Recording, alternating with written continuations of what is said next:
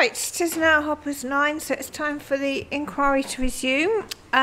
Just the normal announcements. Not expecting a fire alarm, so if we do hear one, we exit the building by one of the two fire exits. Downstairs, congregate in Council's car park, and then don't come back again till we're told it's safe to do so. Everyone all right with stairs? Yeah. No problems? Good, thank you very much. Mobile phones, please, if you could make sure they are switched to silent so they don't go off in the inquiry, that would be helpful. Just picking out on a couple of things. I think the only outstanding thing is the hydrology note. I know that's in production, is it? I will as soon as I can after we get through the next day or two, I'll update you on it. All right, because there is quite a lot.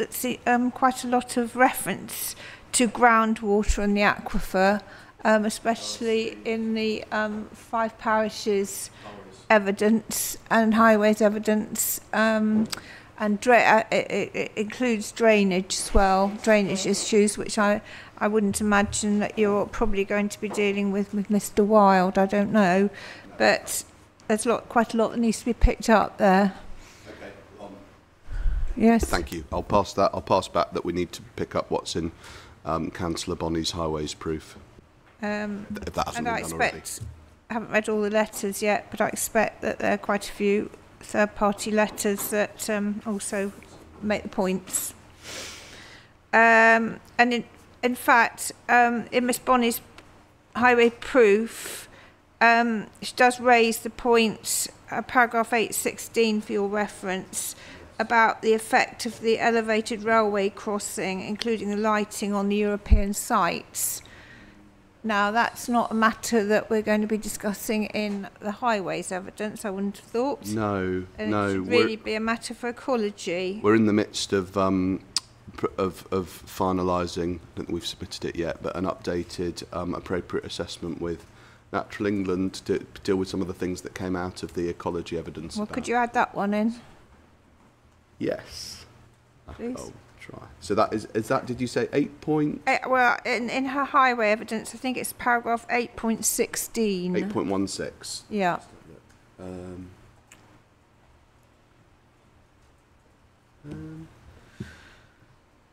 Can't see the... Is that on page 28, just to check? So sorry. Oh, it's 8.17 maybe, but yeah, the Ramsar site. Yeah, the Ramsar. Got it, 8.17, sorry, yeah, okay. 8.17, right. I will pass that back to the ecologists. All right, thank you. Now, the final thing I've got to say is that on Thursday, as you know, we're not sitting on Friday. Apparently, we've got to finish at 4 o'clock because there's a meeting of the council in the chamber here. Okay. So please make sure I've got those hard copies by then to take away. The viability costs rebuttal. Need that, please. Make sure it's here. And I think there was something else. Was there? Oh yes, I think it was the 106 session we're going to have on costs and conditions. I was going to get something on that in hard copy as well, I think, apparently. Right. So I'll need that to take away with me on Thursday. Okay. 4 o'clock. Thank you. Anything else anyone wants to raise before we start? Mum, there was one outstanding point from Friday afternoon. It got lost in all the excitement, I think. Perhaps the weekend is the excitement. Perhaps that's the fact there were figures in 2 of my tables that didn't tie up. I've looked into that. I can give you a short answer or a longer answer. But the simple answer is the way that the flows were presented in the combined site and the West of Tenham documents were not entirely consistent. So I pulled out the figures that I felt or believed were the most relevant to the points I was making. Can you give me the reference? Yeah, it's so it's in my proof. Was it table 4.1? Yeah, it was 4th section, 4.1. Is it 4.1 and 4.3, I think? Yeah, was it... 4.2. Was it the reference case? That's it. And the combined site modelling results you say should have been the same? In theory, they should be the same, but because I was using the sources, the two transport assessments are not presented in exactly the same way. No. One is derived from turning movements, and the other one is from combined link flows from a table. But because that table wasn't available for the other site, in order to get a flow that was as close as possible to the section that this part, the sort of link capacity part on the A2 is referring to, when I pulled those figures out of the transport assessment, they were slightly different, slightly lower. So, I mean, what are you saying, that the correct figures should, well, it should be the same, shouldn't it? Well, the point is that they should be the same if they were exactly the same section of the A2. I see. But it's not entirely clear, looking at the information that's presented, exactly where those figures are, how they're, where exactly on the A2 they refer to. Well, okay. I mean, if you like, I can set it out in a written note. I don't want to waste time now necessarily, but well, certainly, I mean, I'd like to know the answer to it. Mr. Wilde might be able to help as well. But at some time, Maybe that was one of my questions, that I couldn't really understand why the two were different. We'll pick it up in Mr. Wilde's evidence in chief. Okay, but if you want to do a note, then that would be helpful. yes, okay. Yes? Right. Thank you, Ms. Bamber. Anything else? No? All right. So if you'd like to carry on with your cross-examination. Thank you. Thank you very much, Madam, and good morning, Mr. Bamber. Morning. So we spent a little bit of time last week going over the framework, the overall approach, what vision-led planning means, whether one's looking backwards or forwards or a bit of both or whatever. And I ended up by asking you some questions about what reasonable future scenarios means in 116 of the framework. That was just by way of recap. We'll get on in a couple of minutes to the big ticket items that are between us on the things that you raise in your proof, but just a few more things to set the scene before we get to those items. Firstly, this matter of common ground with the highways authorities. You're aware from your preparation for this case that there's a series of detailed statements of common ground between the applicant and Kent County Council on the one side as the Highways Authority and National Highways on the other side as the Strategic Highways Authority. Yes. And you've read all of them? Yes. If we just take, I'm not going to go through all of them, but just to take out the Kent one just by way of example, that's core document 34.12.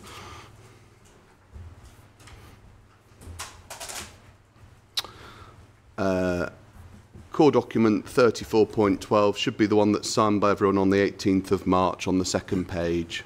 Yeah. And we can see, if you just flip, I know you've read this properly, but just to flip through it, just so we can see what sort of things are covered. From page 5, we've got agreed transport matters and things that are agreed include the use of the model, the coding of the model, the third box down, things like trip rates, internalisation factors, mode split, method of assignment, method for accounting for demand, and indeed at the bottom of page 5, this sustainable transport strategy that sets out wider sustainable travel aspirations. I won't read it all out. But all of these things are matters of agreement with Kent, aren't they? Yes, they are, but I am surprised that Kent has agreed them. I'll bet, because you don't agree, but it's just to set the stall first to understand what's agreed with everyone else. On page 9 of this document, the modelled scenarios are all agreed at the top of page 9. All the various data outputs are agreed, and indeed the fourth box down, fourth row down on page 9 is called net traffic reduction implications. Do you see? Yes. And we see that a comparison of the 2038 reference case and development scenarios shows that the implementation of the of the northern and southern relief roads results in a general traffic reduction in two-way flows around Sittingbourne town centre and the majority of the network, including the A2 west of the site through Key Street. You see? Yes, I can see that. So again, I appreciate that these things do not represent your view, but it's just to understand as we approach these topics about which your evidence touches, on which your evidence touches. These are topics that have been looked at, haven't they, all of them, in considerable detail by the statutory highways authorities. Well, this is where my surprise that has been agreed rests. I can only assume that the Highway Authority has seen evidence that I haven't seen. Okay. Well, maybe they can be asked about that if need be. On page 10, there's a second proper box down. It's called Supplementary Forecast Scenario Vision Led. Do you see? Page 10? Sorry, page 10 of the same document that we're in at the moment. So just on the next page.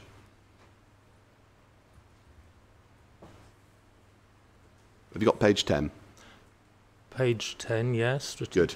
The second sort of proper box is all about vision led, and this circles back a bit to what we were discussing at the end of last week. This idea about vision led and what it means. We've obviously been over what the background to that idea is from the new MPPF and the guidance that led to it from TRICS, etc. But what Kent have agreed is that by adopting a supplementary vision-led and constraint-based forecast scenario to complement what's already in the TA, what's before us, the submission, aligns with the latest requirements of the framework. Yes, I can see that, but again, I can only assume they have seen evidence that I haven't seen, because as I've said, I cannot see how this, the way that this has been approached in relation to the evidence that we've got access to, can possibly be seen to be meeting the requirements of the vision-led approach. This is why I wanted to spend some time last week on actually drilling into what you understand vision-led to mean, because it could be, I wonder, that in fact, rather than it being different evidence that's before them than that's before you, it's actually a different understanding of what the policy requires. But in any event, it's agreed with them, it's agreed with National Highways, but it's not agreed with you. They do say in the next box down, Local Transport Plan 5 status. Do you see that where I'm at? Local LTP 5 status. We're told that the proposals for the Southern Relief Road are supported in principle by Kent because they meet policy aspirations for a new highway link. I won't read it all out. Towards the bottom of this paragraph, it says the delivery of the Southern Relief Road and new M2 junction fulfil the identified strategic need for this critical piece of new infrastructure to support economic growth. Do you see where I'm at? I can see that. Right. Is that a proposition that you agree with or not? Which proposition? The final sentence that I've just read out. So I appreciate you at various points criticise the way in which you think that the scheme's at fault for incorporating the Southern Relief Road into its design. We'll come back to some of that later. But putting design, just for the purposes of this question, completely to one side and just focusing on highways, on transport planning, on local transport plan 5, we've got Kent as Highways Authority saying that they think that the Southern Relief Road and the M2 junction are fulfilling a strategic need for a critical piece of new infrastructure. That's what they think, and they think that's supported in the various references that they've given.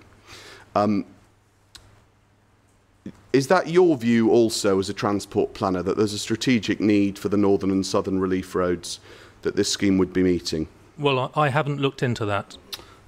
Okay. I would add that since the Junction 5 has been improved and what used to be very long delays at Stockbury Junction on the A249 have been largely eliminated, that has changed the strategic context to some extent. But as I say, I have not looked at the details. I haven't done any detailed analysis of what is required to support economic growth, Understood. for example. It's outside of my remit. So just to pin that down a bit more, would it be fair then to say that you have no view one way or the other in highways terms as to whether or not delivery of the Southern Relief Road is a good thing or a bad thing? You're neutral as to that. Is that correct? In terms of, as it's stated in the LTP5, on the summary plan, it identifies a link between the A2 and the M2. Sure. That's how it is couched. Yeah. I don't, as I say, I have not looked at any detailed modelling and done any cost-benefit analysis. I appreciate all of that. You'd have to do if you were going to come up with some informed response to that. Understood. So just to pin it down, because I want to get a sense from you as later on as to whether or not you actually think this scheme would be delivering any benefits at all in highways terms, or just none, or whether it's all harm or whatever.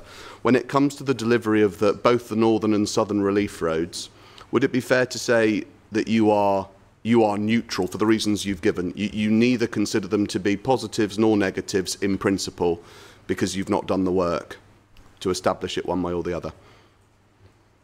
Is that well, we're sort of talking about hypotheticals here. I'm dealing with the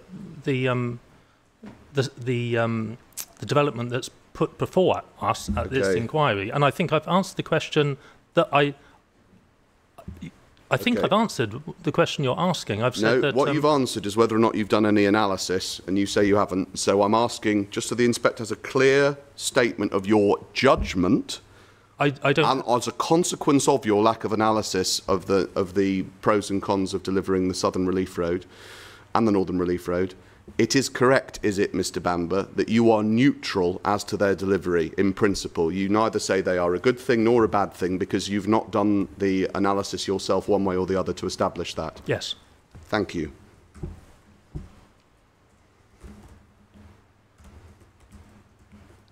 So when we've got Kent saying here that the proposals for the Southern Relief Road are supported in principle, critical piece of new infrastructure, except all of the bits I've just read out, won't read them all out again. You don't disagree with that. It's just that you've not evaluated that proposition one way or the other. Yes. Thank you.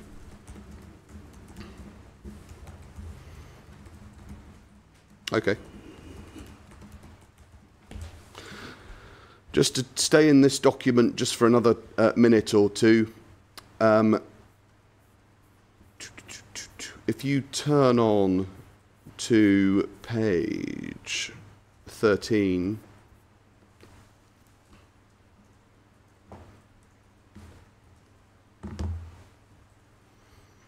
have you got page 13, Mr. Bamber?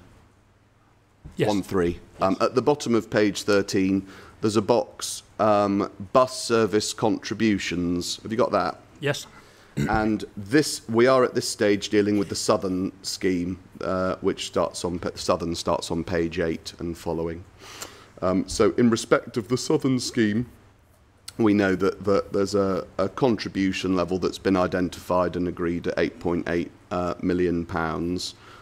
You see that? I see that. I wasn't party to how that figure was derived. No, I mean, no surprises. But anyway, you see it and you see that it's been agreed. So your understanding coming into this is that in respect of both the Southern and the Northern schemes, Kent have accepted the appropriateness of contributions towards new bus services to pump prime services over a 10-year period.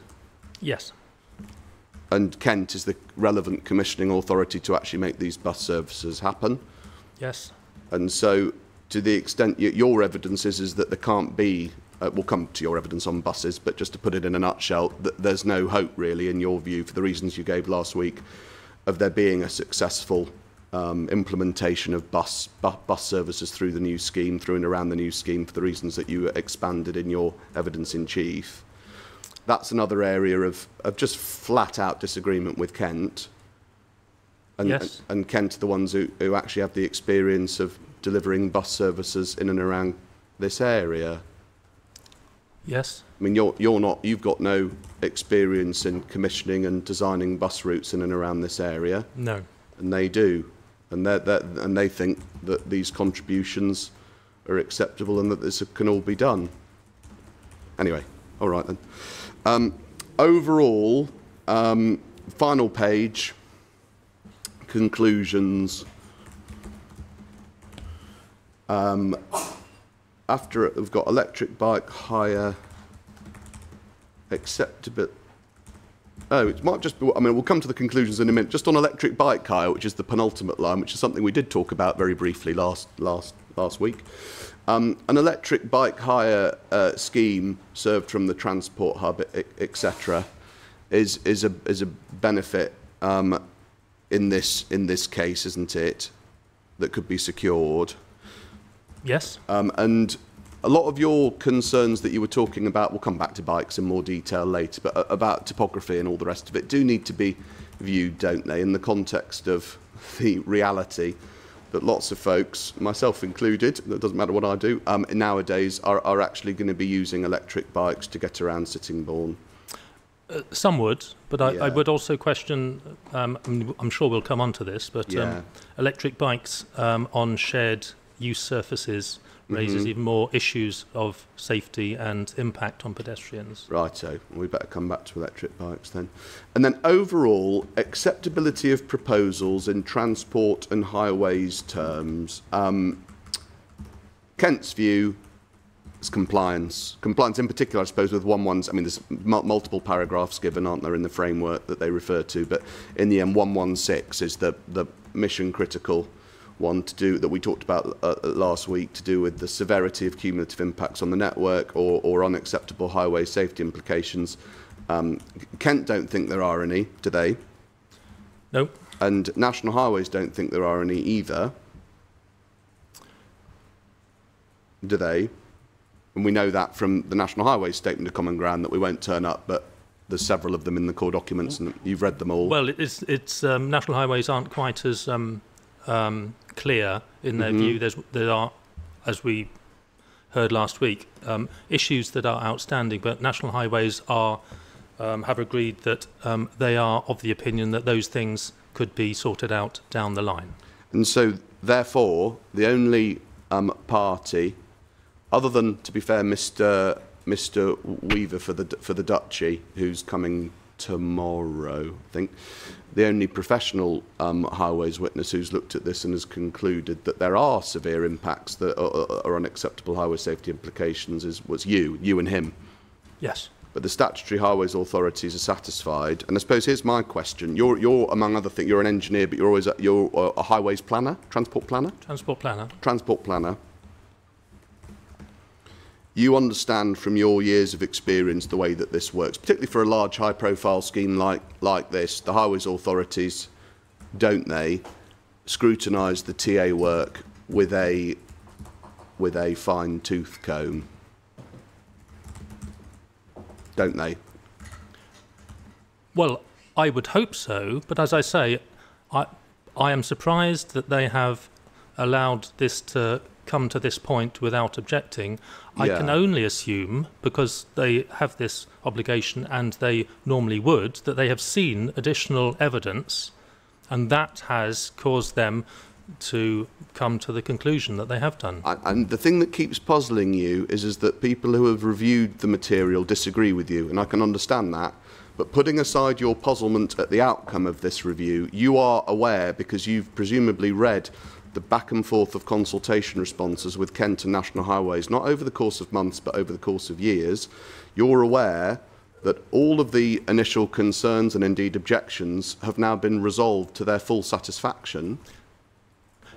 Yes, but when I go back over those months and years and see what issues have been raised, and then I look to see how those issues have been addressed, I don't see convincing evidence that has been presented. And that's why I can only conclude that they must have seen something that I haven't seen. I appreciate that your puzzlement as to how they have been satisfied when you're not, but that's not my question. My question's about process.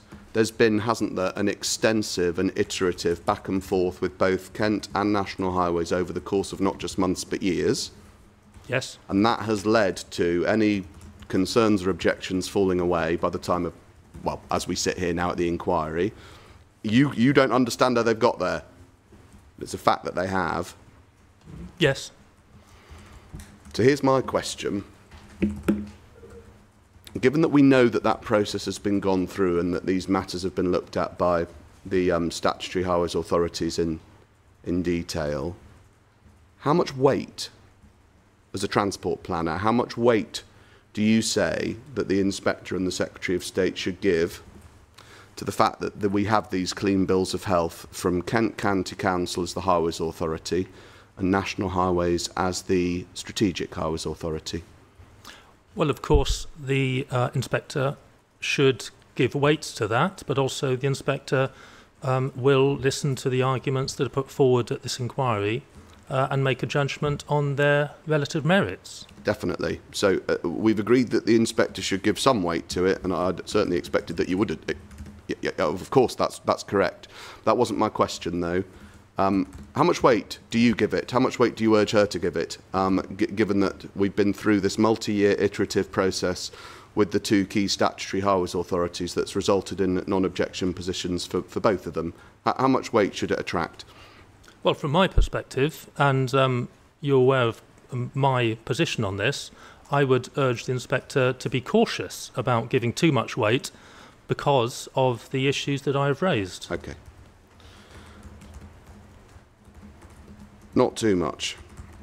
A limited weight. That is my view, yes.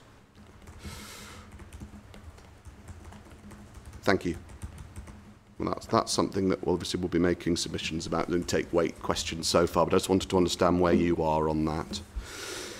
Right then, I had pages of questions for you about the principle of the northern and southern relief roads, because of course both of these roads come freighted down with lots of history, lots of analysis that's gone into their preparation over the years from different parties. And it was going to end in about half an hour's time with me asking you overall, do you accept that there is indeed a strategic need to be fulfilled both through the northern and southern relief roads?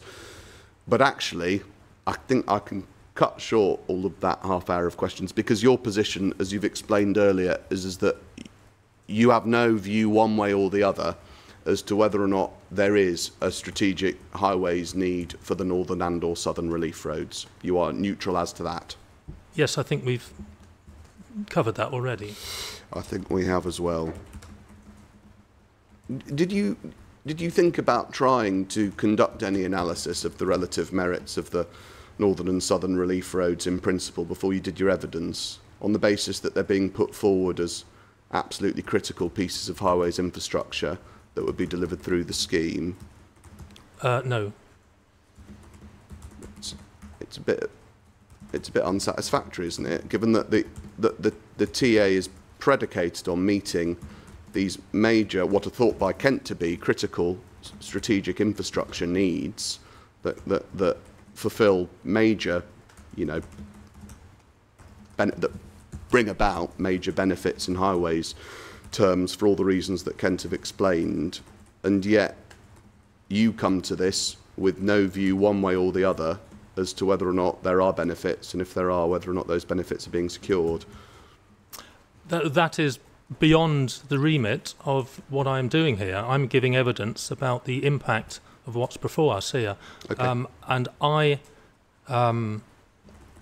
it's a major piece of work to undertake something like that, and that is not what I'm here to do, and I don't think it would, if I came along with a view and set it against, well, we're into a completely different inquiry there. Well, so, funnily enough, that's the inquiry I thought we were having. I haven't thought about it okay. In any detail because I haven't got access to the data, I haven't got access to the modelling, it's beyond my remit. Okay.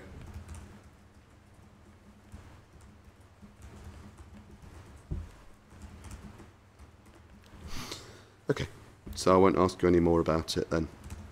Let me ask you about things that you do give evidence about. We'll obviously make more submissions and give evidence through Mr. Wilde on that question of meeting the strategic need, but if you don't have any views on it, I won't ask you anything about it. So, you set out a number of issues in your proof of evidence that you spoke through them, I think more or less in order, during your evidence in Chief last week. And the first of them is, you call it transport sustainability is the first of the issues. And that starts on page 4 of your in your proof. Yes. Right? Yes. And you, what you did in your evidence in chief was to criticise the design approach that had led to the development of this scheme. Do you recall? Yes. And among other things, you took the inspector to one of the design documents. It was the one, I think it was the master planning proof of evidence from Mr. Sutherland, which is called document 37.1.2. You took that. I'm so sorry. I think we probably should. Yes, please. 37.1.2.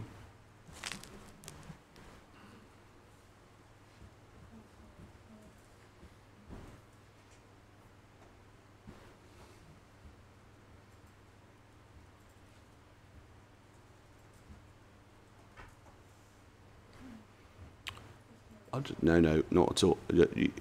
Not at all. Tuesdays is the day that our computers update. No, that was bad timing. Turned itself Bad off. timing for me. Oh dear. Rather embarrassing. 37. Point 1.2.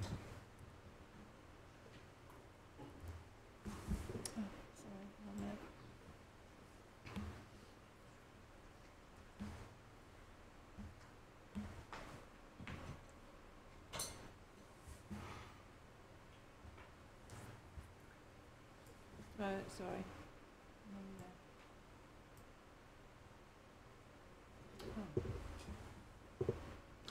Mine is still opening. Oh really? Oh dear. Let me know, Mr. Bamber, and then obviously we'll make sure the inspector's got it as well.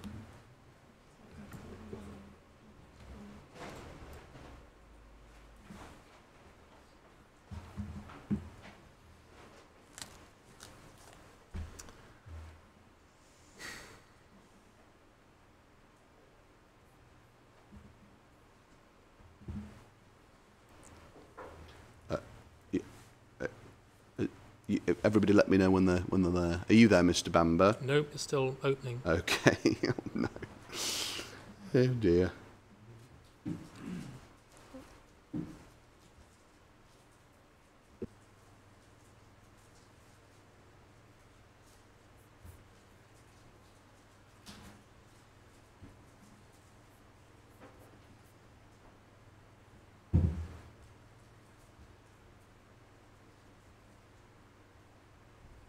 I'm loath to stop it and start it again in case it... No, of course. Oh dear. Well, I wonder how far I'll be able to Probably because everyone's trying to open at the same time. Yeah. Do you... what can I ask about this? I mean...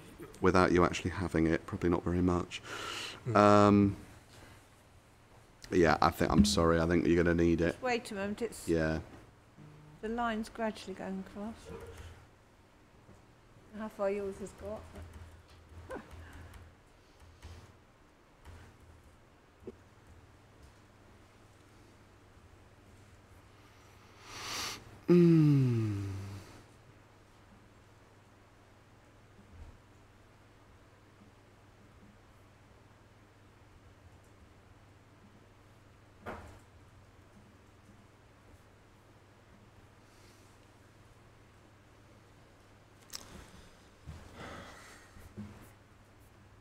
Is anyone else having this problem? Right. Maybe I need to come back to it.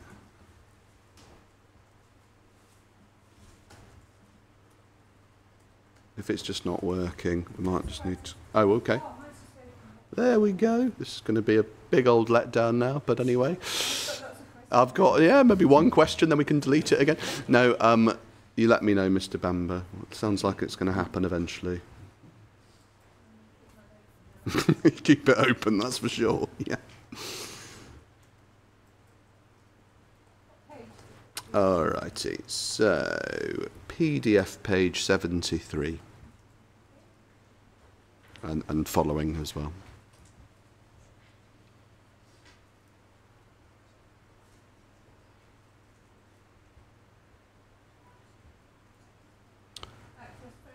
That's the one.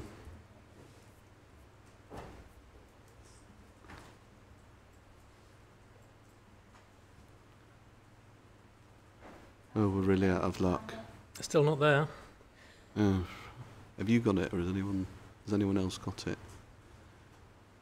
A minute. Maybe let me try another one. I know if you could keep that loading. Could you try? No. Oh, there it goes.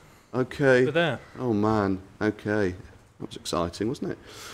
Now, do you recall giving evidence about this last week? It has obviously been some time. Yes. You pulled this up and you talked about the evolution of the design that's described in this proof of evidence. And your point to the inspector was that really there was nothing to explain whether or if, and you thought that indeed it hadn't been, that that locational sustainability or transport sustainability principles have been baked in the early stages of the scheme's design. I'm summarising what you said, but that was the gist of it. Yes. You'd read all of it, presumably. Yes. So the access framework section starts on PDF page 73. Yes. And section 7's called access framework if you turn on to PDF page 74. Yeah. And we find out in these paragraphs that obviously you've read in full, but I'm not going to read out because it would take forever. But we see at 7.1 what the headline objectives are of what's called a sustainable transport strategy, and we've got 5 bullets set out there. Do you see? 7.1.1. Yes, Then we've got 7.2 sustainable travel in the next column. Yeah. 7.3 connectivity, and then we've got access frameworks in the next page and the page after, first for the northern site and then for the southern site. Yeah. In fact, we've got a number of plans that then go on for pages and pages. It moves 10 pages on. Let me see. PDF 81 is a pedestrian and cycle route plan for the south. I mean, this is just by way of a very brief overview, obviously, but I'm not going to read any of this stuff out. PDF 82 is the public transport strategy. 83 is the walking and cycling strategy. This is all part of what this proof of evidence described as the access framework. You see? Yes. So just to be clear about it, if the inspector was to be led down the path of thinking that there's no evidence of sustainable transport principles being baked into the design of this scheme, that would obviously be totally wrong. That can't have been what you were suggesting. No, I disagree. You disagree with that? When this scheme was conceived, one of the, what do they call them? Structuring principles. Spatial planning principles? Structuring elements. Yeah. Sustainable travel was not part of those. Had you read all of this stuff at the time last week when you gave your evidence? Yes. I've got notes on it. You've got notes on it. It's funny you didn't refer to a single page of it. No. Let me explain, because this is a very important point. Yeah. Because the NPPF refers to from the earlier stages of development. And when I look at the part of this document that deals with the earlier stages of development, I do not see sustainable travel as one of the principles that has been taken into account in designing this site. Now, obviously, there is this access framework section. I see. But that could be applied to anything. I see. So the point is, and this is where I use the words baked in. I see. When this scheme was first conceived, it was conceived as having separate villages. It was conceived as being separate from Sittingbourne, and it was conceived in the form with having the southern relief road through the centre of Oakwood and Highsted. And also what doesn't, I mean, that's very important, but if you look at this access framework, what you don't see there are the things that have happened very recently with the scheme on Woodstock Road and Ruinsbarn Road. That is a much more recent thing. Just try and stick with my question. So My question was to you that you'd not mentioned any of this, and then your answer was is that you knew all about it, but you'd not thought it worth mentioning because this is not evidence of it being baked in at the earliest stages of design. The point that I wanted to make, that the important point, Yeah. which relates directly to the NPPF, which requires sustainable travel to be considered at the earliest stages of development, Yeah. I didn't need to go through this whole document. I have got the notes here, which I could have gone through, but Sure. as you know, Just I had made the point, and I didn't need to go on further. Okay. I can So where talk about. Sorry, I don't really I'm understand. trying to. I will go to other places where I'm just trying to establish Where why does- you didn't. Can I just ask, Sorry. where is it that you say you're talking about from the start? So which bit of the So document if are we you look looking at, yes, Perhaps that's helpful. Yeah.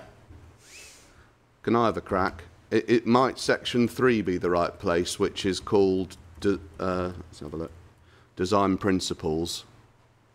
What page? Starts on page 38.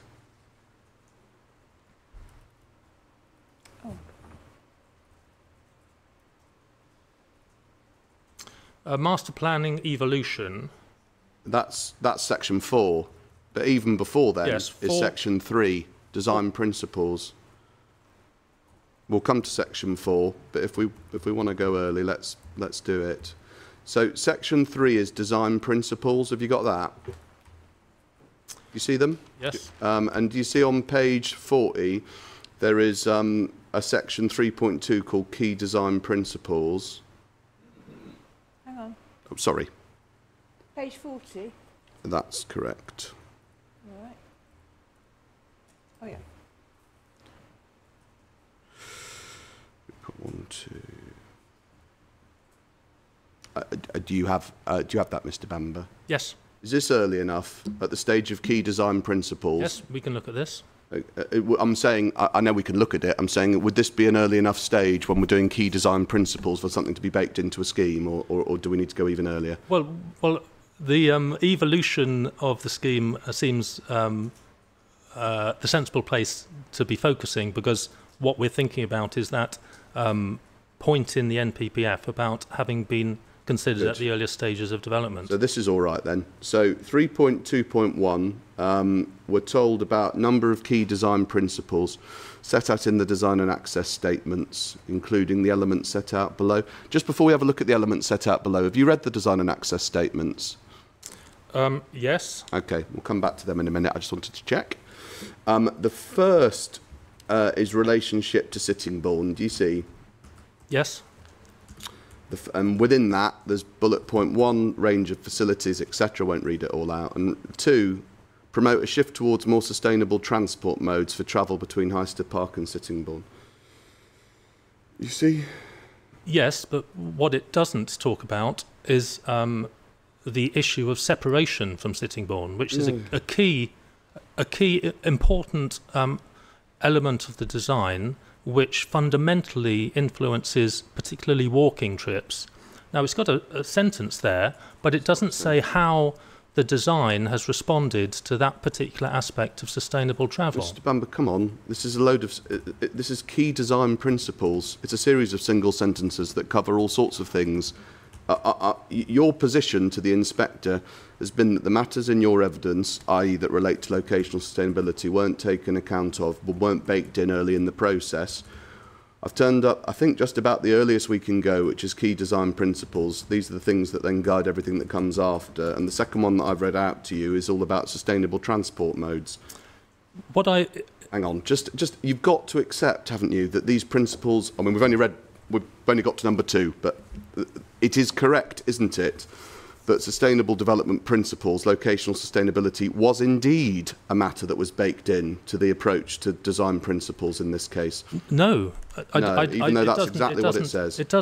If it said minimise the distance between the development and Sittingbourne in order to encourage or facilitate movement on foot, but the statement promote a shift doesn't suggest to me that there is any thought gone into the spatial planning that would support that. Right. It is vague to the point of being meaningless. Right. What about the section on connectivity on the top right? I can sort of see where we're going on this now. Well, This is yes. hang on, let me just ask the question. Is this presumably all also vague to the point of meaningless? We've got to provide good connections both within the new development and important destinations to facilitate access to jobs, schools, health and other important activities, and consider differing needs of pedestrians, cycles, public transport users and car owners with the focus on the creation of attractive streets rather than efficient highways. I'm not asking you whether you accept the design has achieved it, because I know you don't. You've said you don't. That's not the proposition. Your proposition was that these matters had not been considered at early stages in the design process. My question to you is, that's obviously wrong, isn't it? No, I do not accept that. I don't think that these statements here do demonstrate that these important spatial issues have been thought about at the earlier stages. No. If only there were any evidence. Oh, hang on, that this is the evidence. If you turn 2 pages on, what we get to urban design and placemaking principles.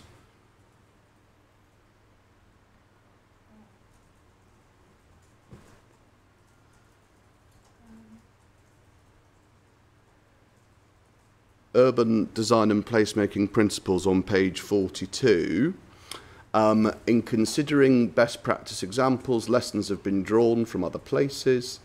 3.4.2, the last 2 decades have seen a renewed and sustained recognition of the importance of good urban design, etc.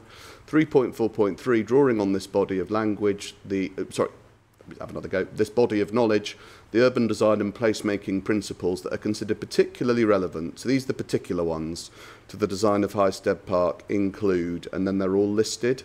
Do you see? Yes. Let's have a look. At number 3, there's mixed-use areas are a fundamental building block in creating a sustainable urban structure. The 800-metre walking catchment around district and local centres defines the area within which people are most likely to take advantage of local facilities, walkable catchments, maximising the number of homes and people within catchments to support vitality and mobility of centre. Do you see? Yes. And then the next one down is public transport services integrated within the land use plan. Residential densities should be increased around public transport stops and corridors. Do you see? Yes. So again, what we're seeing, aren't we, is that sustainable planning for sustainable modes, walkability, public transport integration into the land uses, all of that is baked in as a key urban design and placemaking principle that formulates the design of the scheme. That's what it says. Well, it says that, but what it doesn't set out is how that has been translated. When you look at the scheme itself, you obviously within each of the villages, the form can evolve, but I would expect them to meet, the best urban design principles. But the actual structure, the layout of this scheme, being in discrete sections and separated from Sittingbourne, that is not consistent with, for example, public transport services should be integrated with the land use plan. As I've explained last week, what has been put forward is not a layout that does lend itself to public transport accessibility. I accept there are statements here that at a high level sound as if, yes, this is a good idea. But what I cannot do is square this with what I actually see in front of me when I look at the development. So I think that's an answer to a question that I didn't quite ask. I didn't ask you whether you accepted that these principles had been achieved in practice, because you don't accept that. I know you don't accept it. It's in your proof. You're explaining again why you don't accept it. All right. That wasn't my question. My question was, you said to the inspector last week that these important considerations had not been baked in at an early stage in the design process. And that is the question that I keep asking you. And it's no answer to say that, well, you can see they are, but in fact you don't think it all worked out in the end. I'm asking you, as a matter of fact, whether or not these considerations were had regard to by the designers, and it's obvious and clear and correct that they were. Isn't it? This does set out what the designers apparently had in their minds, but when I talk about baked in, I'm talking about the actual physical thing that we look at with this development. And what I don't see is how, if this were to be a what I would call a robust document, it would demonstrate how options had been compared, and then how these principles had been applied. Now, I don't see that. I don't see how the structure of it has evolved to meet these important requirements. Hence, we get to a situation where we have a scheme which is fundamentally unsustainable in terms of active modes, and very difficult to access by buses. Thank you. Last on this topic of being baked in from early doors, the design and access statement. If you could take out the southern one, core document 7.6.1. Can I close this one? You can, yes, with great trepidation you can. Yeah, well, that's a good point. It might be too late, but yeah, maybe keep it open.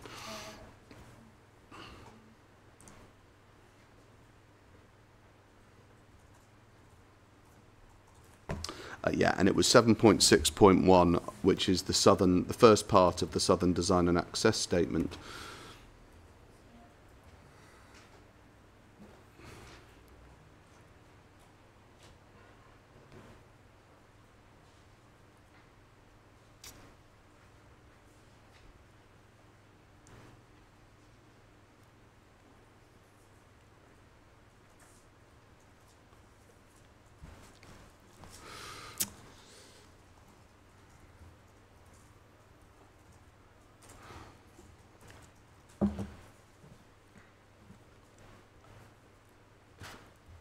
Are you there, Mr. Bamber, just to check? Just Thank you. Oh, was that a yes? Yes, it is just. Thank you very much.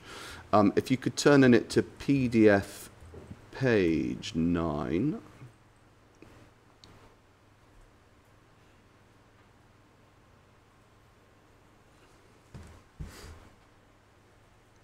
Yes. There's a series of green boxes that go over several pages, and they're all called the spatial planning principles. You see? Yes. And this is the June 21 version of the DAS, and we're in the introduction section. Do you see? Yes. And these are the spatial planning principles that then go on to feed into the rest of the DAS in subsequent chapters. So, I mean, is this early enough for you? Is this if there were to be evidence of connectivity matters, transport matters, and locational sustainability being picked up at this early stage as important guiding principles, is that early enough in the process for them to be baked in for you? Yes. All right.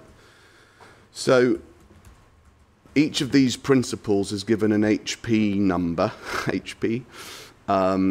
And the connectivity and transport section starts at HP 4 on this same page and runs over to HP 10 on the next page.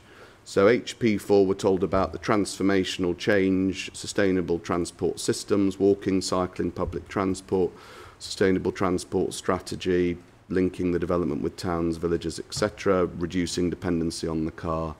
I won't read it all out, it's all there to be read. HP 5 talks about a sustainable movement corridor, principal access points, provision of routes through the development to link key sustainable movement corridor with a degree of flexibility, etc. HP 6 talks about bus services, accessible to all within approximately 400 metres walk, a minimum of 30 minutes headway or equivalent. Services should provide connectivity to different places. Again, won't read all of that out. HP 6. HP 7 over the page talks about principal public transport interchanges, providing in or adjoining the defined local centres, employment uses and other facilities. HP 8 talks about key corridors identified in the development to form a comprehensive network, etc. HP 9 talks about non-vehicular connections and the concept of walkable neighbourhoods and how that's facilitated through A, B and C that I won't read out, but it's all there. And HP 10 talks about a two-tier travel plan. So, again, you'd read all of that. You read it presumably ages ago when you started preparing for this case. Yes. If the inspector were to take away the idea that sustainable transport principles had not been baked in at an early stage in the design process, in this case, you'd be completely wrong, because here they are being baked in at the very earliest of design stages. Well, I think the point is that Before you make your point, do answer the question. If it's possible to give a yes or a no before you qualify, yes, that would really help. Yes, what we are looking at suggests that Thank you. These things were thought about. Thank you. And do go on. The point that I've made a few minutes ago was that my concern is that I can look at these principles, the words, but what I don't see is the evidence of how that has led to the type of development that these words suggest would come out of this type of thinking.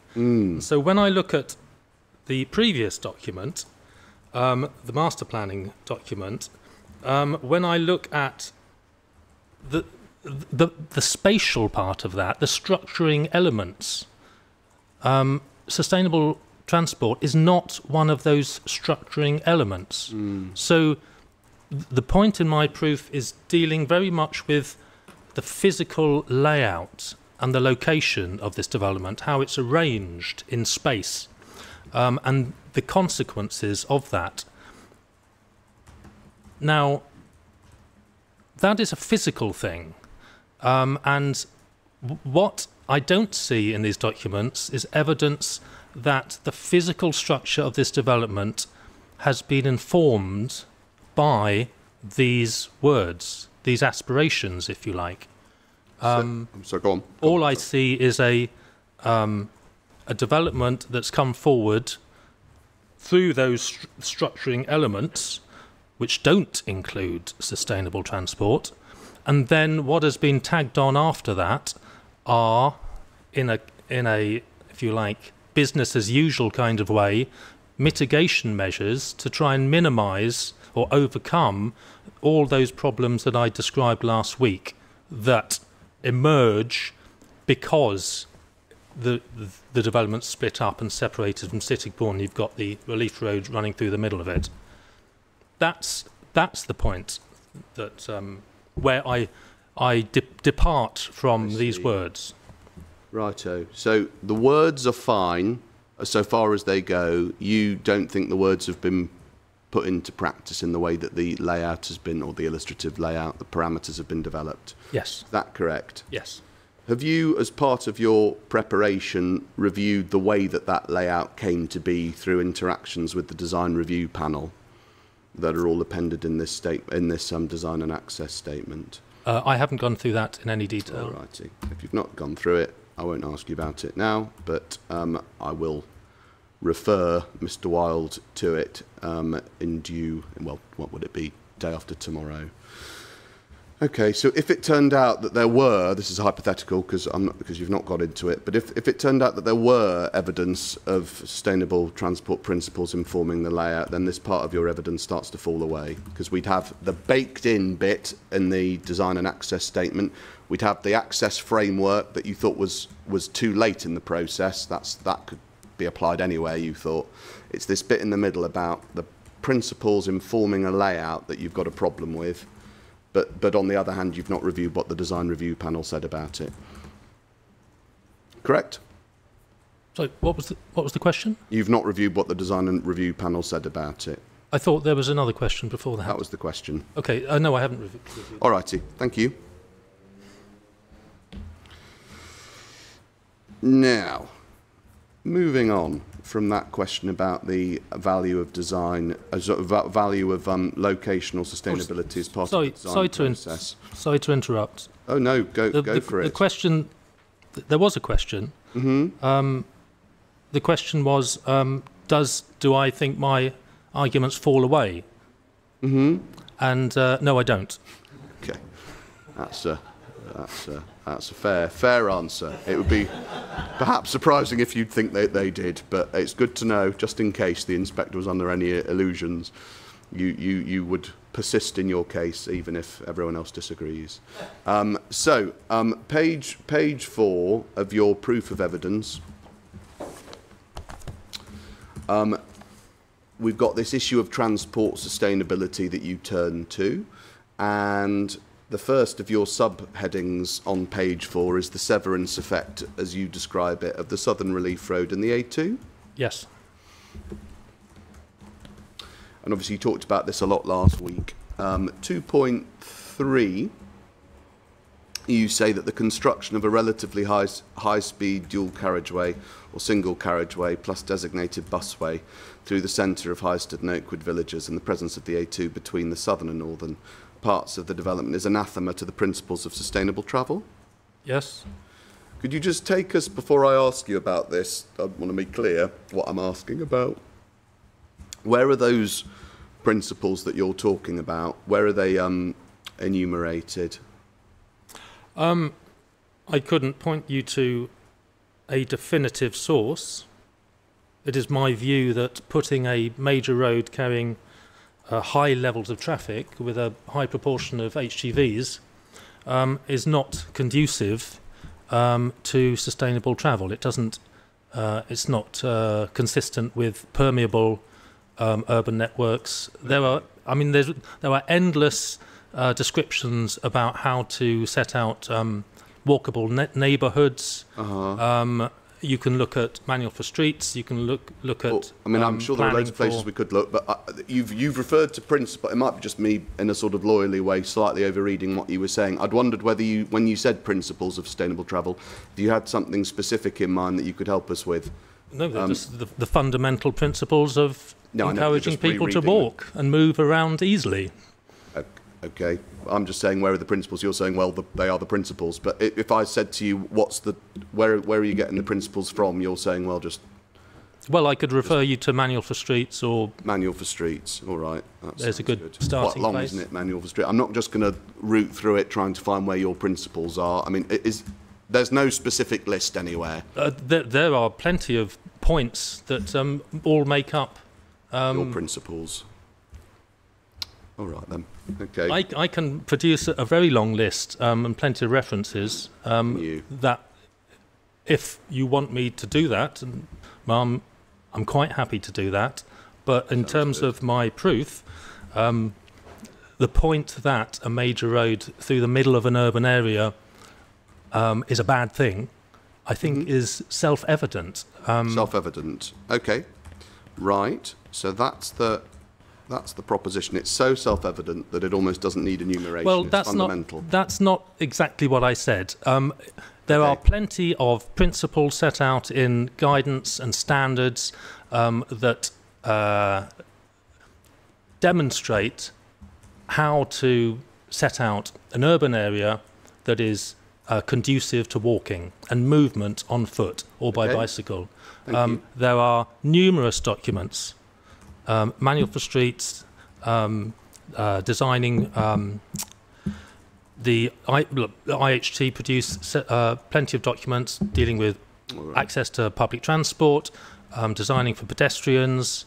There are. I mean. Okay. I think I've made the point. You've made the point. Thank you. The inspector can go and find them if she needs them. Now, I want to test your proposition, though, that a relatively high-speed dual carriageway or single carriageway with a busway running through the centre of Highsted and Oakwood villages is indeed anathema to your so-called principles or not. And the first stop on the journey of doing that is actually to get a sense as to how, quote, high speed or not high speed these roads are going to be. Could you turn up core document 37.12.2, which is it's the plans and appendices to Mr. Rusling's rebuttal proof of evidence on Prow, but it's got some highways plans in. Yep. Just let the inspector get that too.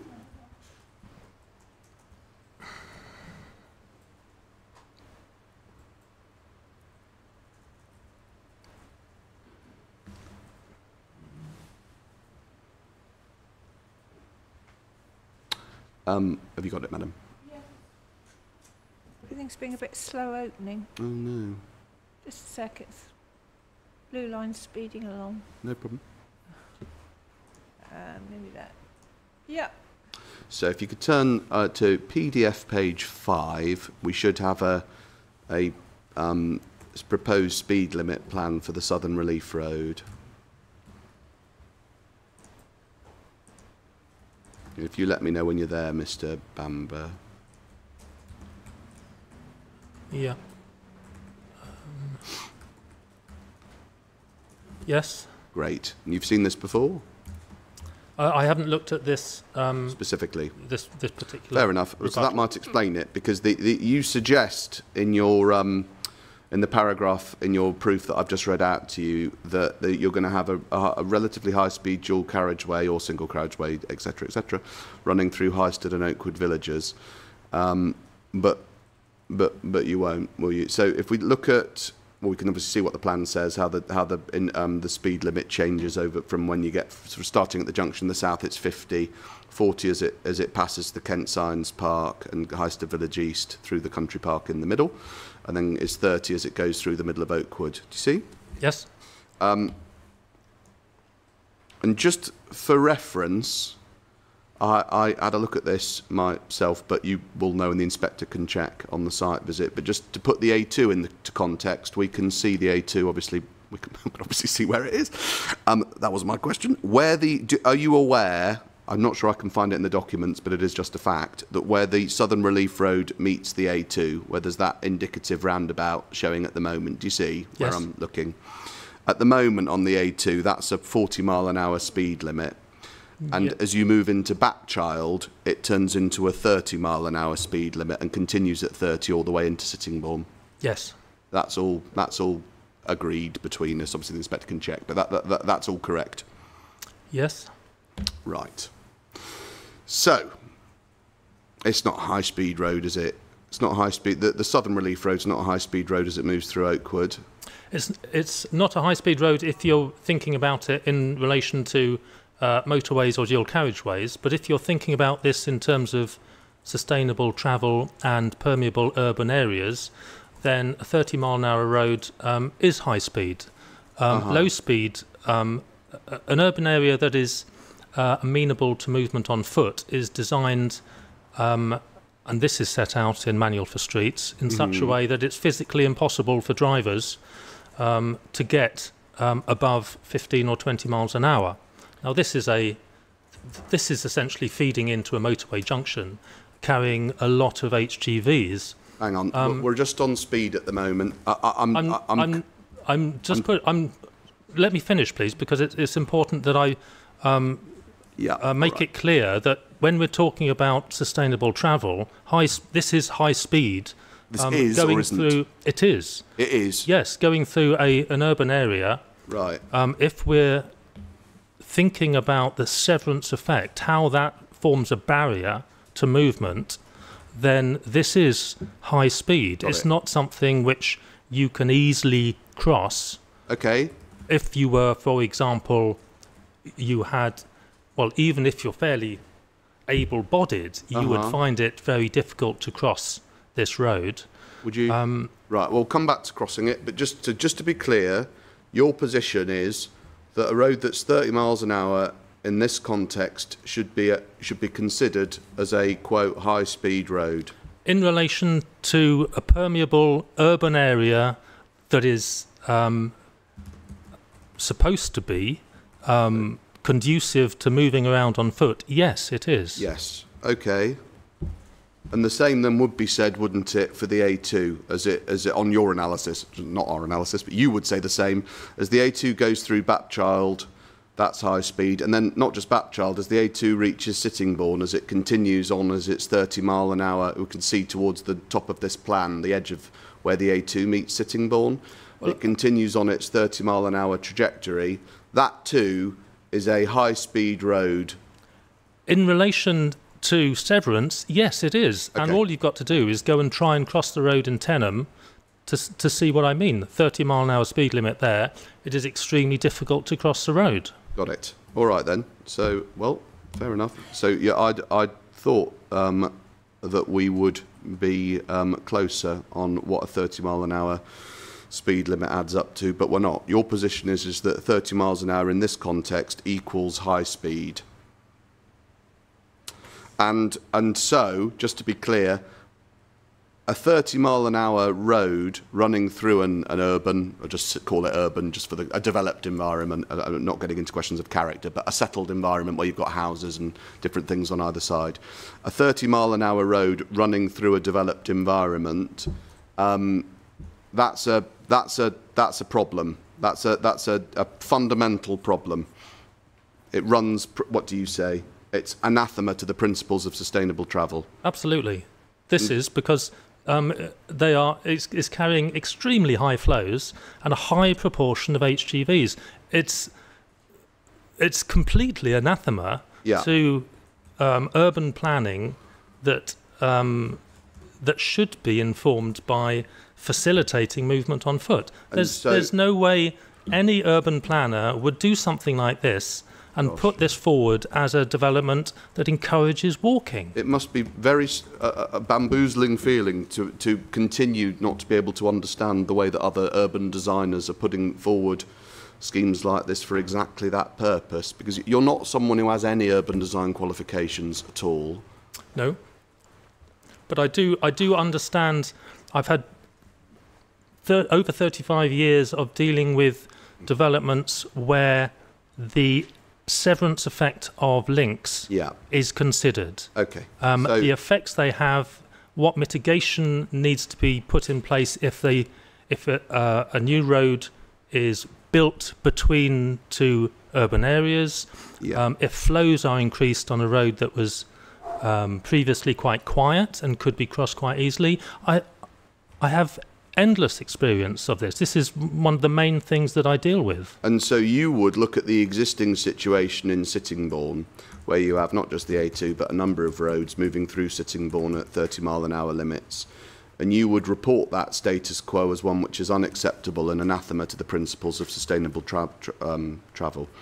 It doesn't encourage walking. I mean, I've... No, hang on. Just answer the question. But it would be really helpful and speed things up. It is anathema to sustainable urban planning, and that is not how a new development should be developed, because, I mean, Sittingbourne has been there for many, many, many years. Yeah, we have to deal with the network that we're given. The status quo around Sittingbourne is unacceptable from your point of view, because you have roads that you consider to be high-speed roads, which is going to be quite a lot of them at 30 mile an hour limits, passing through, surrounded by development, and the same situation would be created around Oakwood, and that's also anathema for the same reasons. Well, the Southern Relief Road is going to carry a lot more HGVs than the A2 through Sittingbourne. Let's talk about the ability of someone to actually cross this Southern Relief Road. I do appreciate, to an extent, some of this has been covered through the Prow round table. Which did you rewatch, or did you read the Prow evidence in this case? Did I? You know, there was a session on, there was an exchange of evidence on public rights of way. And I saw parts of that. I didn't see the whole session. Fair enough. Okay. Let's have a look at Oakwood and the Oakwood Village North and Oakwood Village East, and how it might be that someone moves from one side, from the north to the east, or back again. If you could take out, please. Let me just get it up. It is the infrastructure chapter of the Southern TA, just to see that bit of the road as it moves through Oakwood. So that's document 7.31.6.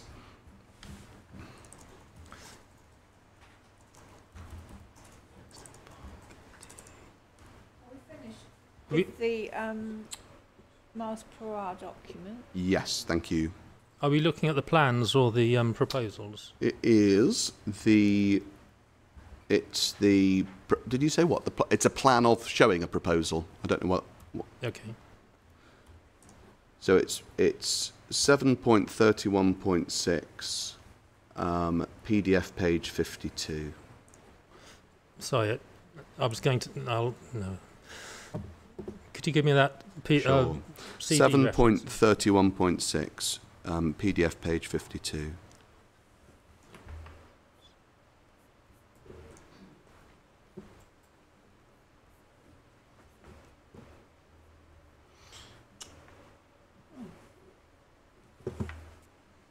I'm hoping it can load. Any joy, Mr. Bamber? Or... Oh, yeah. Okay.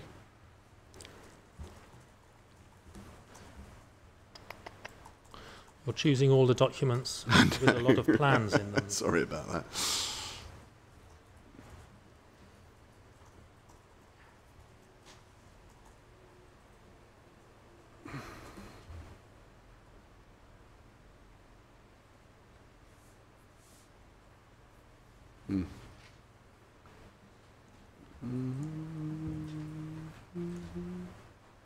I have got the plans open in another document. Oh, do you? If you tell me which plan it is. Sure. It's sheet 8 of 8 on the sort of run of south to north diagrams of the proposed Southern Relief Road. Is that right at the north near the A2 junction? Yes, it is, yes.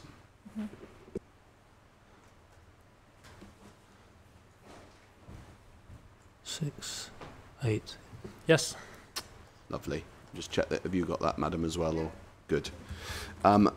We can see on this illustrative plan the road as it passes between Oakwood to what would be Oakwood Village to the north and to the south of the Southern Relief Road. You see? Yeah. Right then. So it's just to examine your proposition about it being a high-speed dual... Well, we've talked about the speed bit, but you've also said that it'll be a dual carriageway or a single carriageway plus busway through the centre of Highsted and Oakwood villages, etc. Let's consider it. So at this stage, as you can see, I think, from the illustrative section... We're not looking at Highsted here. But that's... you said Highsted and Oakwood in your proof. I'm looking at Oakwood at the moment. Sorry. Yes, but what you read out just then was relevant to the dual carriageway is Highsted. Oh, okay. So no dual carriageway at Oakwood. Sorry, no. You'd not made that clear in which you were talking about at 2.3. But that's fine. So the first thing is that there's no dual carriageway here, is there, being shown in respect of the connection from one side of Oakwood to the other. Right? Right. Right. And not only that, there is, isn't there, and you can see it from the section at the bottom that's section Q. Sorry? Not section Q. Sorry, right, you can't see it from section Q. Thought you could. But you can see, just from the plan the way it is, you can see that separating the two carriageways, there is an area of land. Do you see? Yes. An area of land that stretches to some sort of 6 or 7 metres wide. Yes.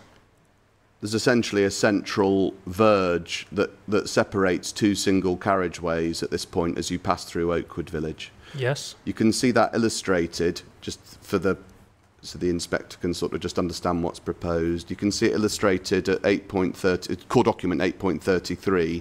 Maybe just keep that PDF that we've just opened out for later. But core document 8.33 is the illustrative master plan, which will be in the book of plans somewhere.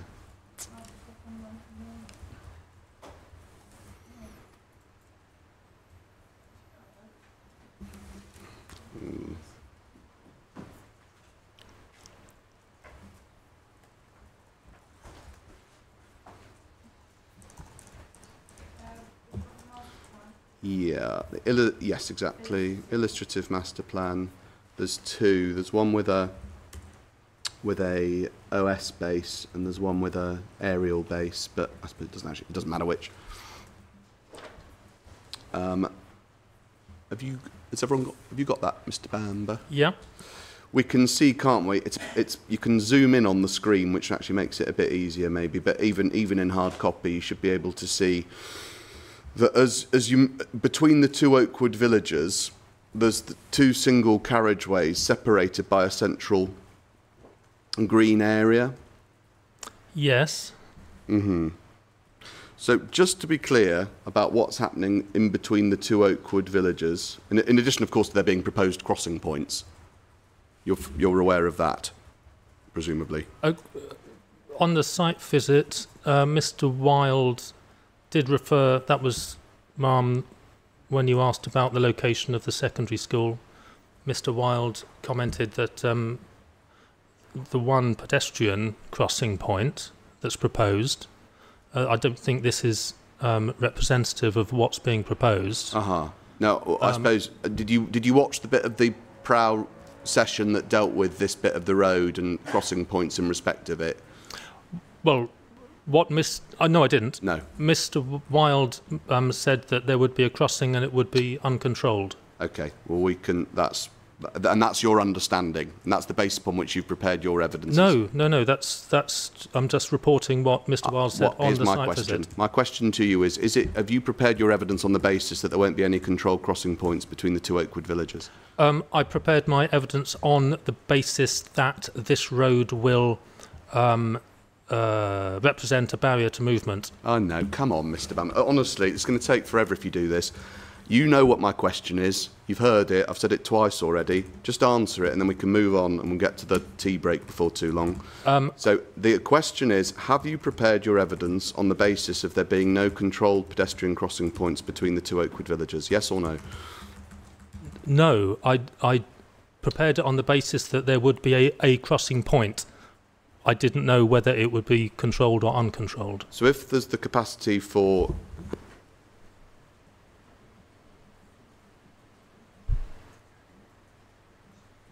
If there's to be one and if it's to be controlled, that's relevant to the question of the extent to which the road will constitute a barrier to movement. It is relevant to some extent, okay. But if it's uncontrolled, it will be a safety issue and a barrier. If it is controlled, it will still represent a barrier.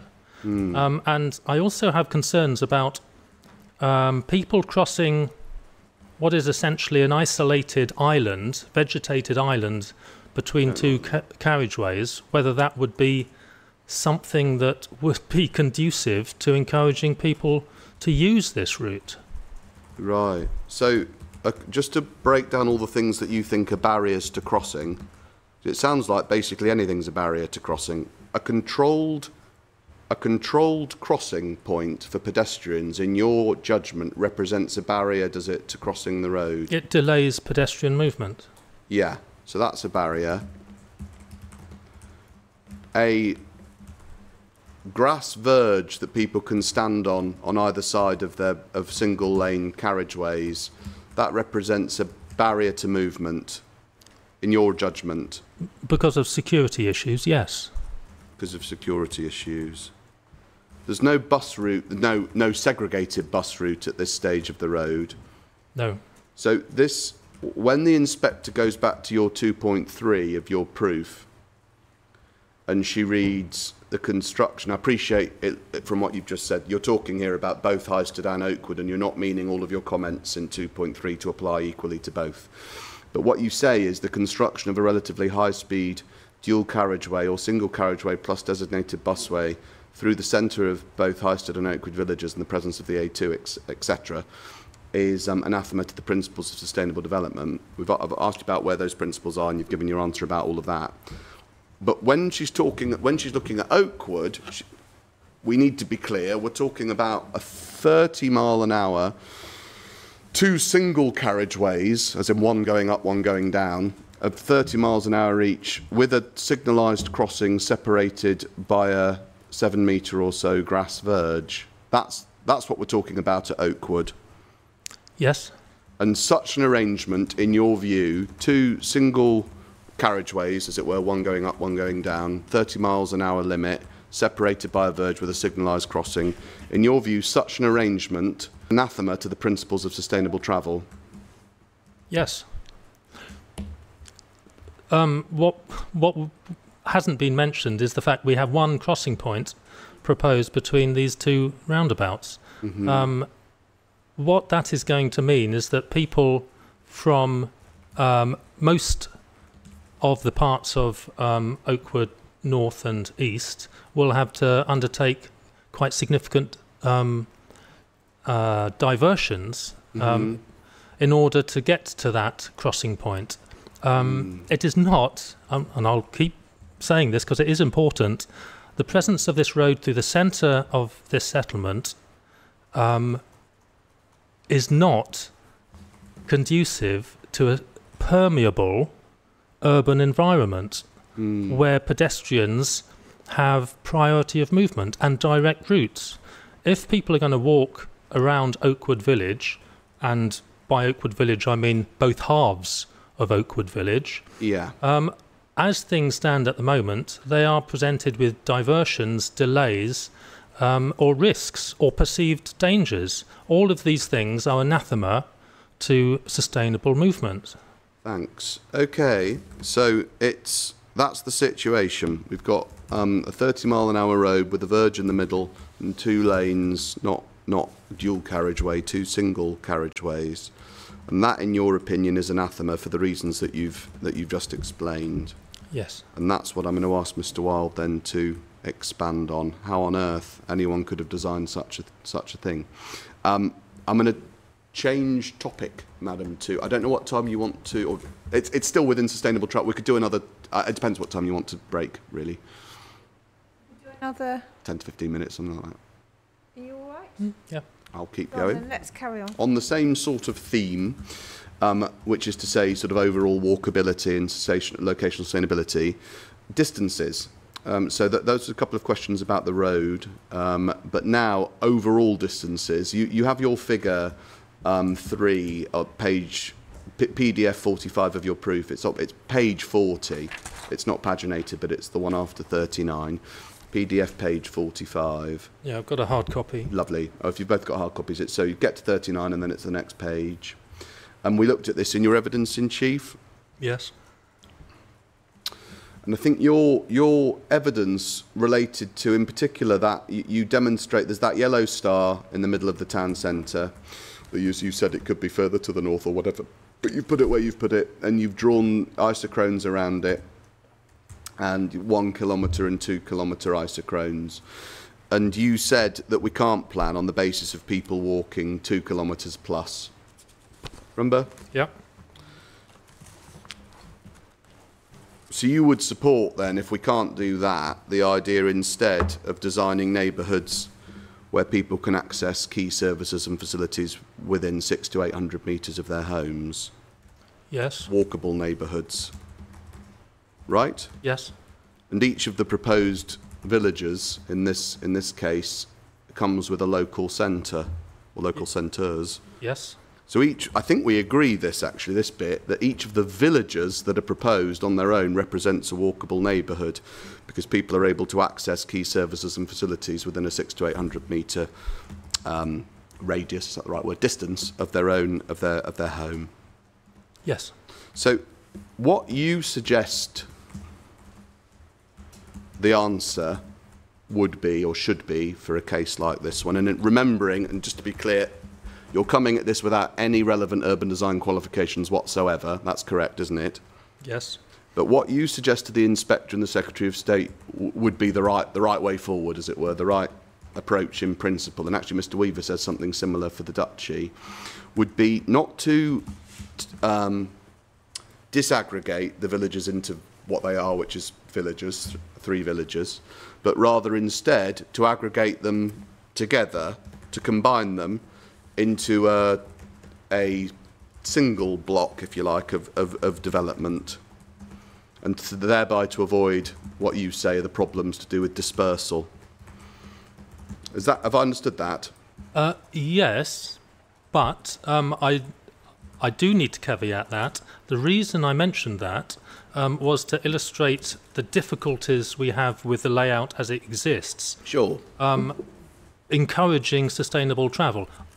As you say, I'm not an urban designer. Yeah. I'm not arguing in any way that there's a better scheme to be had here and suggesting that this is what it should look like. Oh, what I am saying is that a scheme like this has the problems that I've identified, and to illustrate that, to emphasise what those problems are, I compare it to a situation whereby you have a layout that I would call a more sustainable layout. And is that sustainable layout one where essentially these villages that are at the moment sort of freestanding villages, they are physically they coalesce, they are contiguous with one another? Yes, but I hadn't quite finished what I was saying. Sorry. And the reason for doing that is to make the point that the predictions about sustainable travel are, and we will come on to this, are highly, let's call them over-optimistic. Yeah, well, we will come on to that, absolutely. So just to be clear, I think, are we agreeing that you're, with the caveat that you're not an urban designer and you're not actually offering up a particular design per se, as you say, to test your points about locational sustainability and all of that, you're comparing the proposed parameters to an alternative situation where all of the villages were next to one another and it was essentially their one larger block of development altogether, and that would have locational sustainability benefits, in your opinion. Is that correct? Yes. But you'd lose this structure of walkable neighbourhoods, wouldn't you? Because people would inevitably have further to walk to get to from their home to wherever the local centre is. No, I've dealt with this point last week. If you took all this development and put it into one settlement, you would have a settlement with a radius of 1.26 kilometres, assuming the same density as Sittingbourne. Oh, I see. Right. So what? And is that all right from your point of view? It's much better. Right. Far better. Okay. Okay. Is it your position that your position is? You've said this last week. You've repeated it this morning. That 2 kilometres is too much to plan for, as it were. Planning for 2 kilometres is not planning for sustainable travel. Fine. Yeah. Just that's fine. I'm just trying to understand where you're at. And we know, just looking at your plan at BRB3, that rough and ready, I appreciate it depends on where you drop the star and isochrones and all the rest of it, but broadly speaking, Sittingbourne's already expanded to 2 kilometres or so. I appreciate some bits it's more, but some bits it's less, from the town centre as it stands today. Yes.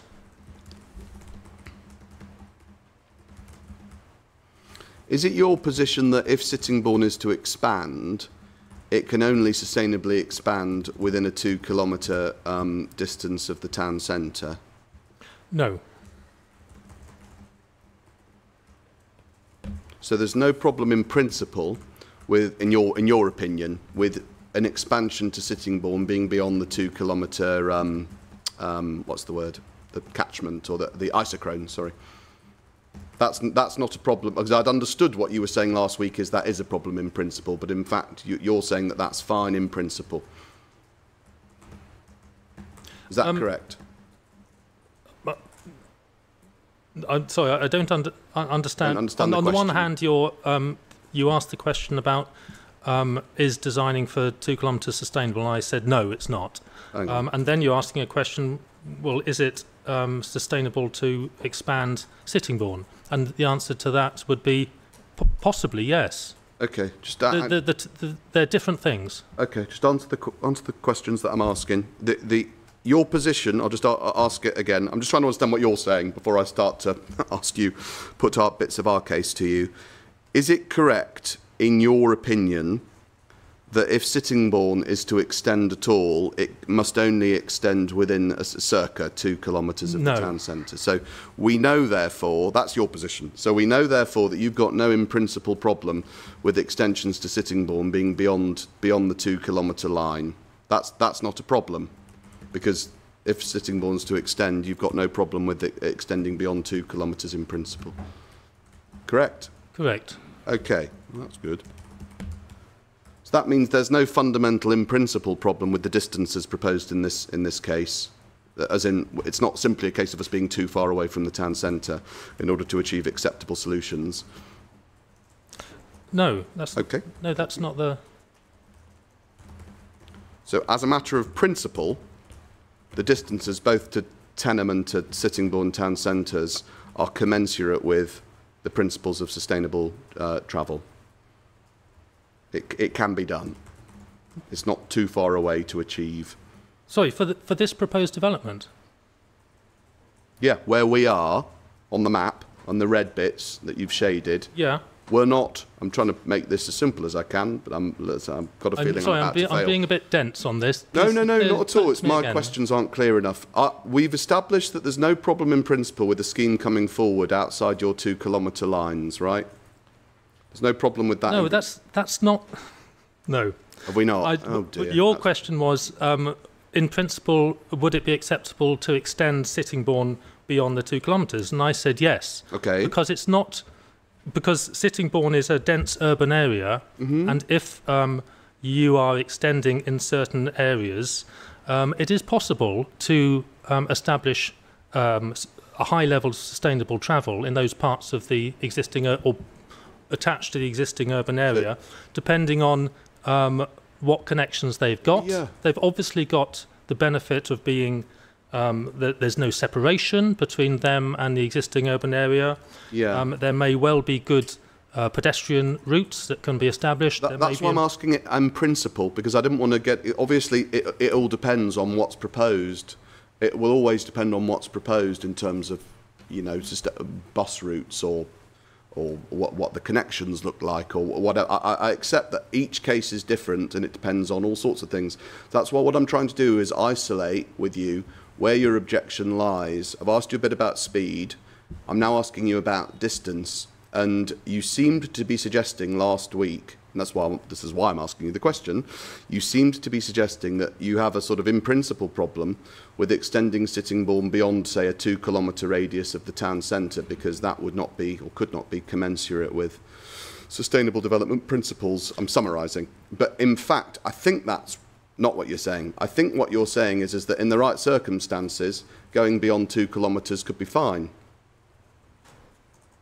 Am I understanding it correctly? If there are a range of facilities within walking distance, reasonable walking distance of where the new development, I mean, you haven't said where this new development would be on the edge of Sittingbourne, but if it is located in a sustainable, accessible location, that's fine. That is not what this proposal is. This proposal is not in that situation because of the separation and the distance. Okay.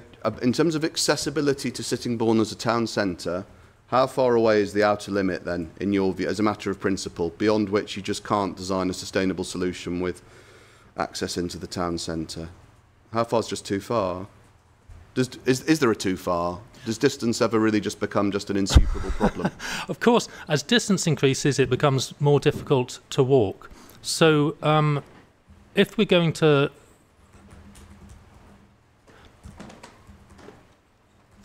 The point... let's give a moment to...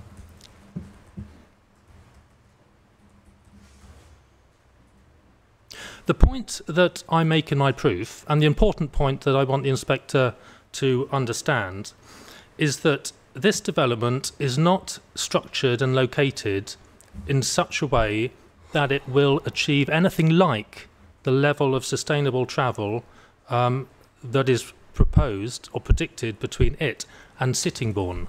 I do, Mr. Bamber, I don't want to interrupt you, obviously.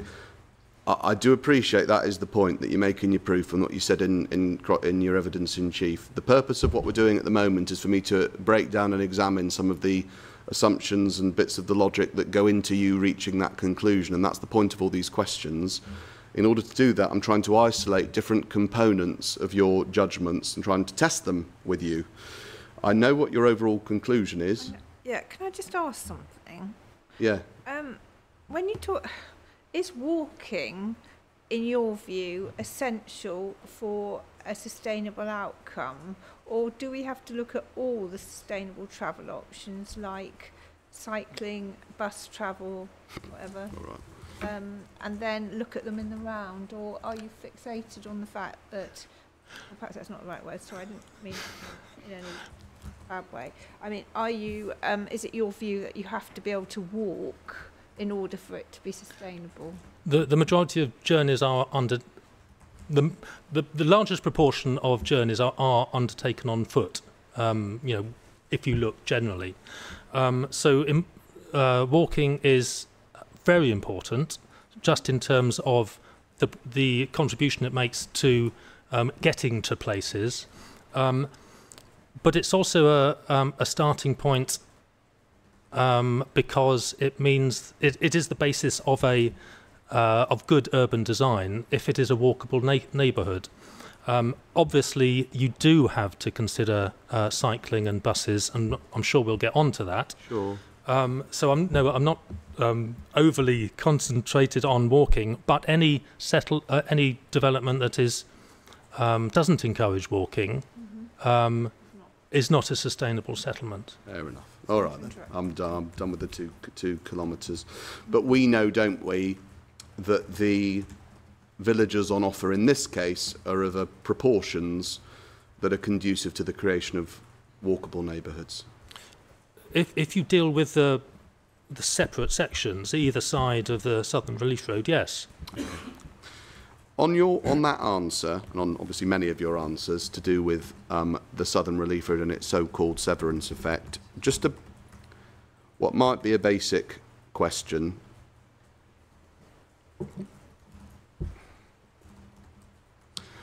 People cross roads, don't they?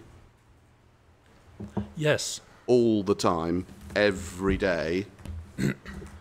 Yes. If successfully designed, and in sustainable places, like Cambridge is the one that in your evidence, but in lots of sustainably designed places like London, people cross roads. People cross roads thousands, hundreds of thousands of times every day. People cross roads on bikes. People cross roads on foot, don't they? Yes.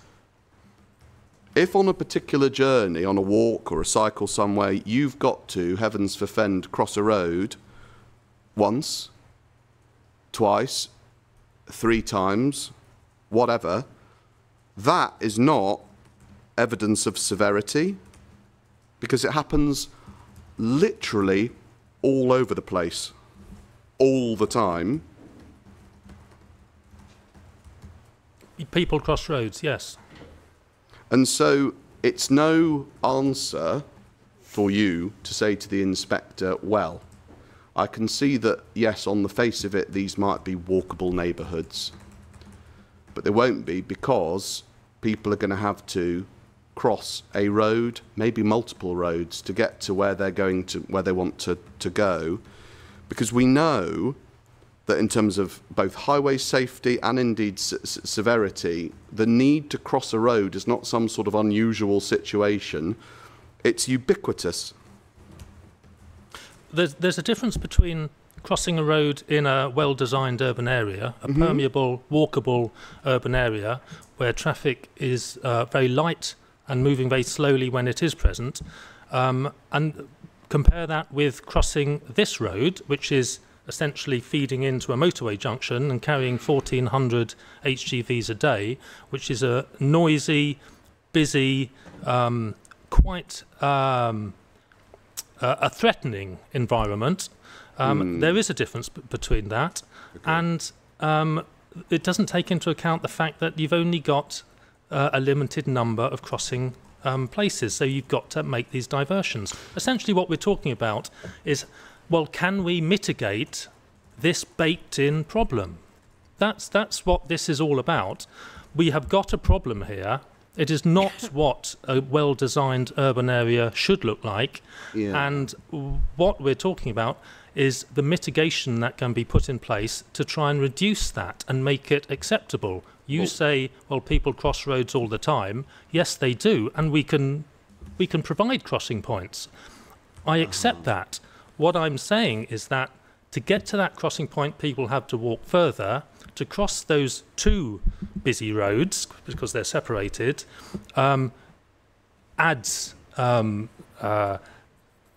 detracts from the amenity of that journey.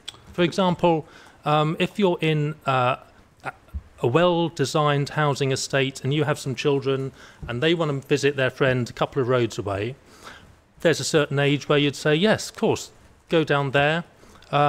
You wouldn't be concerned. But here, if your children's friends lived on the other side of the relief road, then you wouldn't let them cross that road by themselves. Mm-hmm. You might not trust them to press the button on the signalised crossing, if there is one, because it is a completely different environment.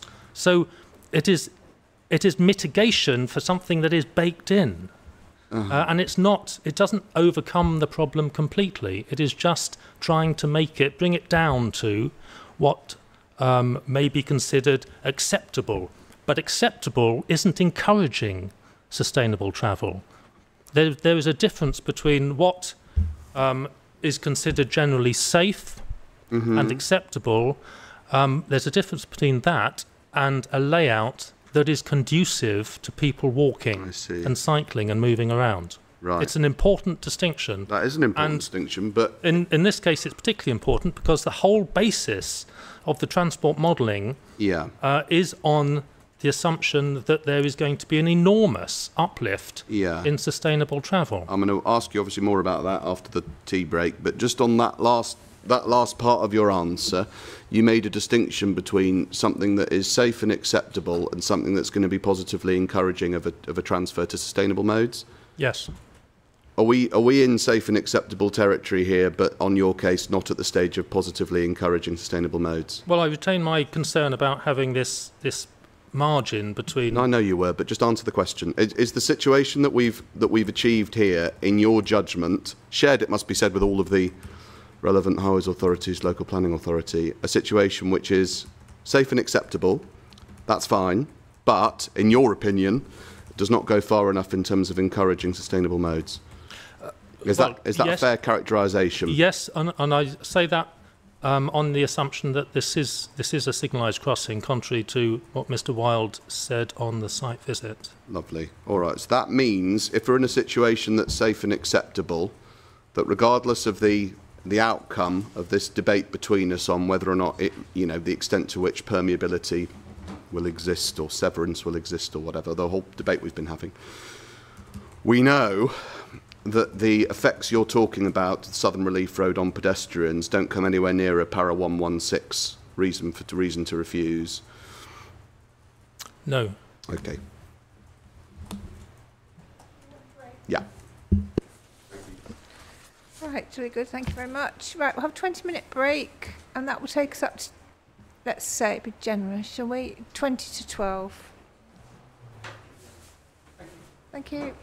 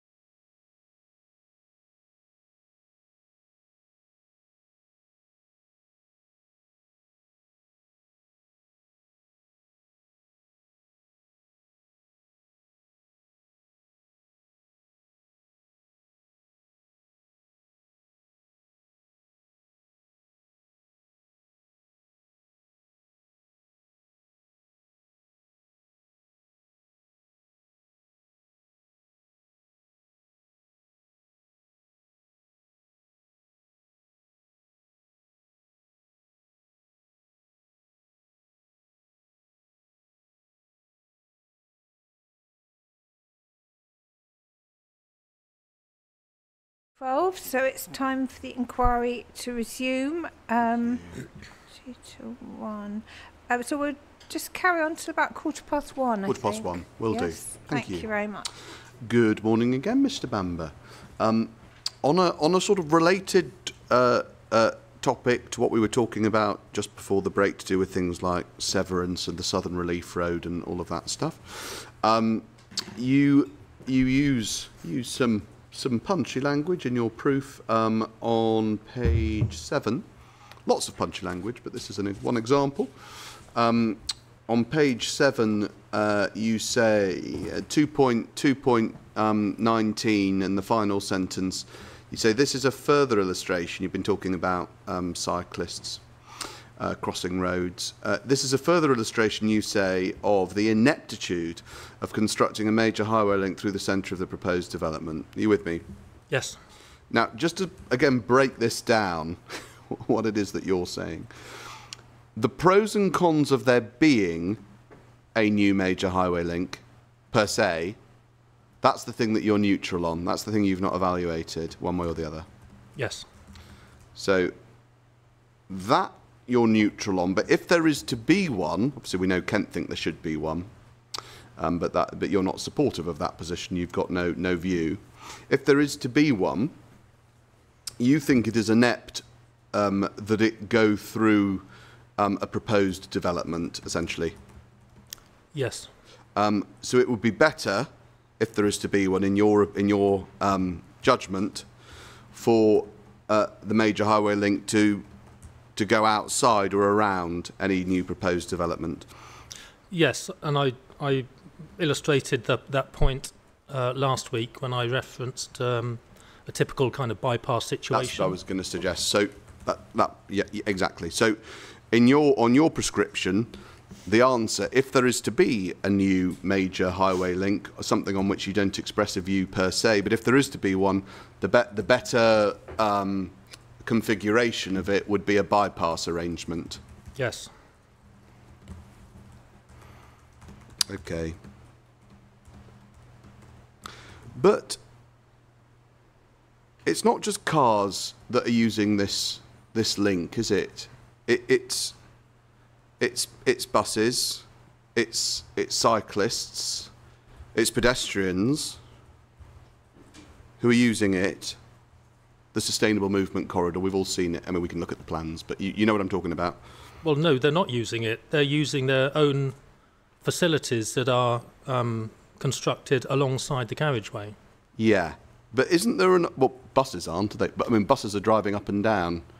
I mean, isn't there an obvious reason to bring sustainable transport corridors right into the heart of communities rather than to bypass them, as has happened for so many decades? Well, absolutely, yes. And that is because we want to make proper and efficient use of this infrastructure, for not just for cars, but for everybody. For everybody, not just cars, but cyclists and buses and whoever, you know, all everybody, basically. Right? Well, we're not using this infrastructure because this infrastructure is a Southern Relief Road. Yeah, but the buses, if they're going to have their own provision, and the cyclists and pedestrians, that is not connected in any essential way to the carriageway, to the Southern Relief Road. Right. You could put the Southern Relief Road outside of the development so it's not causing a barrier to movement, and you could still provide priority routes between parts of the development for pedestrians, cyclists and buses, and it would be much easier and better and more efficient, and movement would be facilitated. So you'd prefer a situation where movement was facilitated to a greater extent along the Southern Relief Road than it is in the proposal? That's not what I said. Oh, sorry. Is that not what you said? Would you prefer that situation or not? My question was, I thought I was summarising what you just said, but I got it wrong, so I'm glad I asked. In your judgment, would it be preferable if movement were facilitated to a greater extent along the Southern Relief Road than that which exists in the proposals? I'm saying that what I said was that there's no essential link between the buses, cyclists, pedestrians, and the corridor that is provided as the relief road for vehicles. There's no essential link. So is that your position? To put this forward as if the two are somehow intrinsically linked is missing the point, because cyclists and pedestrians would prefer not to be travelling next to a road carrying lots of HGVs. Mm-hmm. They would prefer not to be confronted with all those crossing points where they limited number of crossing points in order to get to and from where they're going. Mm-hmm. And buses needn't be put onto their own facility that travels adjacent to the road. They needn't. These have just been all of this has just been put together for convenience, but actually for convenience of who? For convenience of the buses and the cyclists. No. Sorry, I misunderstood you. The opposite of that. Oh, the opposite. So who's convenience benefiting of the from this? the applicant. For our convenience. Yes. Gosh. Okay. Right. So would you accept this, that if buses are to make use of the new highways infrastructure, if they are, which of course they are, you'd want to route the buses as close to where as many people live as possible? Yes. And so if the buses in this case are following along these central routes that pass through, the Southern Relief Road and indeed the Northern Relief Road as well, it would be anathema to good transport planning to bypass all of the communities that are going to be served by these buses. Well, that wouldn't work. No, it wouldn't, would it? Which is why bypass is a fundamentally flawed strategy. Buses can... I'm not suggesting that this is the problem, because at the moment the Sustainable Movement Corridor is being put forward as this sort of combined vehicles, buses, cyclists, pedestrians. A much better arrangement is if the vehicles that cause the severance, that cause the barrier, that cause the pollution, the noise, the decrease in amenity, if they were put outside the development, then that would improve the situation for pedestrians, cyclists, and buses could use just the residential access roads, as they do in many places. Great. All right then. Well, again, we'll come back with that to Mr. Wild as to why on earth anybody has thought to try and combine the Sustainable Movement Corridor with the Relief Road. Changing gears slightly, no pun intended, to cycling. There's sort of a long version of this and a short version. We went over briefly topography, both this morning actually, but also in a bit more detail last week.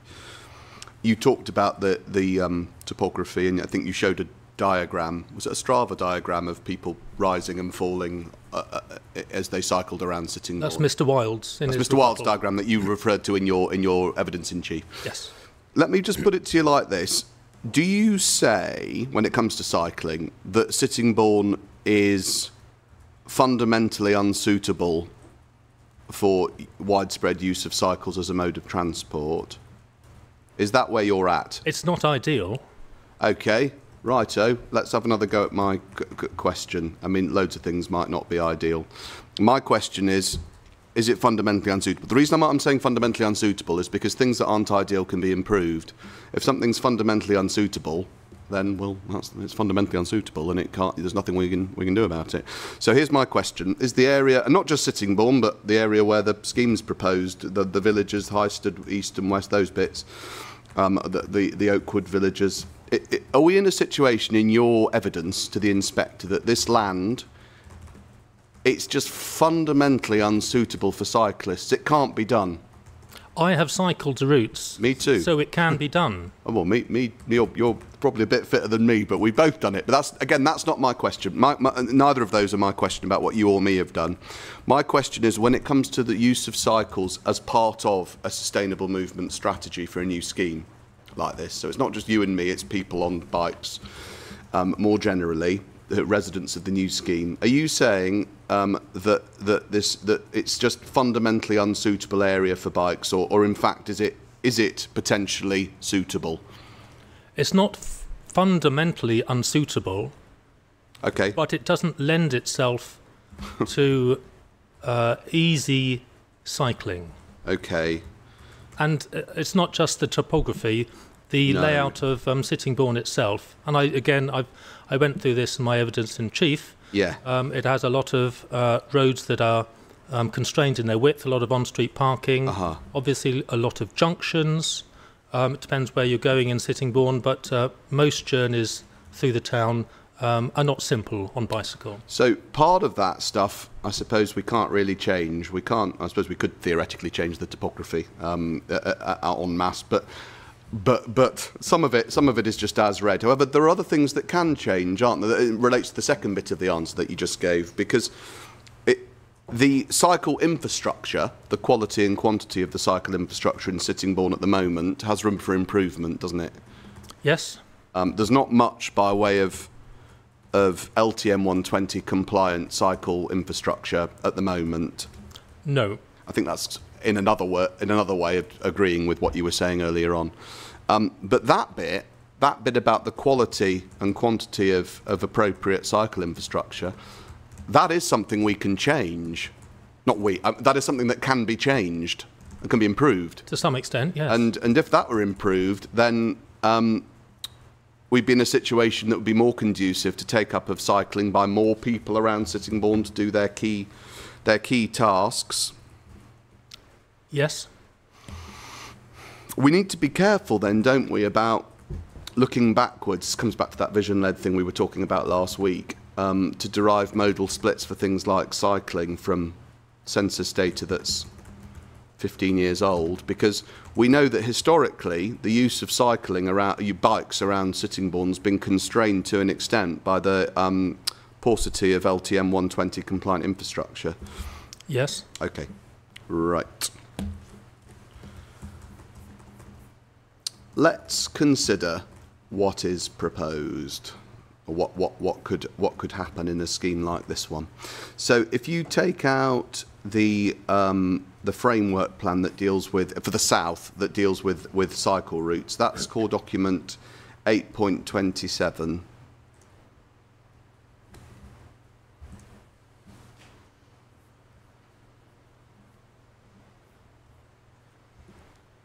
And you give me a nudge when you've got it.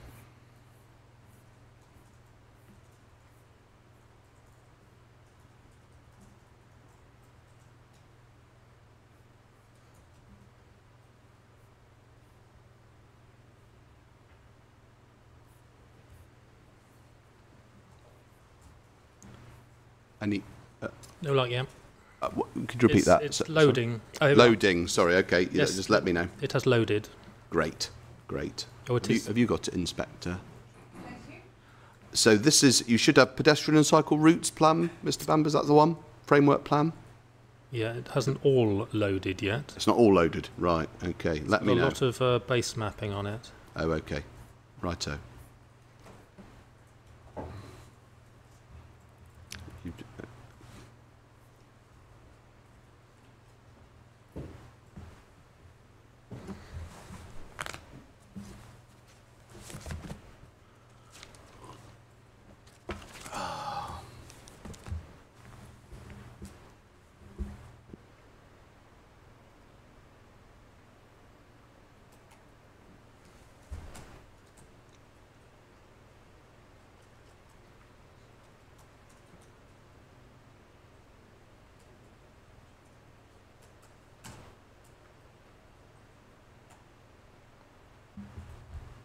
I'm worried the questions aren't going to live up to the delay. But where is it still not loaded? It's still loading the base mapping. Okay.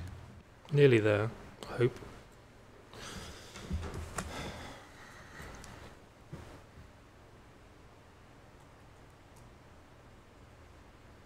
Okay.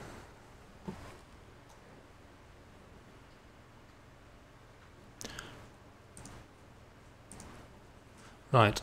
Lovely. So let me just Oh.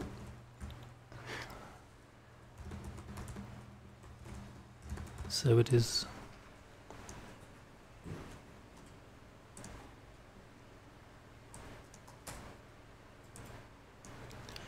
framework plan, pedestrian and cycle routes. Yeah.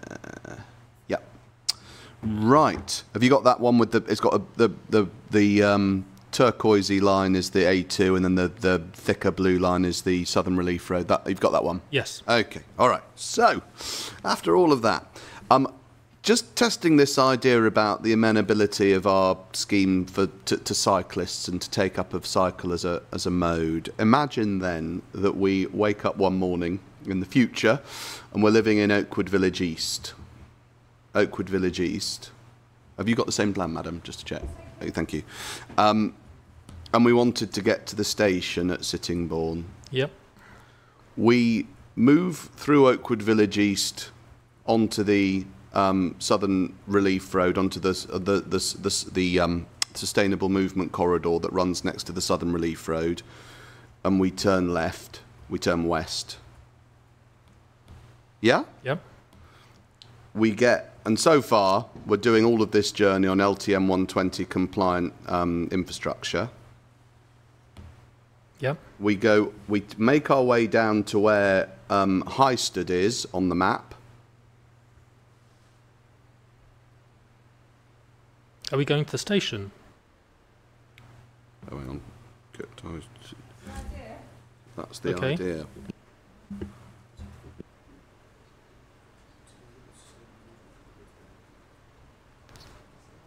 Yeah, sorry, I'm just checking myself. Yeah, that's where we're going.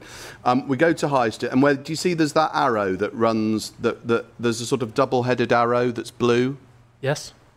That's a signalised junction, isn't it? That will take us safely travelling north onto Highsted Road. Yes.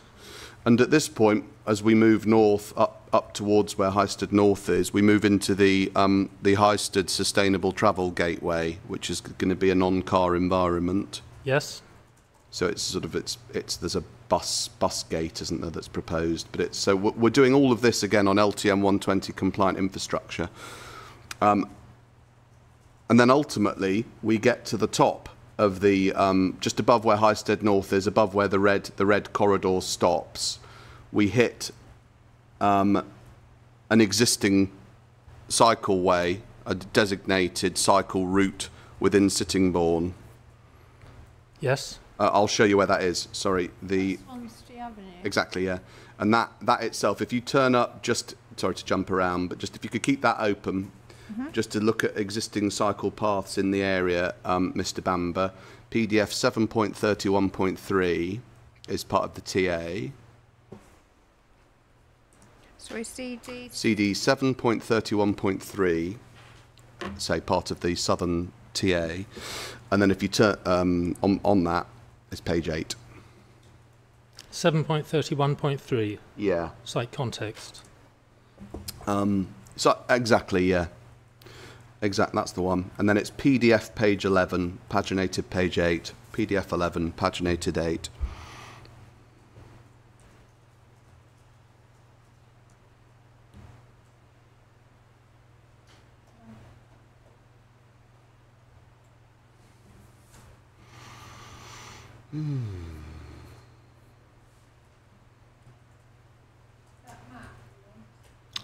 On that page, that's right. There's a map on the page I've indicated called figure 3.2, which is called existing cycle paths. Yeah. Great, I'll just check that. Have you got that as well, Inspector? Oh, sure. We connect, don't we, as the inspector said, into Swans Tree, which I don't know whether can you sort of orientate. I don't know how to do it really, Mr. Bamber. Orientate yourself on the map. You can see Swans Tree Avenue as it curves around. There's a sort of dotted blue key that is referred at the top to. We can see National Cycle Route 1 towards the top of the map. That's in solid blue. And then there's the on-road traffic cycle routes in orange dotted, and then there's the dotted blue, which means traffic-free cycle route. Do you see? Does that mean that it's segregated I'm not sure. cycle route? Off-road, yeah. What is it? On a sort of a pedestrian and cycle. Both use it. shed, some dedicated time. I see. Right. Okay. So traffic-free cycleway, and we can see, can't we? That, are you with me? Sorry to just, Mr. Bamber might be rushing ahead. Can you see the map that I'm looking at? Yes. Can you see where the Highsted Road Sustainable Travel Gateway hits the dotted blue line? Yes. And you can see roughly, and then the scale's not fantastic, but you can see where the word Sittingbourne is, just sort of around where the A2 is, on the map, I mean. I know it's not great. Maybe you can't. You're looking at figure 3.2. In figure 3.2, if you... yeah, maybe it's not great. In the middle of town, there's yes, actually... I've got it. Yes, I've got there's it in blurred. You can see the word Sittingbourne. That's roughly where the train station is, in the centre of town. Yeah. So here's my point, is that the residents of Oakwood will be able to get themselves to Sittingbourne Station on both first dedicated LTM 120 compliant cycle routes within the scheme via the Highsted Road Sustainable Travel Gateway. Then when they leave the scheme, they're on recognised cycle routes all the way into Sittingbourne Station. Well, not quite all the way. Well, yeah, all the way. It stops just south of the A2. Right. Okay. Almost all the way.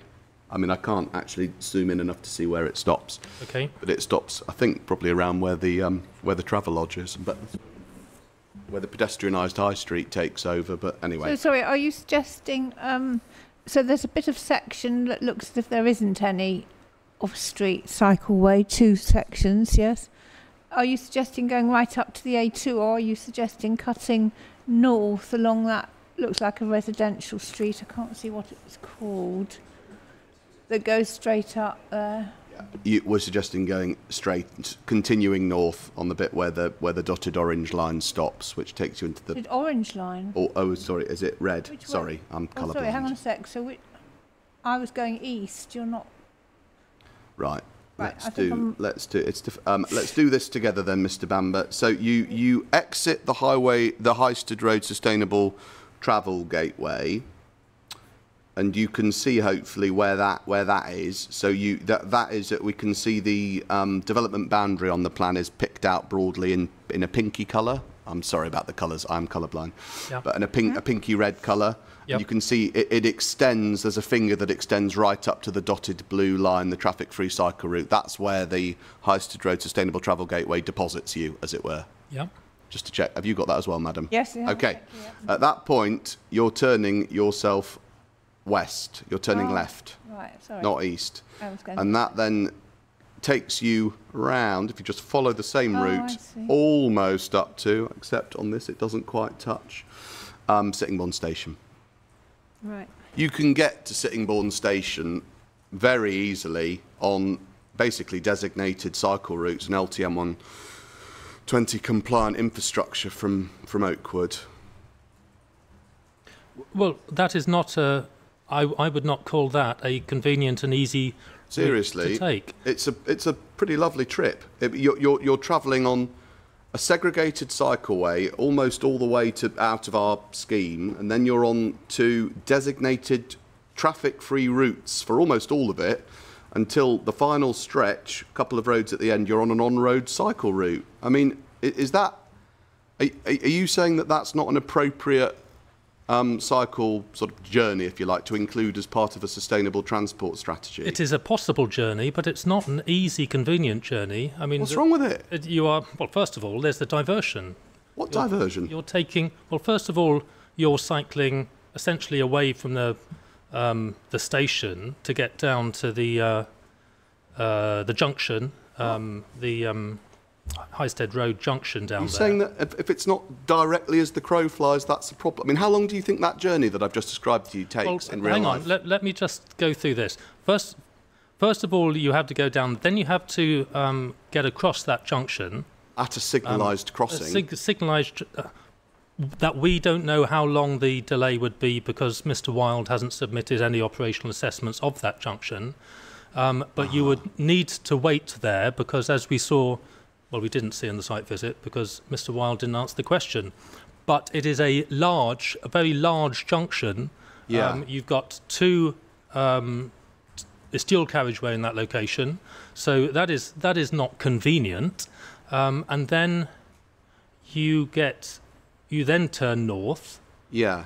Onto you've got to go north up there. Then you are onto sections of shared cycleway, which are not.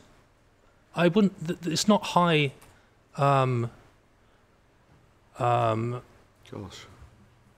It's not a. But it's not a high. Oh. It's not a. It's not ideal route not ideal for cyclists. It is possible.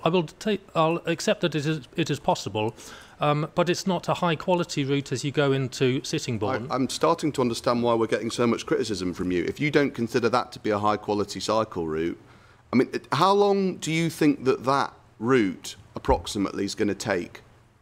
Well, again... No, just approximately. I mean, give me a flavour. Well, I don't know exactly what the topography would be between Oakwood and the junction, but it's going to be a bit up and down, I can tell you that. A bit up and down, all right. How long is it going to take approximately? If you recall, Ma'am, when we were walking it, we did talk about some of the areas where the relief road is being filled to try and take out some of that gradient.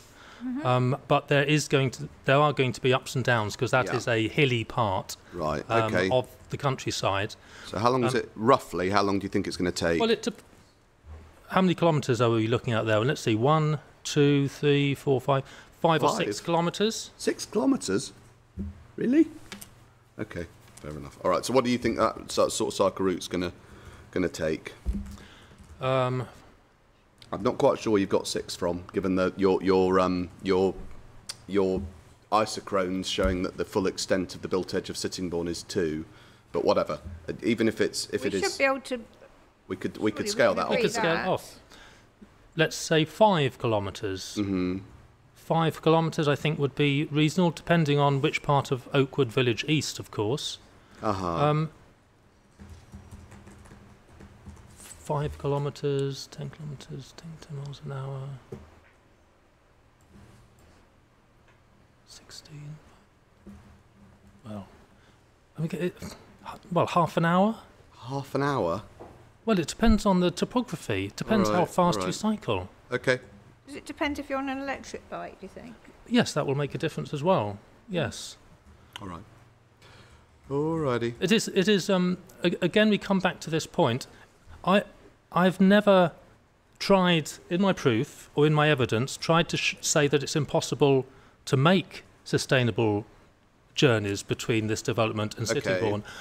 All the simple point that I have made, and I will stand by, is that the level of sustainable journeys on foot, by bicycle and by bus will be nothing like.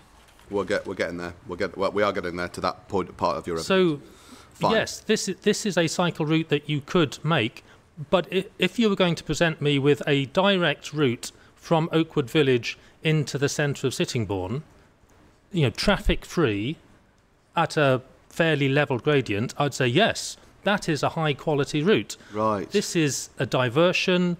It is requiring the crossing of the relief road. It is...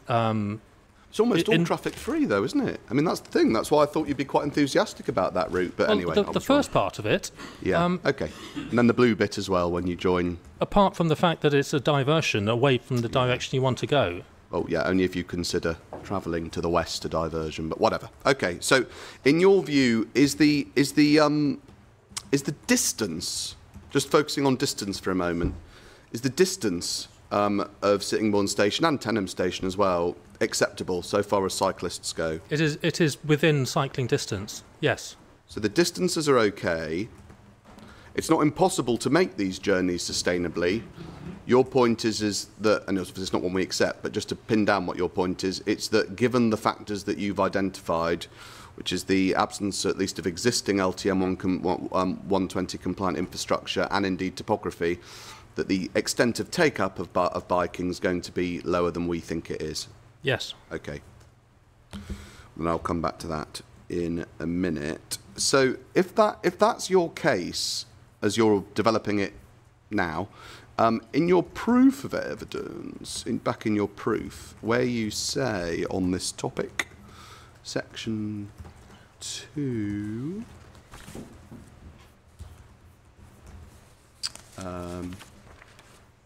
if you turn to section 2 and page 9 of your proof, this is.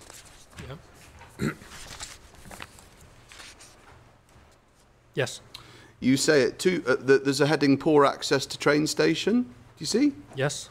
And at 2.26, you say in the final sentence that Sittingbourne railway station is not accessible from the proposed development. Do you see? Yes. And at 2.29 at the bottom, Tenham railway station also you say is not easily accessible by sustainable modes to the vast majority of residents. Yes. See? So just to focus in on Sittingbourne, which is what you say at 2.26, I'm struggling to reconcile it's not reconcilable. That's wrong as written, isn't it? Because we agree that Sittingbourne railway station is accessible from the proposed development. No. Not that it's not accessible, but the contrary, it is accessible, because we know that it can be accessed acceptably by bike, at the very least. Obviously, we're coming on to buses in a minute. No,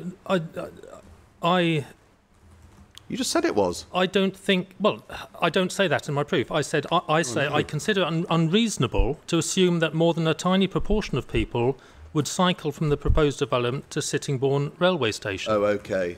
So I'm Right. not saying it's impossible. What I'm saying is that it is not. As I say, there is not a high quality route. It is Understood. Right. Well, obviously, we didn't agree with that. I'm understanding more, I think. So when you're saying at the end of that paragraph that it's not accessible, you mean that it is accessible, but that the extent to which it will be accessed by sustainable modes is really small. It is very limited. Yes. Is that right? Okay. Sorry. I've understood that now. And in order to make it accessible to cyclists, from your point of view, it's not just a question of distance, because the distances are fine. It's not that we're too far away, as it were. No. No. So it's what? Does it rely on there being more LTM 120 compliant cycle infrastructure within the scheme? There. As in, by that I mean within the red line. I keep saying this. I'm not sure. I'll say it again. There is not a high quality direct route that would be attractive for people. Yeah. No, I know. Who want to cycle. Answer the question. I'm trying to break it down. Is there a problem within the scheme? What I'm saying is the sustainable transport corridor, the Highsted movement, the Highsted sustainable transport gateway, all of that stuff, is that insufficiently high quality in your point of view to render cycling a reasonable alternative for people within the red line? Well, the fundamental problem with that is that it's not a radial route. It circumnavigates Sittingbourne. Right. People want to go into Sittingbourne.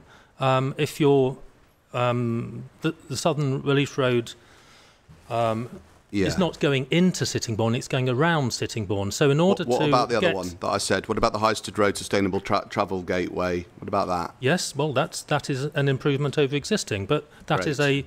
a small section and only a part of this journey. So your perspective is that cycling would be more, there'd be a stronger proportion of people taking up biking if there were more direct routes from our residential areas directly into Sittingbourne, because you say that they're being diverted. Is that what it comes down to?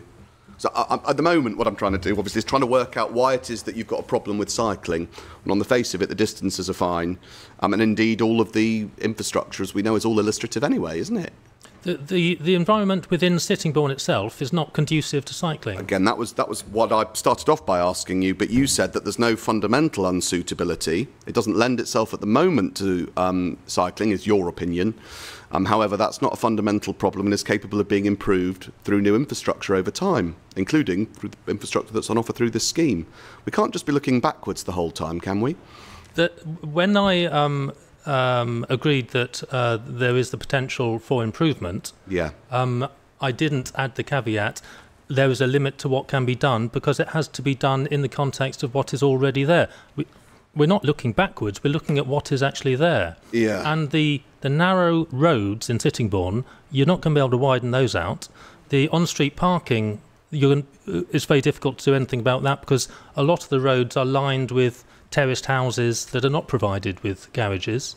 There are a number of one-way streets that are not particularly conducive to cycling, and a lot of the roads where it is two-way, it's actually quite uncomfortable to cycle along them, because being followed by a driver that they cannot overtake unless on-street parking stops for a while, or you pull in. So the environment is not, it's not impossible to cycle.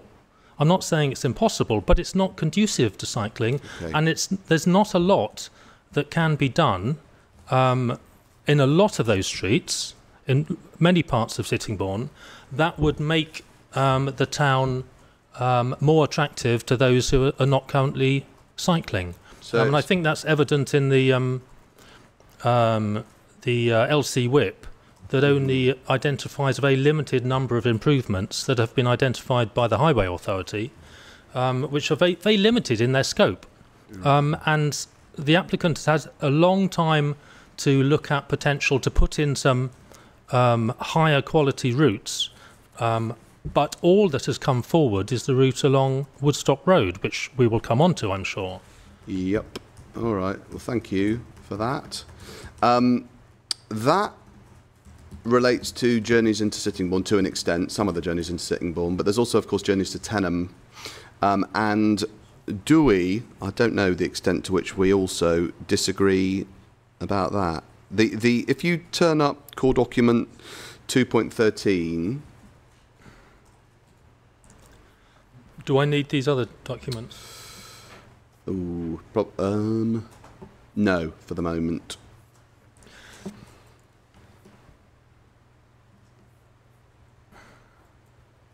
Yes. There is the equivalent plan, hopefully, for the north, which is to say the pedestrian and cycle routes north.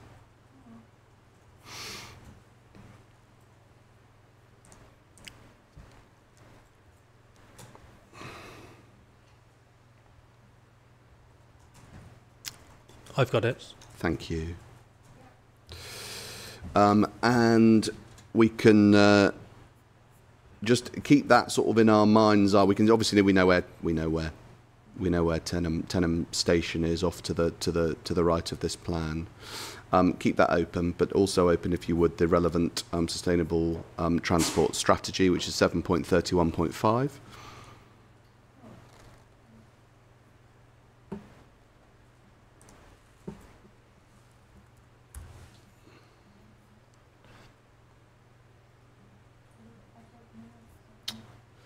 Oh, right.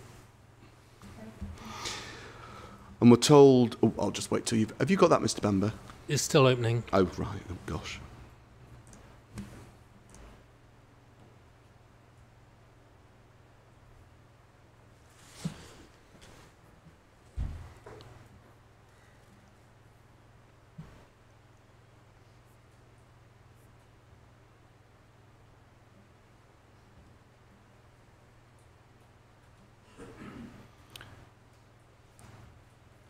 Yep.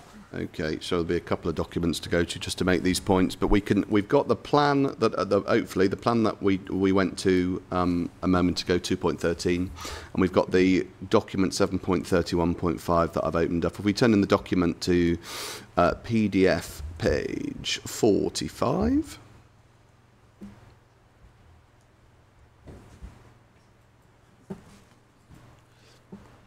Yep.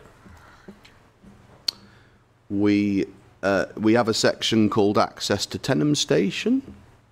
Yeah. I'll just let you, have you got that, madam, as well? Where we're told at 5.3.14 that given the relative proximity, it's anticipated that development areas to the north would primarily gain access to the rail network via Tenham. The entirety of the development's less than 2 kilometres to Tenham Station via routes through an access onto Lower Road, which is likely traffic route vision. And it's that was the point of turning up the plan first, so that we can see where that's, how that is brought together and how that's illustrated on the plan. Yeah. We've got that sort of turquoisey blue line running out of the scheme to the northeast underneath the lettering ZR247. Yeah. That presents that a bridleway link into where Tenham Station is. Hang on. Oh, sorry. Oh, yes. But back in the document I've just been reading from at 5.3.17, the travel plan would apply to Tenham Station. Given its proximity to the northern development area, there'll be particular focus on encouraging and facilitating access to the station by walking and cycling. And there's an at this stage anticipated, but now, as I'm sure you're aware, agreed proposition to increase the cycle parking at the Tenham Station. ZR247. Oh, sorry. Yeah. So that's within the site. No. So, oh, sorry. No, I'm not in the site at all. Right. Okay. So that goes within the. It is within. Where does it go? Next to Lower Road.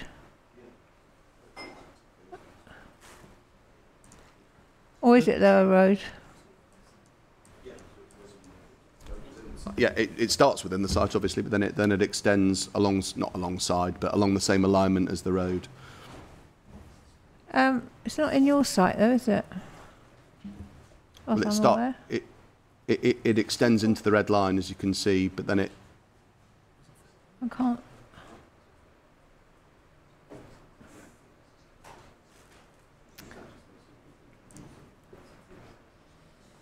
I think it's just the footway alongside Lower Road. It looks like it's on Frognall Lane. No, it's not. Yes, no, it isn't. Sorry, it's Station Road. Is that next one? I didn't know there was a footpath there, but my understanding was that the route was just along Lower Road. Oh, yeah, I don't think that's a footpath along there. There's two different things. There's the dotted turquoise thing is not. That is not ZR247. I was just trying to indicate where it is on the plan. That is the key for that is a potential cycle footpath link into Tenham Station.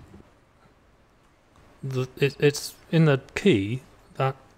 That's about 4 from the bottom on the key on the right-hand side. It's a public bridleway. No, do you see? I'm so sorry. I can see the colours. This is difficult for me as a colourblind person. But if you look at 4 from the bottom, it's not a public bridleway. It's indicated as a potential cycle and footpath link into the station. Oh, same colour. Same, very similar colour, I would accept. Okay. Yeah.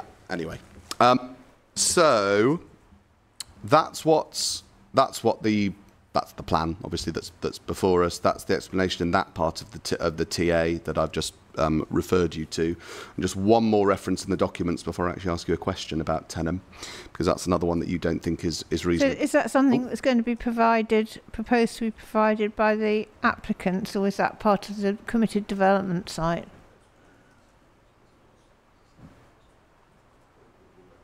We're providing it as an enhancement of the existing situation. By you? In the 106, by us. In the 106, I see. Which we can obviously, Mr. Wild can explain. Okay. But no, that's that. But the last reference, so sorry to be jumping around, I hope your computer's surviving. One more document reference is core document 1.19.5 is part of the Northern TA. 1.19.5.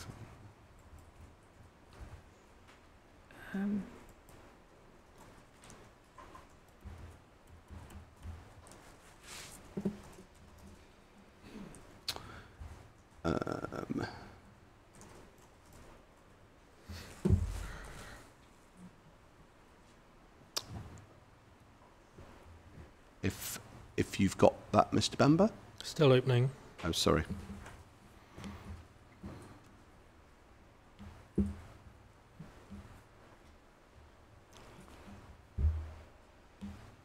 What is it, this one? This is the sustainable transport section of the TA for the Northern Scheme. Okay. And cycling is dealt with from PDF page 31. Mine hasn't opened yet. Oh, sorry. Oh.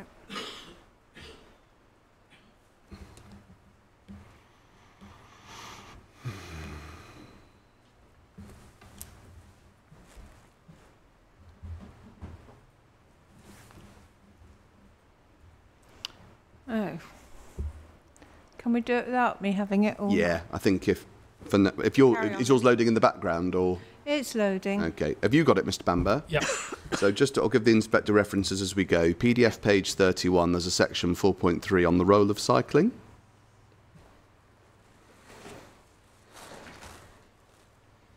Yep. And we see that at page, I'll give PDF pages, PDF 33, there's a figure 4.3 that's a proposed route from KCC.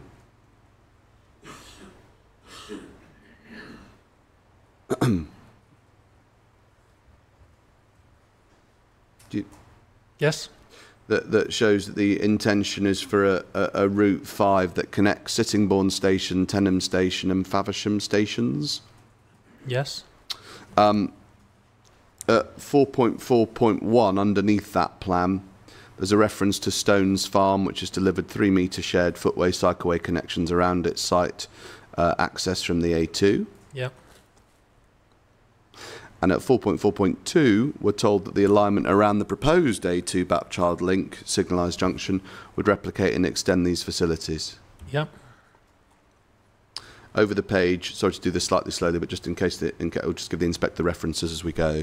4.4.3, immediately west of the junction, this arrangement transitions to on-carriage cycle lanes and conventional footways. Yep.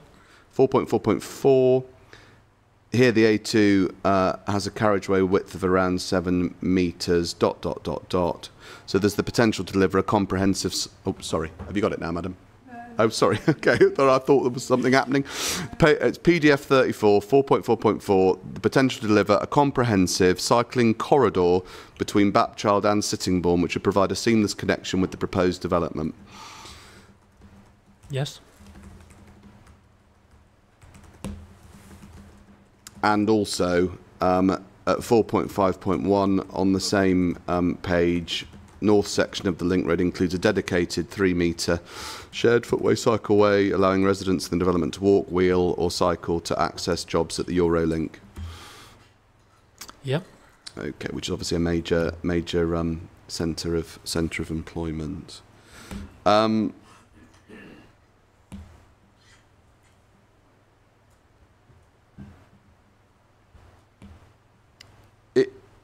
It's obvious, isn't it, that those residents of the Northern Scheme will have easy and high-quality access to Tenham Station? We could obviously go over the routes in the same way if that would assist. Are you talking about do you say that they won't? Do you say that those residents in the Northern Scheme won't have appropriate cycle routes available to them to get to Tenham Station? No, I don't say that. So Sorry. So do we agree? Sorry, it was my mistake for putting in a negatively framed question. We agree, do we, that residents in the Northern Scheme have appropriate cycle access to Tenham train station? Yes. Thank you.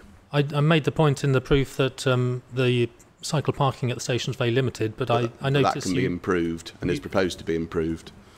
I haven't seen the proposals for that. Fair enough. Okay, so if that were improved, then we've got no problem. No problem. Nothing between us in terms of accessibility to Tenham Station. No. All right. Well, I would just caveat that because we will come on to it later. But the issue about the use of Lower Road as a rat run.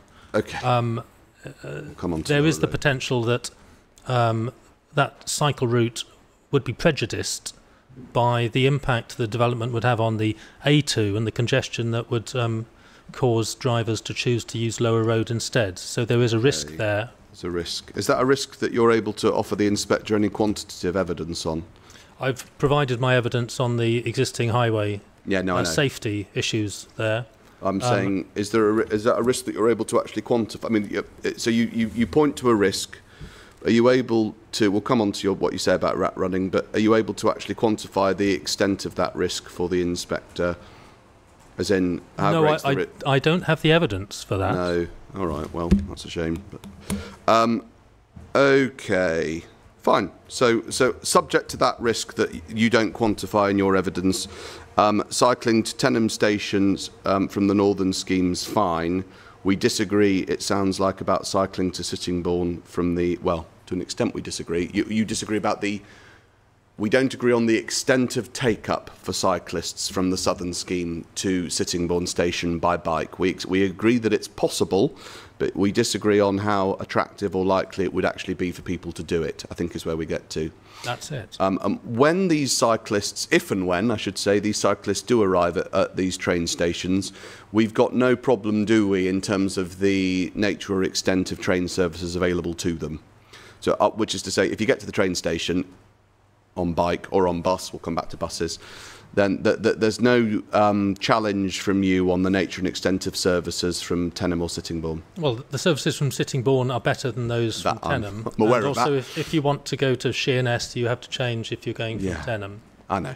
But just answer the question. You don't have any evidence. You don't provide any evidence to the effect that the train services are subpar or aren't acceptable to facilitate modal shift or anything like that. There are trains. I don't. There are train services available. Not just are the train services available. I know there are train services available. There'll be very weird train stations. There are train services available, and they are acceptable to you in terms of facilitating a modal shift. The nature and extent of the train services is fine. That's why you've not said anything about it. No. Not the modal shift that's being proposed. I mean, I know, not the. Okay. Right. Let me re-ask the question, because I don't need to go off on a rabbit hole for my bad wording. You make no criticism, do you, of the nature or extent of the train services at either one of these stations? No. Okay, there we go. Thank you.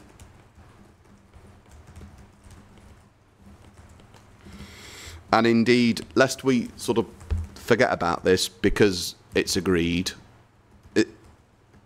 train, particularly the train, I suppose most of all the high-speed train into London, obviously, which is the one I've been getting every day for the last 8 weeks. It's a direct route into a number of very high-order settlements, including, of course, London at the end of the line. Yes. With a whole range, I mean, it goes without saying, but we should say it anyway, a whole range of access to employment opportunities, services, facilities of not just a local or regional or even national scale, but you know, a worldwide scale in terms of what's available in London. That's right, and I'm sure that will be used as part of the promotion of this site were it to come forward. It's forward right now, Mr. Bamber. That's what we're doing. I think there is there's a risk that the sites will be promoted as having access to high-speed rail, and that in combination with easy access to the motorway network will lead to people moving to this development because there is access to high-speed rail, but all other journeys would be undertaken by car, which is a pattern that is observed elsewhere, because people will move to cheaper places or places where they want to go for other reasons, make use of the good rail service, but rely on the car for other trips. And this is particularly the case here because there is so much highway capacity provided.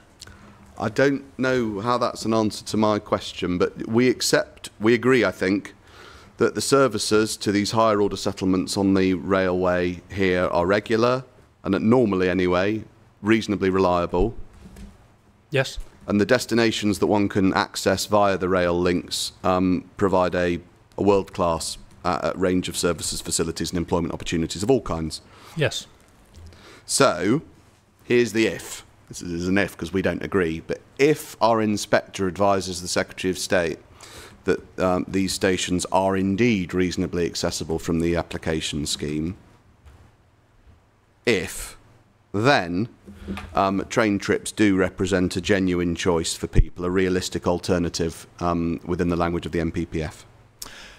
Yes, but that would be limited to a relatively small number of trips. Yeah. It would, particularly for work trips, those rail services, if, Ma'am, you did deem them to be accessible, for work trips, that would be an attractive proposition for some people. Leisure? But for some leisure trips, most retail would not, personal business would not, most education would not. So the vast majority of trips rail wouldn't be suitable for. And it doesn't get to the point that I focused on in my proof, which is the movement between the site and Sittingbourne. That is not to do with the rail. It is the implications of how that has been assessed that concerns me. Got it. All right. So the railway, there's not that much between us, but as you say, you're more interested in how people are getting to the railway or getting to Sittingbourne, whether they're going on the train or not. Yeah.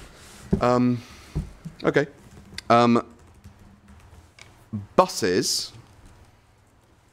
Touched very lightly on buses earlier on, but just to recap and try and see what we can agree in relation to buses, because that'll be one way that's put forward by the applicant as to how people might want to get into Sittingbourne, right? Suggested that buses might be part of the picture. Yes. And in Mr. Wilde's rebuttal, do you want me to open it? Yeah, thanks. Reference? 37.21.1.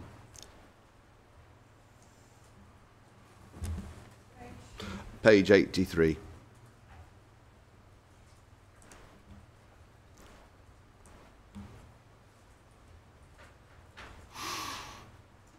Yes. There's a heading public transport. Yes. Obviously, we have touched on, I'm aware, bits of this before, under the common ground section earlier on. A substantial, 4.4.8, there's reference to this £11 million having been agreed with Kent to be spent on bus services. Yep. And Kent, as we've touched on already, are the body that's actually responsible for the coordination and provision of bus services within the county. Yep. And just to put your evidence into context, of course you're perfectly entitled to give it, but you're not someone with experience of coordinating and providing bus services in this area. No. Or indeed any area. No, but I have plenty of experience in assessing bus services and talking to bus providers and all the rest local of authorities. Okay. Well, Kent have the experience, and they think that £11 million is an acceptable contribution to make this work. But you disagree, obviously. And at 4.11... Yeah.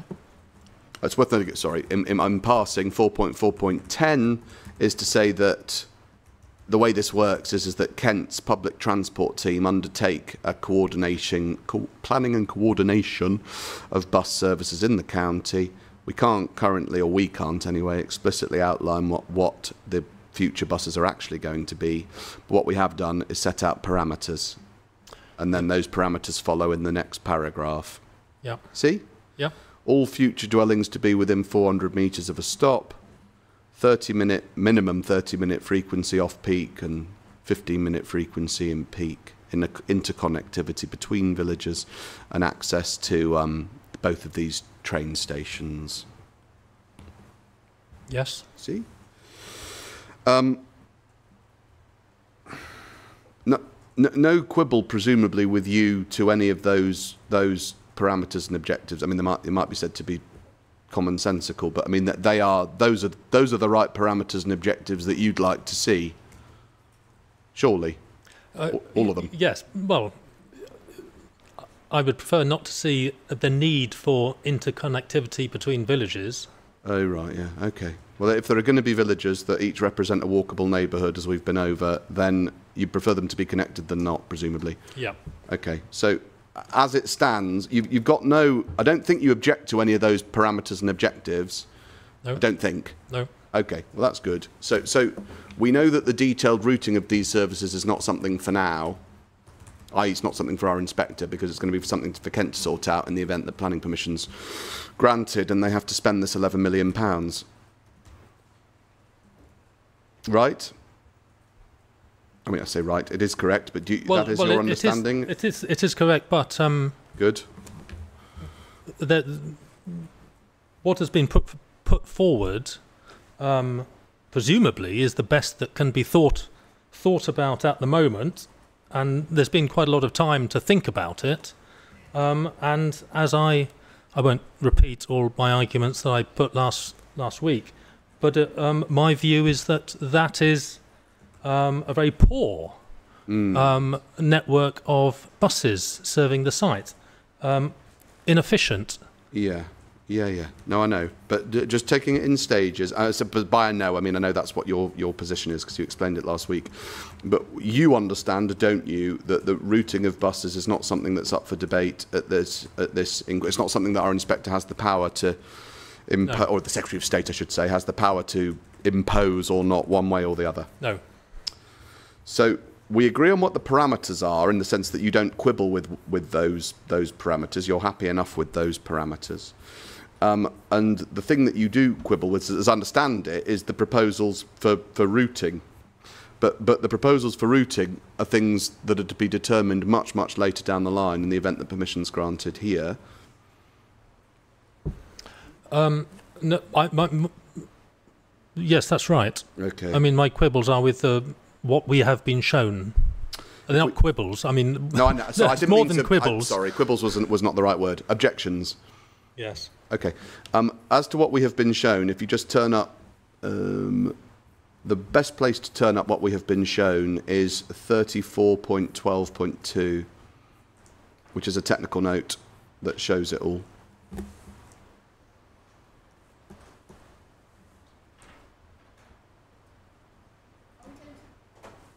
Can I get rid of some of these documents? Yes, you can get rid of all of them. That's what... Other than the one I've just said. Hold on a minute then. Just a moment.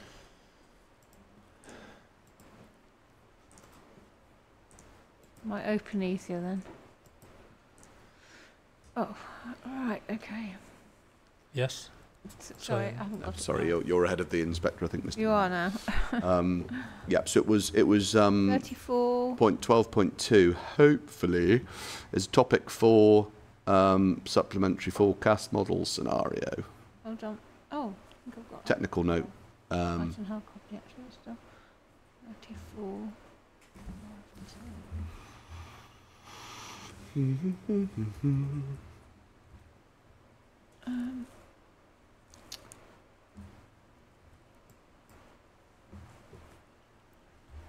Okay. Great. If you could turn to PDF page 35. Okay. Page 39.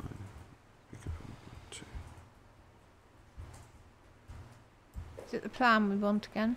Yes. Let me just make sure I've got the right one.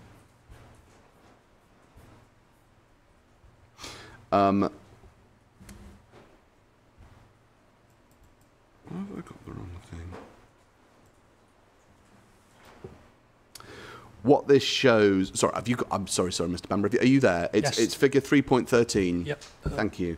So this is the illustrative routing in respect of the... Well, actually, it's got both on, hasn't it? But anyway, in respect of the southern scheme in particular, it includes the north as well. We've got more detail on the north on the next page that I'm going to turn to in a minute. Yes.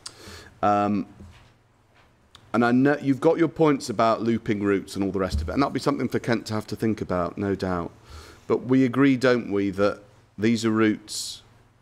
Well, these are routes that connect, both of them connect, to the train station at Sittingbourne. Yep. And they do that essentially avoiding the A2. Yep. I say essentially because I don't know whether at the very top when they meet the train station they might have to dip into the A2. I don't know. But you can basically, this is offering you a route, offering residents a vehicular mode that's not their own car of getting to Sittingbourne train station without having to touch the A2, other than maybe right at the very end of the route. Yes. And they're doing that also for large parts of this route, either a dedicated busway as part of the Sustainable Movement Corridor, so where it's just going to be buses and no cars or whatever. Yeah. What was the adjective you used? I'm sorry? What was the adjective you used to describe the proportion of the routes where they're on the designated? I can't remember. Did you say substantial? No, I don't think so. But you can say whatever you want. Dedicated bus. I said dedicated busway. So I'm talking about on the southern road, alongside the southern road in the Sustainable Movement Corridor. Yeah. There is a dedicated busway that runs through the country park and through down towards Highsted, KSP. Yes. And so what I was putting to you is that these buses are going to be able to get to Sittingbourne train station,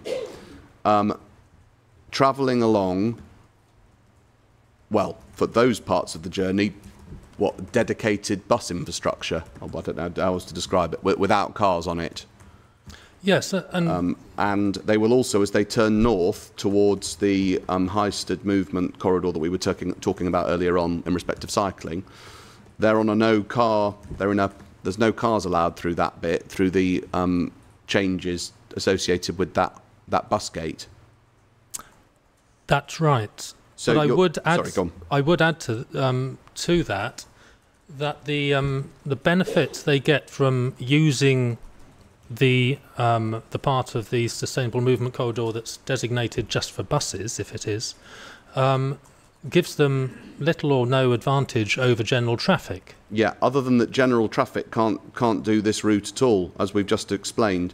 General traffic can't follow the route up north to Sittingbourne Station. General traffic's stuck, having to get back onto the A2 or whatever, because that's what I've just said. The unlike general traffic, buses have a special trick they can pull out of the bag, which is turning north up Highsted Road movement corridor onto essentially Swanstree Avenue area where we were talking about earlier on for cycles. That's correct, but so they've got this lovely direct route. That wasn't the point I was making. The point I was making was the designated route alongside the Southern Relief Road. I see. I wasn't commenting on Highsted Road. I didn't understand. Sorry. That's true. Yeah. Okay. Fine. Well, what was the point? All right. Go. Can you re-explain the point that you were making? So buses, if you're coming from Oakwood Village, for example, so the green route there, depends which way you're looping around the village, but then rather than just turning onto the Southern Relief Road, you have to go north and then turn onto the designated bus route and then follow the main road along before you can get to Highsted Road. Now, I mean, there won't be a lot in it in terms of time, but there will, for some of those journeys, there will be the bus journey will actually take longer than a car turning out onto that junction at the western side of Oakwood Village and then following the Southern Relief Road. Yeah. So the point is that this facility, this part of the facility, or what's being proposed, is adding very little in terms of making the bus services more attractive to people using them, which is, I think, why I pointed out last week I couldn't see why so much money was being put into this part of the infrastructure. But, sorry, I don't really understand that because... hang on, sorry, it's gone now.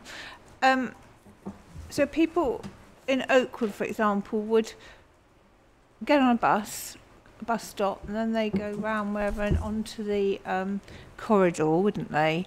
And then they turn west along on the bus on the corridor, and then go up north, and then they eventually be deposited outside the station. Is that right?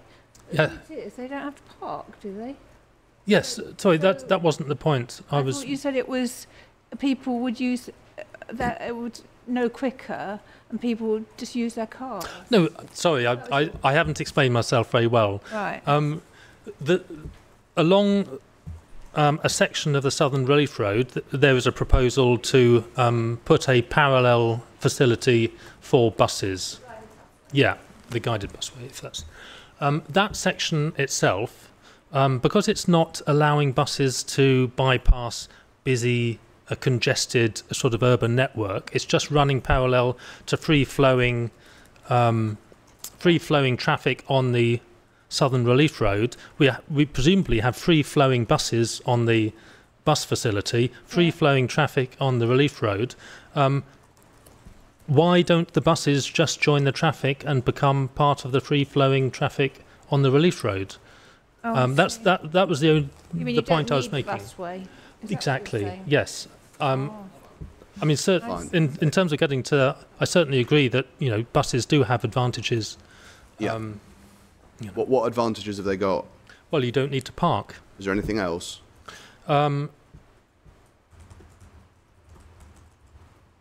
Anything else? Well, I'm saying in terms of advantage. You said buses have advantages. I asked what.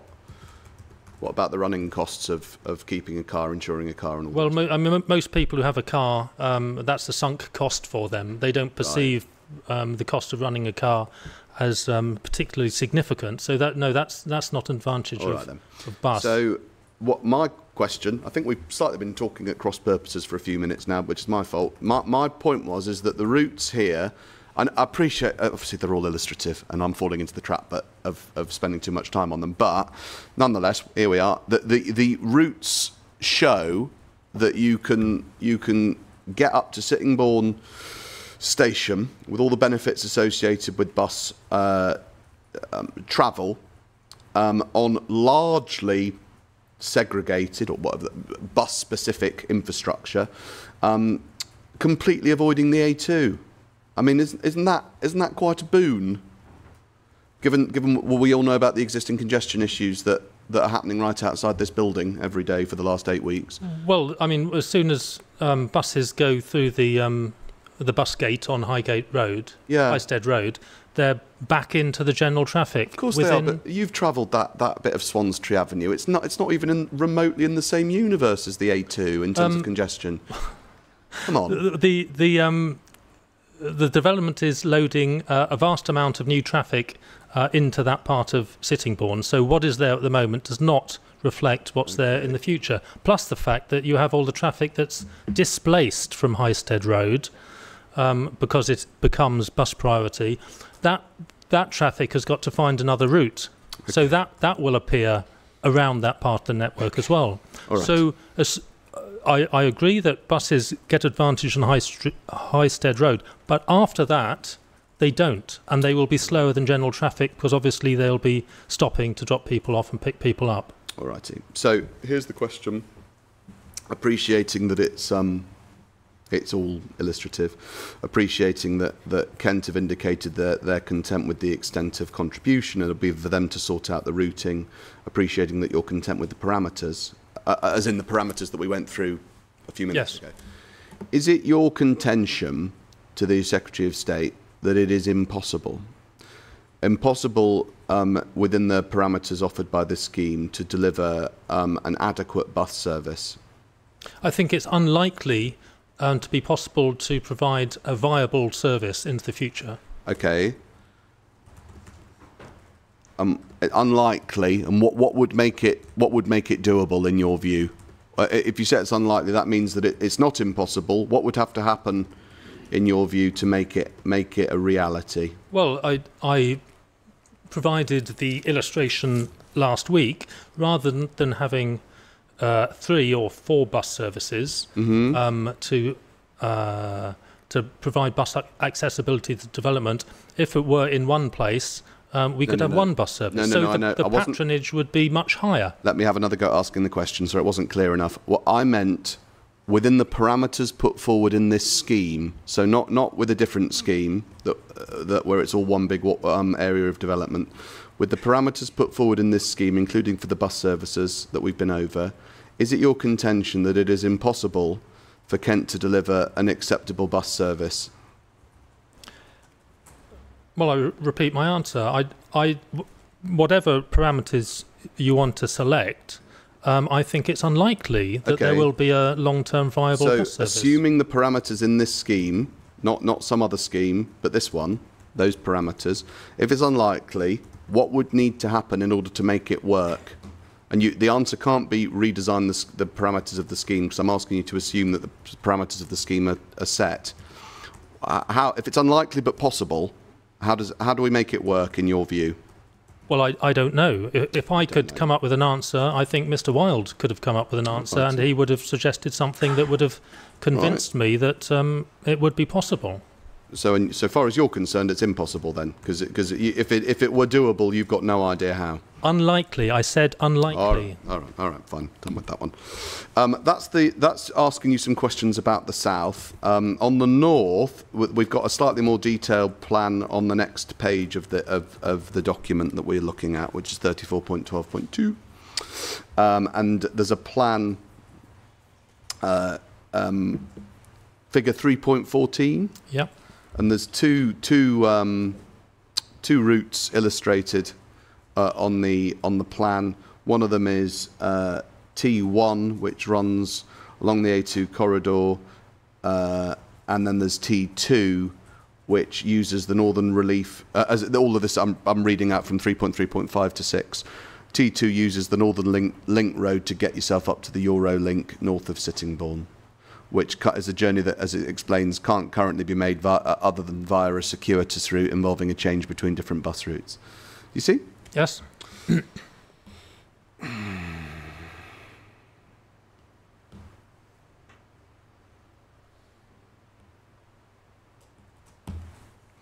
How quick could this sort of a service be?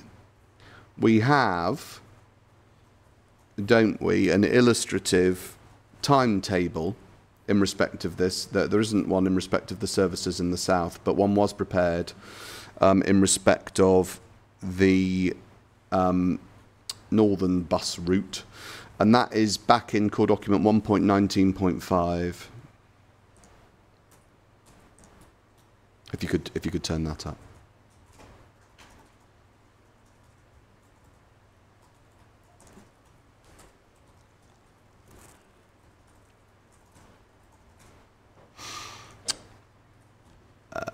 You tell me when you're there, Mr. Bamber.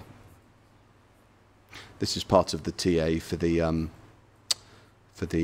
north.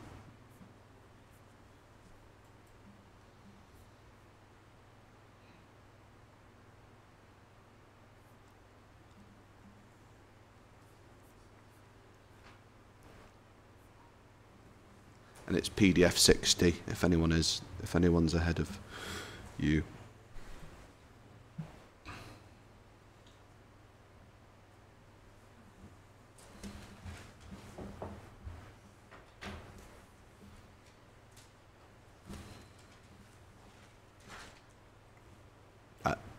Is it loading, Mr. Bamber? It's loading. Sorry. I'll let This you is know the when one that wouldn't open for me last time. Oh no. Okay. Yeah. All right. But maybe it will this time. But it did in the end. Oh dear. Sorry. No, not for you. I meant for Mr. Bamber. Sorry. No, I know it didn't for you. Yep. Okay. Well, I'll give the inspector the references carefully as we go. So PDF 60 is Appendix C to the document. PDF 60. And PDF 61, so this is called indicative bus timetables, and PDF 61 sets out indicative timetables for the routes that we've just been looking at, the T1 route and the T2 route. Yeah. And, oh, has it happened? Yeah. All right, hang on, Mr. Bamber, hold fire. PDF 61 then, madam, is where we are.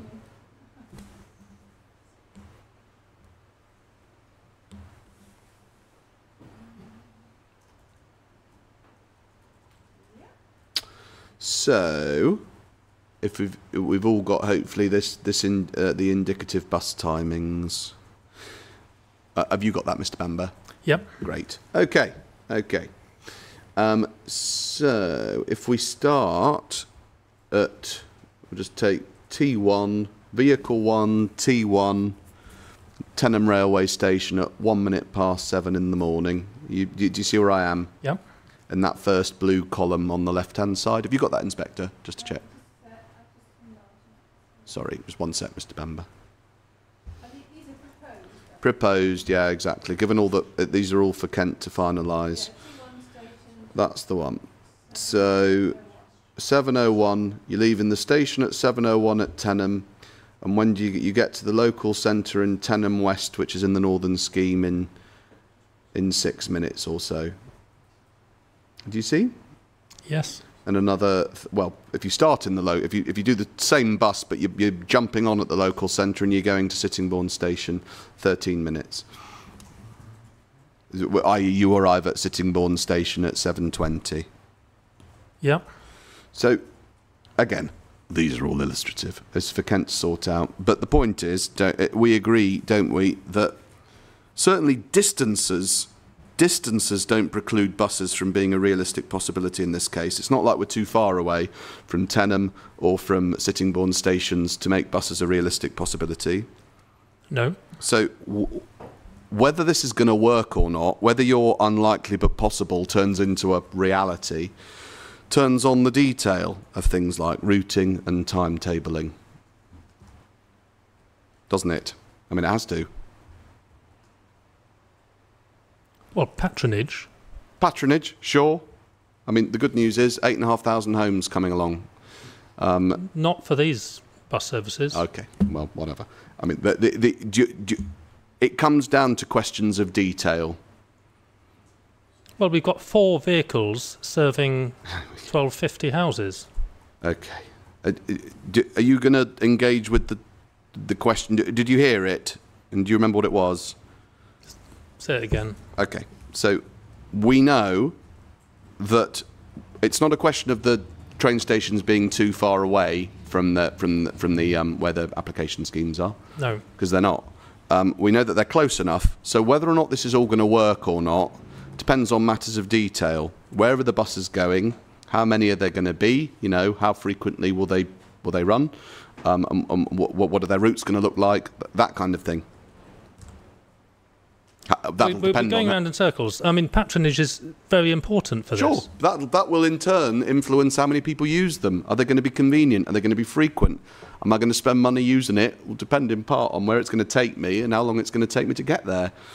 Well, I mean, the thing that strikes me most about this is that we have 4 vehicles serving 1250 houses. I hear you. I'm just asking you if you can to... I'm not going to keep going on about it. All right, fine. Thank you very much. I've asked the question a couple of times.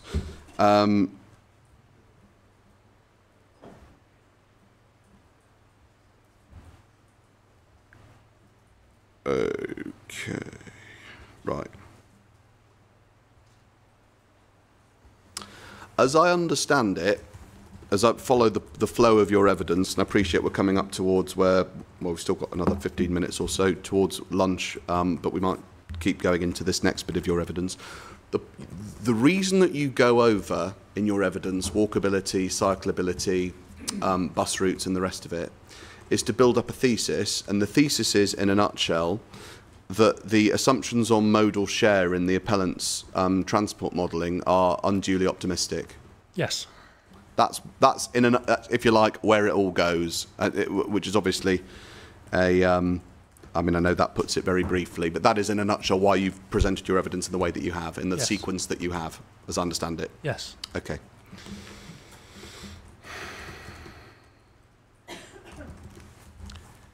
You do not, again, to try and cut a long story short, actually quantify the effects of your case on mode share being correct.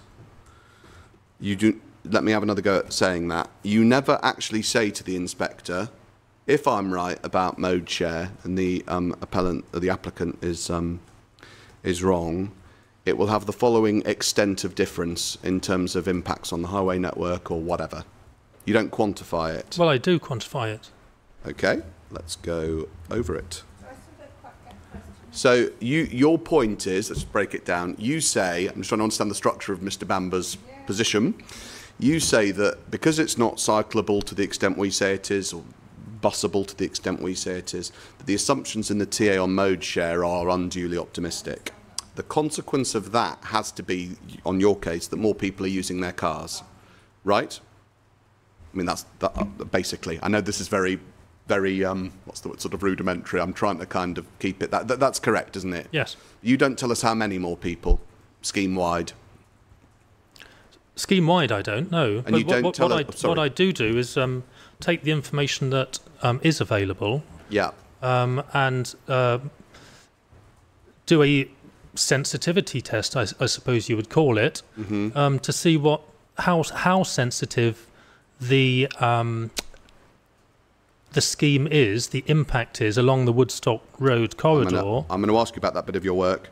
But that, again, what's happening there, well, I'll come back to your analysis of the work that the appellant's done, that the applicant's done. You yourself, just to be clear, have not conducted an analysis of, for instance, how many more vehicular movements scheme-wide your evidence on modal share leads to. Have you? Not scheme-wide, no. No, or indeed anywhere else other than the Woodstock Road corridor. I've just focused on that particular point of it. Because no other point in anywhere in the scheme or the network, your case about modal share actually expressed in a quantitative way. No, that's right. Although obviously it does have implications for other aspects of my case, such as the impact on the A2, because the figures I've used are based on Mr. Wild's original mode share assumptions, and if they are over-optimistic, then obviously all those assessments would be worse. What I'm trying to do is put all of your evidence that we've been going over for the last day and a bit, or half a day and a bit last week, into context. Because in the end, if the inspector wants to ask the so what question, not in a glib way, but in a what is the consequence of all of this stuff, it's that you make an assertion about modal share, and if the inspector says, well, what is the consequence of your position on modal share, all she's got before her is your evidence in respect of the Ruinsbarn Road corridor. That's what it is. You've not done any other, which I'm going to ask you about. Well, no, it's not just that, is it? Well, where else have you analysed? I'll say it again. If the inspector feels there is merit in my argument about the impact on the A2, then if the modal share assumptions are over-optimistic, then those assessments are a best case, so the actual impact will be more. And if the impact on the A2 is more... You've not said by how much. This is what I'm trying... It's just a question of fact that I think is blatantly correct, so it'd be helpful if you just agreed to it and we could move on. You're dangling the suspicion that we might be best case on the A2 or lower road or whatever else. But in fact, if the inspector said, all right, well, let's just assume for a moment, Mr. Bamber, that you're completely right on modal share and the applicant's completely wrong. How much of a difference does it make to congestion on the A2 in AM peak? Your answer is, I've not done that analysis. I've got no idea. I do have some idea, because the analysis I've done for the Woodstock Road corridor suggests that the number of car trips is highly sensitive to the mode share assumptions. Let's go over this Woodstock Road corridor then stuff. Yes. Is that a good place? It is. It is. It is. So that was. It is. What we'll do then after lunch is go into this topic of how much of a difference it makes, whether Mr. Bamber's right or not. Yes.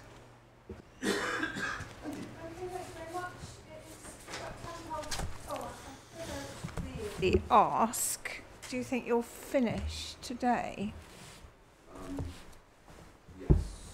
Yes, I do. Yeah, I do.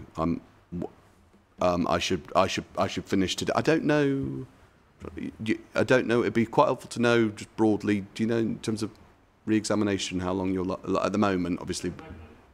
Okay. So, obviously things might change. Sorry, but obviously there's. I think KCC are asking questions as well. Yes, I'll probably have a few questions. Do you know how long you might be, or? Oh, not long. What does that mean? It depends, doesn't it?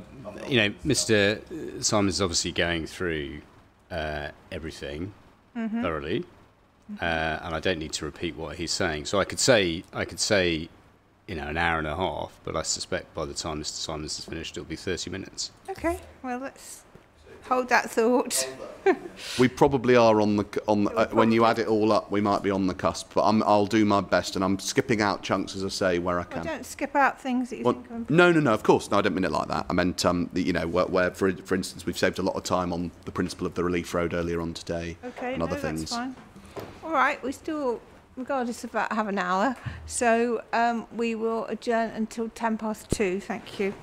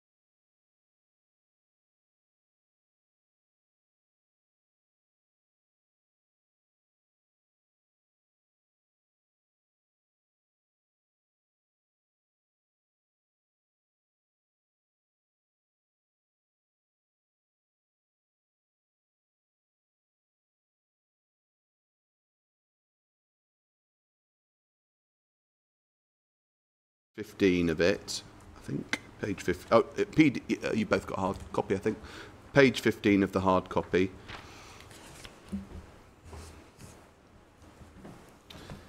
Halfway down on page 15, there's a heading, a reasonable sustainable mode share for trips into Sittingbourne. Yes. And you say that the reasonable amount is 7% on the third line down, and 15% if you add in car passenger mode share. Yes. So that's what you say would be reasonable, and then you double it in the next paragraph to be more optimistic.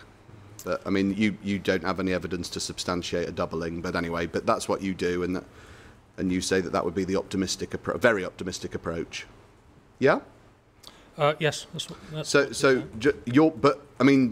You're putting forward, I think, as a reasonable figure the 7%. I think it's the 7% that you're relying on as being reasonable. Yes. So that represents, the inspector can take that as your judgment on what a reasonable mode share would comprise for non-car traffic. And you say excluding passengers. Correct. Sorry. Yeah. Quite so.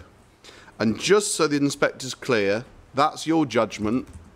You invite the inspector to, if you like, draw a comparison, I think, between the modal share in the TA and the sensitivity testing that's gone alongside it, and your 7%, and to reach judgment that your approach is reasonable and the TA adopts an unreasonable mode share.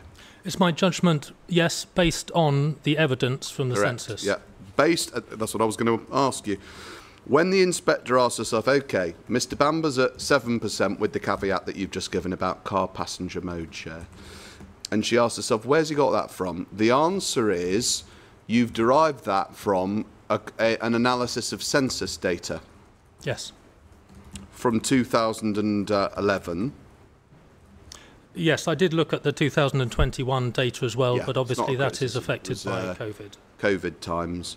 And there's no criticism of discounting that, but the fact is then that the data on which you adduce what you're calling a reasonable position is 14 years old.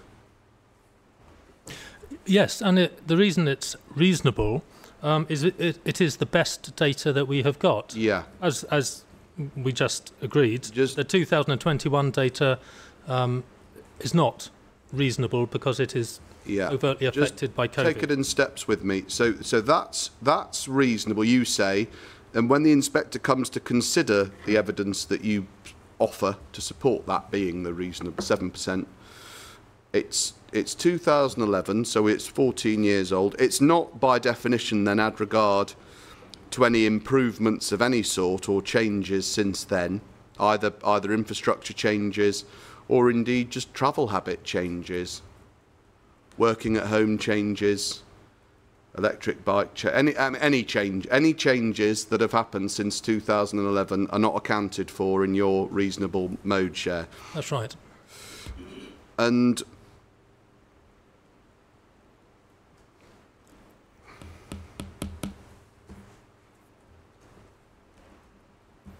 there's nothing, is there, about looking to 2011, computing as best you can what the situation was then, and applying it to a TA in 2025 for a scheme that's going to be built out over not just months but many years. Nothing about that could be described as vision-led, not even close. No, but that is the point I'm trying to make. When you said no, are you agreeing with me that it can't? I'm agreeing with you on that, yes. Okay. Sorry, go on. I didn't mean to cut you off. The point is, you point out that there may have been changes since 2011, and so there is some uncertainty about what has happened since 2011. We might know what has happened since 2011, but Mr. Wilde presents no evidence. If you look at the TRICS guidance, what that says, in order to look at what's happening in the future, what it recommends is that you look at trends that are happening. So if, for example, there is a trend in peak hour trip generation from residential, there is a perfectly reasonable approach that can be taken so that you can work out which way that trend is going, and then you can apply that into the future. Yeah. This is how uncertainty is dealt with in the TRICS guidance, and the point is that Mr. Wilde hasn't done any of that. So what I've tried to do here is put forward a reasonable baseline based on the data we have, and set that against what Mr. Wilde is aspiring towards, to emphasise the gulf between what data shows and what Mr. Wilde shows. And that would be a useful and important thing to do if what a vision-led TA would be seeking to do would be to perpetuate historical trends. There we are. We're back at the fundamental disagreement between us. Exactly. You're quite right. And so that's why I'm not going to introduce it anymore. I just want to remind, sort of underline to the inspector what the purpose was of the questions last week. It's because the key, where your evidence goes, is the point about modal share that we're going over. Where does that go? You say 7% with the caveat that you've given is the reasonable one. We're much higher. And in the end, it all turns on then, well, all right, what does vision-led transport planning actually mean? To what degree does one seek to be guided by, constrained by, perpetuate or whatever past trends in seeking to adduce future behaviours? But we have been over that, and you've given answers on that, and I've asked questions on that. It's just to highlight to the inspector that the debate we had last week plays here in this part of your evidence. Exactly. That is the point. That's the point. Good. Now, that's the first thing to say about modal share. The other thing is that I suggested to you before lunch that, in fact, that a flaw in your evidence is that you've not quantified for the inspector, you've not answered the so what question. So that I'd suggested to you that, all right, let's assume you're right. Let's assume it's 7%, rather than a much higher number or whatever. Let's assume that you're absolutely spot on, and that the numbers in the TA are woefully inadequate. What then? What does that mean in terms of more vehicular trips? What does it mean in terms of the capacity of the network? Will the network fall apart? To what, all of that. That I suggested you've not done that, and you said, well, I have, and I've done it with reference to the Ruinsbarn Road corridor, and that was where I've done it. Do you remember that back and forth? Yes. I've done it to some extent, taking that as the focus. Yeah. So to the extent that you've done it, it's at the Woodstock Road, Ruinsbarn Road corridor from page 17 of your proof. That's right. I couldn't have done a full assessment because I would have had to have access, Ma'am, to the model and input that data in exclusion of all the other changes that have been put into the model. I haven't got access to the model, so that's not something I could have done. Did you ever ask for it? The access to the model, I mean. No, I didn't. You can see why. I hope you can see why I'm asking the question, because we've spent hours so far getting to this point of working out, well, where does your evidence take us? And it'd be important for the inspector to understand, well, all right, if Mr. Bamber's right, so what? Does that mean, for instance, that severe impacts on junctions are going to be cropping up at loads of places that haven't yet been assessed? Because that would obviously be a big problem. Yes. But you don't do that. You other than with the bit that we're going to look at now, you're leaving it to the inspector well, maybe it'll be through cross-examination, Mr. Wilde, but we've got nothing from your side as to what the consequences are of your judgments on mode share being correct. I think we've had this question already before lunch. Okay, so you answered it with reference to page 17, so let's have a look at page 17. Page 17, there's a heading, Implications for Impact Assessments, which is precisely what I'm trying to ask you about.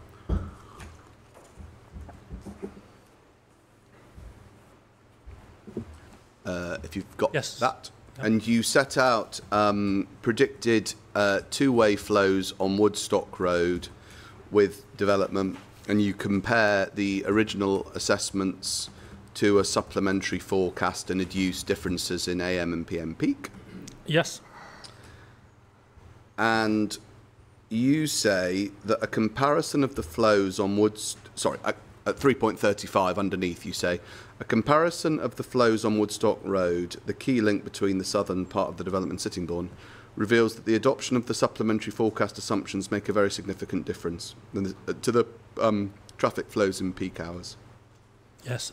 Yes. And you explain why you say that's important. In the next sentence, you say, yes, this is very important point since. Do you see?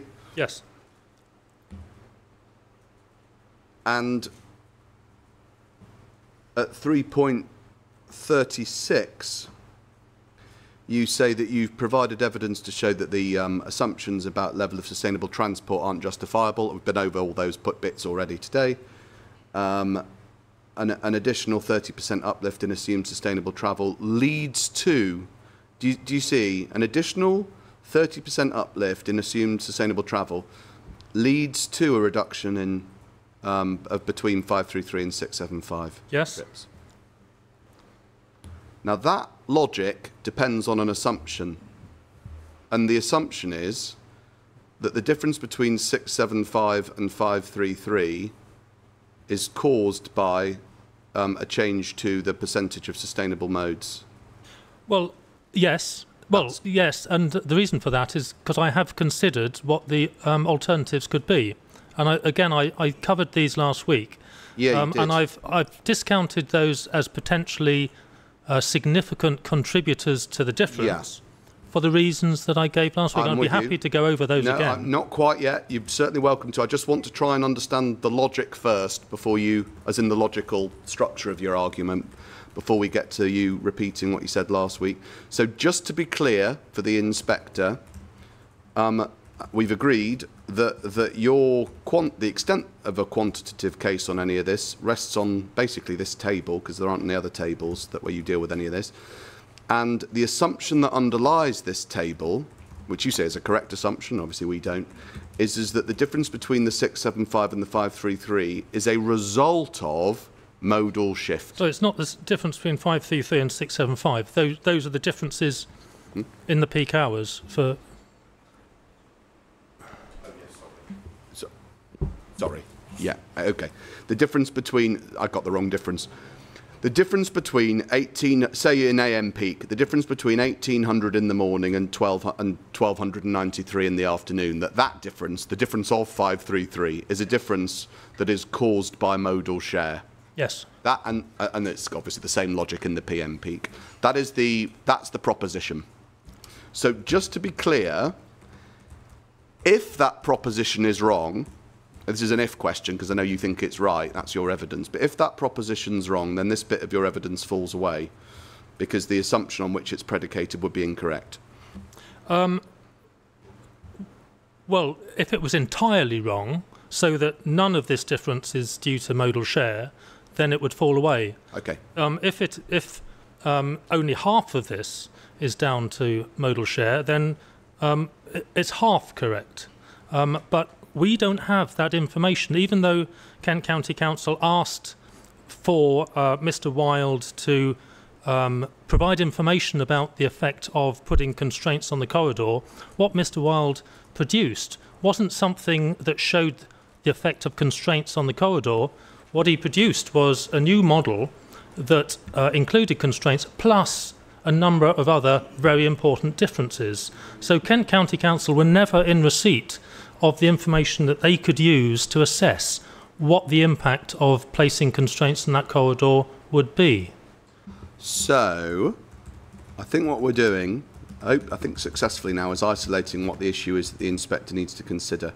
Because Mr. Wild's rebuttal proof of evidence, 37.21.1, Mr. Wild's rebuttal, and it's page 58.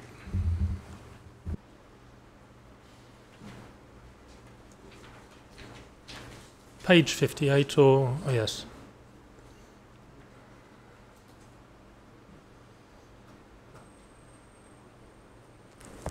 sorry, page 58, there's a heading about halfway down, junctions 32 and 58 Woodstock Road. Yes. Yes. And at 2.9.17, we get the response from Mr. Wild to what you're talking about here. And he says that the factoring, obviously he can be asked about this tomorrow or the day after, but he says the factoring exercise has no merit. The foundation of the method here is that all of the difference in forecast demand between original and supplementary are attributable to the differential assumptions in mode share. And just pausing there, that is the assumption, isn't it? I mean, that's precisely the assumption. That's what we've just agreed, that yes. We've just agreed. So he's got that bit right. He then says, regrettably, this is not correct. Or he says, I think there might be a typo. He says, regrettably, of this not correct. But we could explain what he meant. Those actually I noticed in your... Say again? Have you had AI or something reading it through to you or something? No, I don't think so. Some of the sentences are very odd. Really? That's going to be something that you're going to have to say to Mr. Wild so he can respond in person tomorrow. I mean, I got the gist. I don't think AI's had much of a role in our in the production of our evidence, but maybe it would have helped. Okay. The difference in flows between the scenarios, as is explained, are substantially influenced by constraints applied to the corridor and resultant reassignment of traffic away from it. Now, just pausing there, do you understand, Mr. Bamber, that the approach that has been requested and indeed agreed with Kent has been a constraints-based approach to the Woodstock Road corridor, trying to, i.e., as you know, but trying to make it such that it's an unattractive route for drivers, so that they stop using it and are reassigned away from it. Well, I understand that that's the approach, but what I'm surprised about is that nothing has been provided to the Highway Authority to demonstrate how this constraint approach can actually work. No, right. Nothing other than the technical note that's referred to where it's set out. Well, it's mixed up with a whole range of other things. Hang on. We don't want to try and talk over each other if we can avoid it. The technical note that's been provided that's referred to, and then the statement of common ground whether Kent have reviewed it and agreed it. So again, it's one of those things where you sit puzzled by the whole process, and yet everyone else is happy other than you. Well, again, I'm looking at something where it's impossible to disaggregate the effect of the relative effect of changes in mode share and relative effect of corridor constraints. It's impossible to disaggregate those two things from the information that's presented. So again, there must be, I assume, some other run that's been done where mode share is kept the same, but the corridor constraints are applied. That would give us information about the effect of corridor constraint. Otherwise, there's nothing that we can refer to that gives us any useful information about that. So, with the exception of your table 3.5 that we just looked at already, the bit about Woodstock Road flows in the original and supplementary forecasts, that table. With the exception of that table, which rests on this core assumption, which itself is contested by Mr. Wild, and he'll have to be asked about, there's no other quantitative evaluation to support the idea that adopting your case on mode shares would actually make a material difference to overall outcomes. There's nothing else. Yes.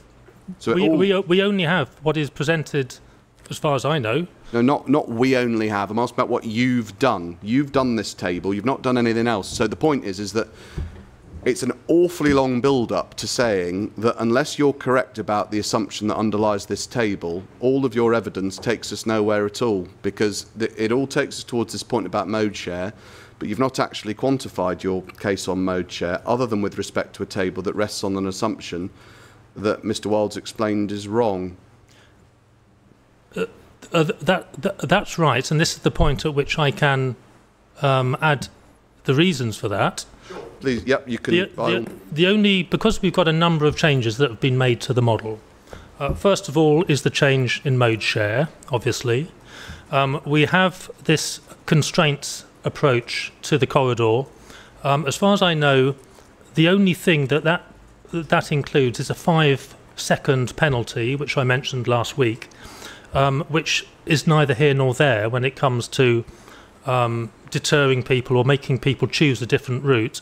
And thirdly, there may be a change in the assumptions about traffic growth, but from discussions earlier on last week, we know that different assumptions about traffic growth don't make a lot of difference to what's happening within the model. And I certainly wouldn't expect them to make a lot of difference in terms of this part of Sittingbourne, where the background traffic is essentially local traffic, and so wouldn't be greatly affected by those wider changes in traffic levels. I would also add that what Mr. Wild has done in the latest modelling is to properly model that Highsted Road is closed to general traffic, which wasn't something that was in, as far as I know, because he's only mentioned it in the second modelling, it wasn't something that was done first of all. So this makes the results even more surprising, because if the second model doesn't allow general traffic to use Highsted Road, the obvious immediate alternative for people living in that area would be to use the Woodstock Road corridor, which would add extra traffic onto the corridor. Yet the second model is showing this very significant decrease in traffic. So when I consider those aspects of the modelling, the different things that have been, the different ways in which the model has been specified, I can only conclude that the vast majority, if not all, it could be even more, of this change in flows is down to the assumptions about mode share. And I haven't seen any other evidence that would convince me otherwise. Well, there we go. So that's the critical jump that Mr. Wild will need to be asked about, presumably. Moving on. Thank you very much for that. That's enough on modal share. Moving on to some of your other topics. Some of them we're going to obviously deal with a bit more briefly now that we've done the heavy lifting of the first few chapters of your evidence. One of them is the A2. So impacts on the A2 is your issue. Let me just get it. It's actually issue 3. It's chapter 4, issue 3 of your proof of evidence. Yep. Just to take a big old step back in respect of the A2, would you mind, I hope this doesn't take too long, but let's see, turning up volume 7 of the Southern Transport Assessment. So this is core document 7.31.7.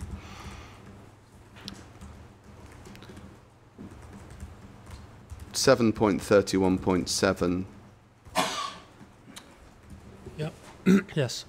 Just a minute. That was quick, Mr. Bamber. Hasn't opened yet. Oh, okay. I thought I've been lucky there. Just one of the difficult ones, I wonder. Yeah, well, yeah, no, not at all.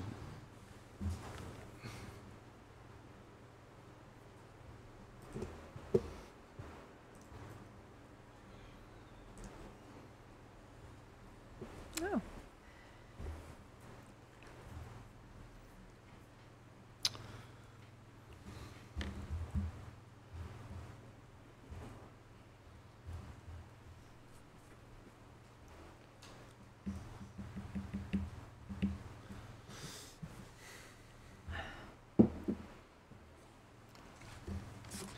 I'll just give I know everyone's loading, but just for anyone who does manage to open this document, it's PDF 364.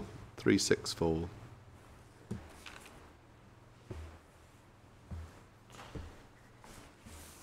Oh.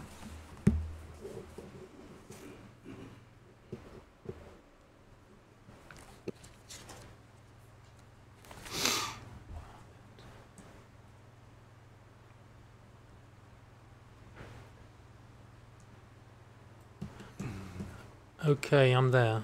Well done. Right. I'll just see if Madam, have you got that as well? Great. So hopefully we've got figure 5.8, which shows 2038 differences. So that is to say, as you can.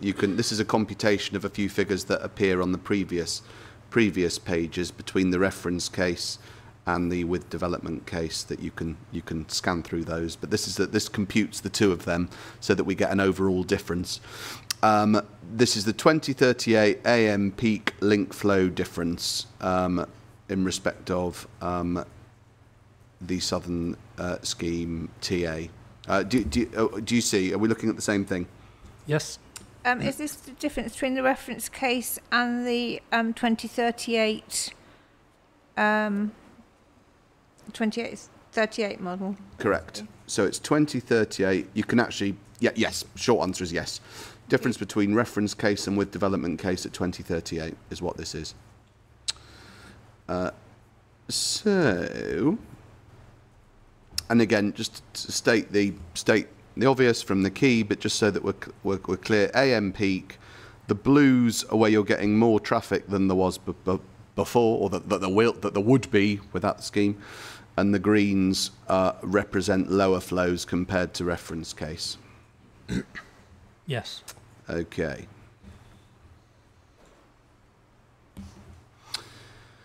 We see the Southern Link Road winding its way between the A2 and the M2. Yes. And no surprises, it's got big numbers of big blue numbers, doesn't it? Because the road doesn't exist in the reference case. Yeah. So there are obviously any movements along there are going to be bigger than the reference case, right? Yep. Whereas for the A2, which we can also obviously we see where the Southern Link Road turns into the Northern Link Road, etc. We can see all of that. But the running along the A2, the general picture, certainly as one moves from the Southern Link Road into Sittingbourne, is a pronounced reduction in vehicular traffic. Yes. And that's also the case actually as one moves to the east. It's true that there's a couple of blues there, aren't there, around where Linstead, round junction 35, around that area. Then as one continues on towards Faversham, the numbers drop again considerably on the way into Faversham. Do you see?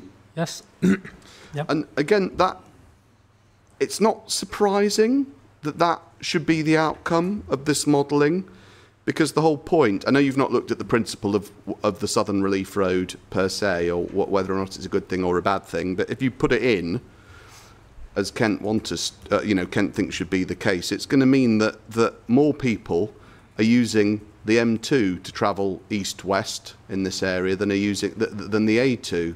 I mean, that's almost literally what the point of it is. It's yes. To get more people onto the M2, get people off the A2, to take people away from the A2 and get them onto the motorway. That's what the purpose of the link road is, right? Yes. So not only, I mean, this is what the modelling shows. It generally shows significant improvements to flows along the A2. That's what it shows, but also it just stands to reason. That's exactly what you'd expect to be the case, because that's literally just the scheme operating as it's intended. Yes. Okay.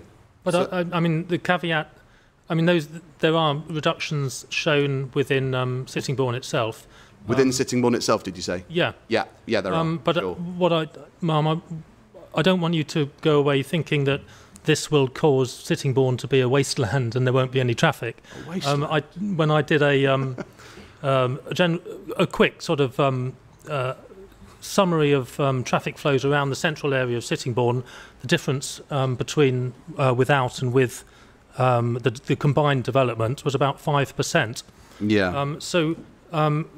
Yes, it is causing relief in certain parts of the network, but at the same time, obviously, you've got the additional traffic associated with 8,500 houses, Sure. which does consume a significant part of that freed up capacity within Sittingbourne itself. Let me put it to you like this. If and to the extent that there are improvements along the A2 in terms of flows, that's a benefit. It's a benefit to the residents of Sittingbourne, of Bapchild, users of this network in general, who are currently suffering. As I say, most of them seem to be just outside this building most of the time, but anyway, honking their horns. But that is a benefit of this scheme, that we will have the effect of ameliorating the status quo on the A2. Yes. Thank you. And where is that benefit recognised in your proof of evidence? I wasn't looking at that benefit. No, gosh, what a shame. Were you only looking at the harm side of it then? Any traffic-related benefits, were they outside the scope? my client's concerns Yeah. in terms of the A2 focus primarily on the west of Tenham scheme Yeah. that comes forward with the Northern Relief Road, I'm with you. because obviously the concern there is that that scheme is channeling a lot of extra traffic, including a lot of HGVs, through very sensitive residential areas. But let me, we'll come to that bit of your evidence in a minute. But just to be absolutely clear, yeah, I said to you, where is it in your proof? I said, was it outside the scope? You answered by saying the concerns of my clients, ... and then you gave your answer. You understand, though, that you've got a professional obligation to this inquiry to give impartial and objective evidence, don't you? You know that, right? Well, hang on, I'm hoping yes, that's an yes, easy of course, yes, yes, right? yes, Okay, yes, yes, yes. so it's not just a question of it being here to talk about your clients obviously have to have Councillor Bonnie's talking herself tomorrow, but it's important, isn't it, that we be clear-eyed and objective about, yes, when there are negative impacts, you want to tell us about them, fine, but where there are positive impacts, like this enormous impact along the A2, to omit them completely from your evidence. It's a bit uncomfortable, Mr. Bamber, isn't it? Well, I haven't omitted them completely. It's there in front of you in table where? 4.1. I'm not looking at your evidence. I'm looking at RTA. I asked you where in your evidence do you acknowledge... Table 4.1. Oh, sorry. Let's have a look there. at table 4. Sorry. Give us a page, would you? Page 19. Right. Table 4. Yes. Okay.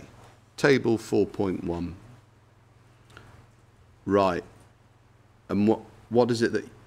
Okay. So I've put in there the changes on the A2 through Tenham, two-way vehicles. Okay. Looking at the reference case and the development scenarios. Mm-hmm. My table 4.1.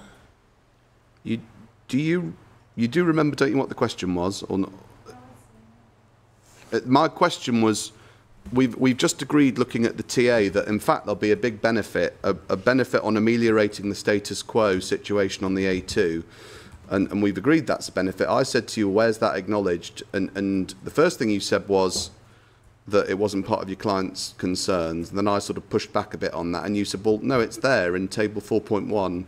So where are we looking to answer the question? So if you look at the right-hand side of the table, Mum, yes, where it's combined site modelling results. Yeah. If we look at the difference between reference case and development case, Mm-hmm.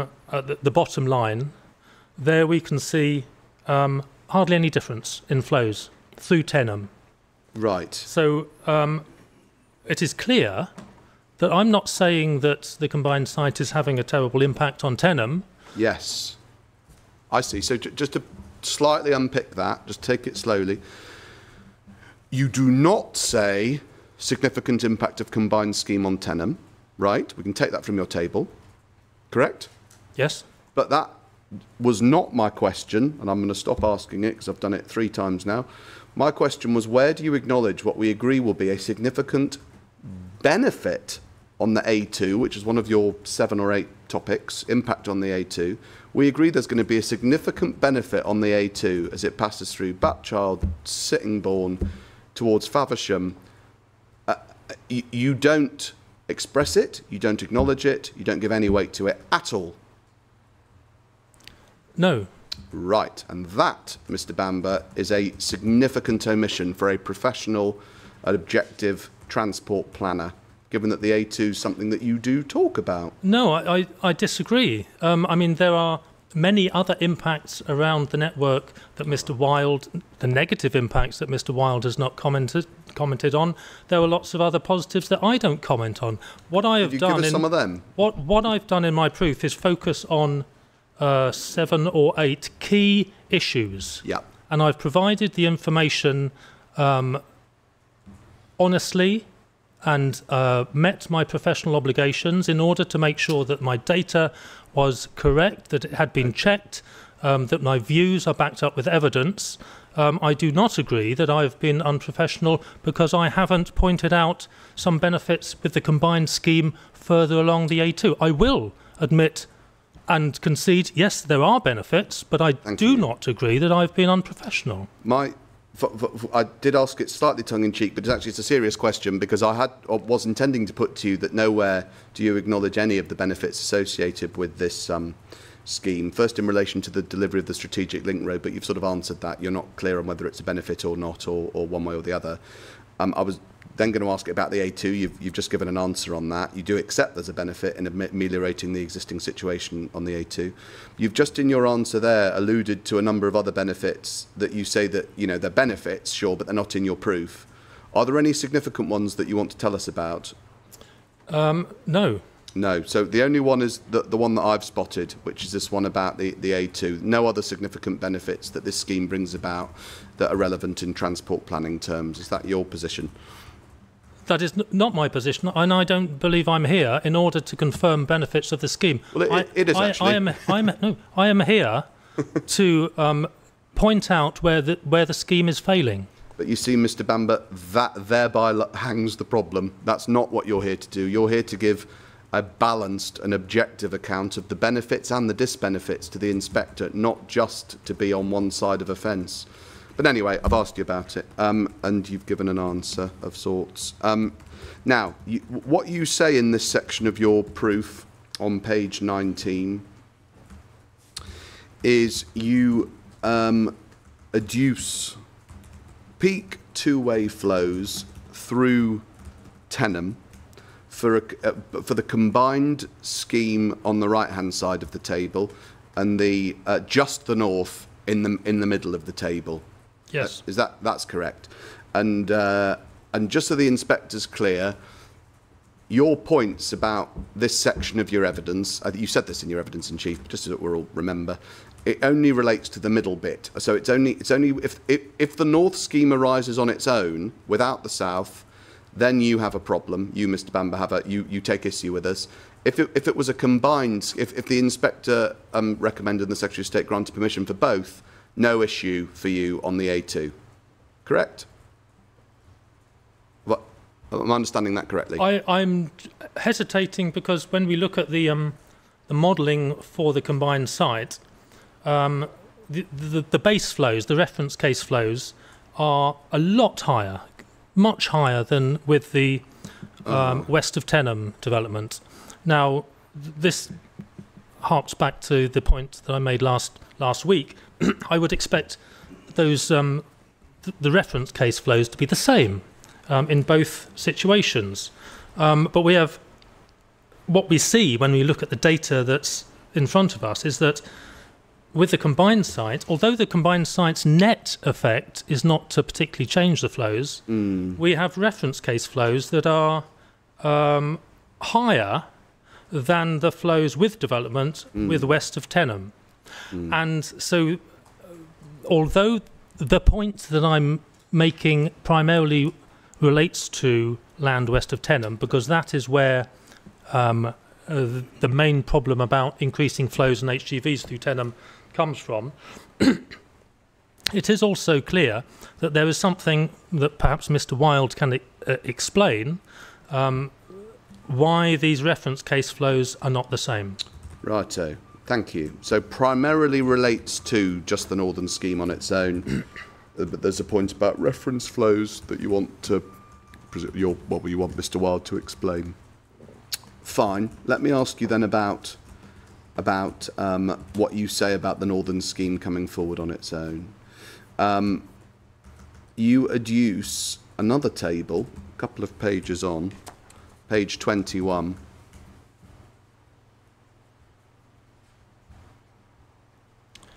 Yes. And this is this table, which we'll just delve into in a sec, is to support your thesis that you set out at paragraph 4.9, that even if you adopt the applicant's over-optimistic assumptions about capacity, our own predictions, you say, as in the applicant's own, demonstrate that the proposed development will lead to the A2, this is the key bit, operating over capacity. And that's your position, is that the A2 will be operating over its capacity if the, in particular, well, I think only if the northern scheme comes forward on its own on the basis of your table 4.2. Well, my table 4.2 shows that it would be over capacity with both schemes. It does. Yes, it does on the right-hand side. because of that issue that I mentioned about the modelling not tying up the reference case. Okay. So yes, so both overcapacity on the basis of the figures that Mr. Wild has produced. Right. I'm not sure I understand that either. Sorry. I'd thought that your table 4.2... Let's just work through table 4.2 just so that we're clear on it. Table 4.2, you've got in the top line... So there's obviously the northern site on its own in the middle and the combined site on the right-hand side, right? Yep. And the reference case and the development case each time AM, PM. And you've got the at the top line of the table is the predicted flows, right? Yep. And then you've got what you call capacity for the dominant flow, 1,110. Yep. And then you would use, and as the inspector will see, but just to put a marker down, the 1850 number that is contentious. It's not agreed for reasons we'll come back to in a minute. But Yep. anyway, so then you would use what you say is the two-way capacity of the A2, which is 1,850 movements per hour in total. Yep. And therefore, as a consequence of those numbers, you say that, I think this is what you're saying, that the flows exceed the capacity in a number of situations. Yes, so if we look at the bottom line, there in bold, the figures with minuses and in bold show the cases where the two-way flow exceeds that 1850 figure. Yeah. So we have the west of Tenham development pushing it over capacity in both the AM and PM. Yeah. And then with the combined site, it being over capacity either without or with development. Got it. Now, just to be so we're clear, this table assumes, or rests on, if you like, the assumption that the two-way capacity of the A2 is 1,850 movements per hour. Yes, Okay. and it's based on the Yes. the assumption in TA That's what we're going to 7999. look at, but I just want to take it in stages. So if it turns out that the capacity is higher, then this table's wrong and needs revisiting and all the rest of it, because that is the assumption on which this table is based. Yes, that is correct. Yes. Thank you. Well, sorry, could you just tell me what dominant flow means? Yeah. So Highest of yeah, the two. yes. So what the TA assumes that it's not an equal flow. That there's 60% of traffic is flowing one direction and 40% is flowing the other direction, and on that basis, it only provides the flow in the 60% direction. So the dominant, the larger of the flows on that link. I see, thank you. Now, I want...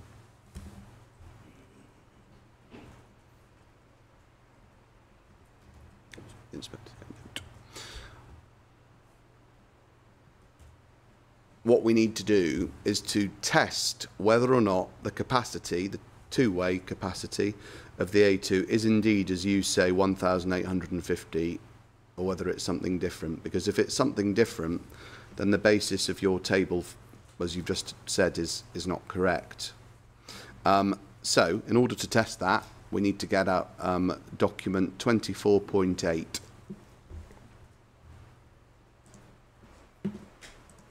Can we close this other one down? Yes.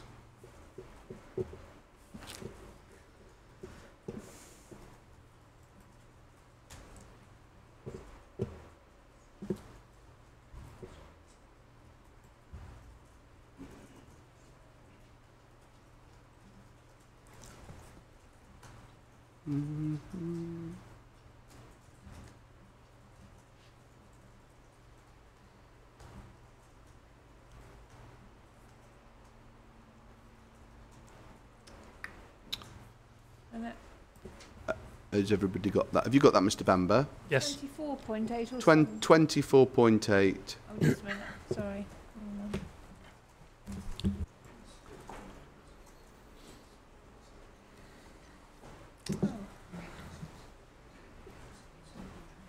Um, Hold on. no, not at all. Yep. Oh, okay, got that. Yep. This should be the DMRB guidance note, whatever it is, on the traffic capacity of advice note, sorry, on the traffic capacity of urban roads. Have you got that, Mr. Bamber? Yep. I understand that this document has in fact been cancelled, but I don't think it's been superseded by anything else, just for the inspector's note, and it is in fact apparently used by those who work in this area. Is that your understanding, Mr. Bamber? It's the best source of information that's available at the moment. Yes. Yeah. Okay. Okay. And just so the inspector knows what it's all about, PDF page 7.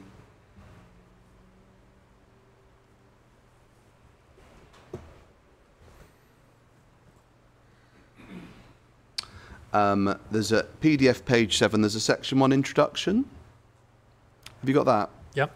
Scope, about halfway down. And we're told at 1.4 that, have you got that, madam?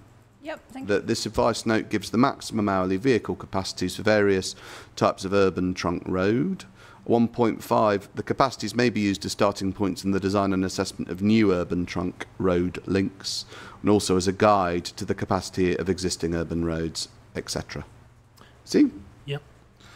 And at 1.6, the assessment of carriageway width is not based solely on peak hour travel demand. So when it comes to the use of this document to judge the capacity of existing urban roads, it calls itself a guide at 1.5. Yes. It has in fact been cancelled. Not that, as I've said, I'm not saying that you're wrong to rely on it, because this is the best we've got. But it's not to be followed like it's some kind of extant legal or policy requirement. It's just a bit of it is what it is, which is a bit of guidance prepared by the DMRB. Yes. Okay. It breaks down roads into a number of different types, and those are set out on PDF page 9. I know you know this, but it's just to work it through. PDF page 9. It's got UM as a motorway. If you see urban motorway, through route with grade separated junctions, etc., etc. That's UM. You see? Yep. And then UAP 1, 2, 3, and 4. And as you move from 1 all the way through to 4, speed limits drop. Or you can see what happens. The standard of the road changes, whether there are bus stops or at grade crossings changes, and by the time you're at UAP 4, you're at a high street with 30 mile an hour speed limit and lots of accesses to houses and all that kind of. So that's UAP 4. You see? Yes. For the purposes of your analysis, you've assumed the relevant bit of the A2 that you're talking about is a UAP 3. Yes, but I think I've been generous, because obviously the speed limit through Tenham is 30 miles an hour. Yeah. And there is also loading and unloading, which is something that's mentioned in the top box for UAP 4. And I've certainly seen vans and lorries pulling in there. And the difference on access to roadside development, which is the 1, 2, 3, fourth box down. UAP 3, it's just got frontage access. UAP 4, unlimited access to houses, shops, and businesses. Yeah. You know, it's a tricky one, isn't it? I think I am being, it sits somewhere between UAP 3 and UAP 4.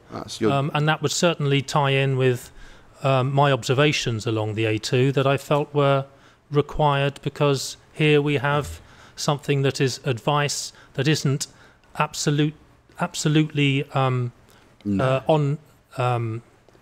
describing the exact nature of the A2 through Tenham. We have to kind of pitch it at something reasonable that we think is where we are. Okay, and what you've pitched it at as being reasonable, in your opinion, is UAP 3, and that's the basis of your table in your evidence. It is, yes. So your generosity, obviously, much appreciated by all, but the where you end up as your reasonable, what you say, reasonable approach to this is to judge its capacity with reference to the standards associated with UAP3. Yes.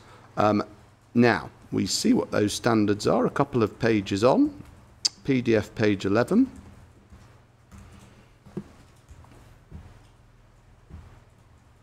If you've got that, Yep. it should have something called, there's a table, but then the title of the table is underneath the table. Table 2, capacities of urban roads. Yep. Capacities of urban roads, and the title goes on, one-way hourly flows in each direction. Yep.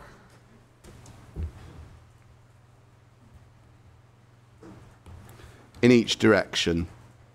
So what this is, and I don't want to sort of state the obvious, but this is a table that sets out one-way flows in each direction. But if you look at the top of the table, it says Yeah. two-way single carriageway, busiest direction of flow. That's right, but it sets it out in each direction. So if we take the motorway, UM, that's the top one. I say the top one, the top of the 5 sorts of road. Do you see? Yes. If we move all the way along to the right-hand side, number of lanes. Let's just take a 4-lane motorway. 7,200. So that's the top right-hand side of the numbers. Do you see? Yes. Now that is under this table the capacity, the one-way hourly flow capacity of that sort of a motorway in each direction, as the title of the table says. Well, I understand this as these figures being the dominant, the busiest direction of flow. Yeah, it doesn't say that though. Look, and also just think about it. It's a motorway. You've got equal geometry going in each direction. There's no reason, is there, for a dual carriageway style arrangement that the capacity going one way affects the capacity on the other, because they're equal but opposite flows. So just following the title, the 7,200 represents one-way hourly flow capacity in each direction. It'd be 7,200 one way, and it's also at the same time 7,200 the other way. Well, that's a motorway where you have no interaction between the flows. Yeah. Just to be clear, are you saying that I've got it right? That the 7,200 represents the capacity in each direction, hourly flow? Have I got it right, or have I got it wrong? For a motorway, I believe that is the correct. Okay, but we're not talking about. Hang on. I know we're not. I know I've not said it's a motorway. I'm just trying to understand how you're using this table. So if the inspector wanted to adduce the maximum capacity of a road like that, she would take that 7,200 figure and she'd double it, because it's 7,200 one way and 7,200 the other way. For a motorway, yes. Okay, so when we get down to UAP3, which is the one that you're relying on, just so that the inspector's clear, it is UAP3, and then it's you're relying on the 1110, and that relates to the second column along. So it's second column along, 6.75 metres carriageway width, UAP3. That's where you get your 1110 from, that features in your table. Yes.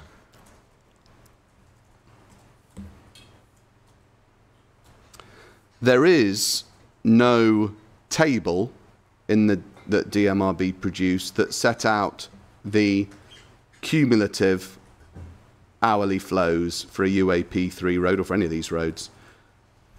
There's no other table that does the cumulative total. No. So we're left with this table, and this table relates to flows in each direction. No, it relates to a 60-40 directional split, and it provides us with the busiest direction of flow. Yeah.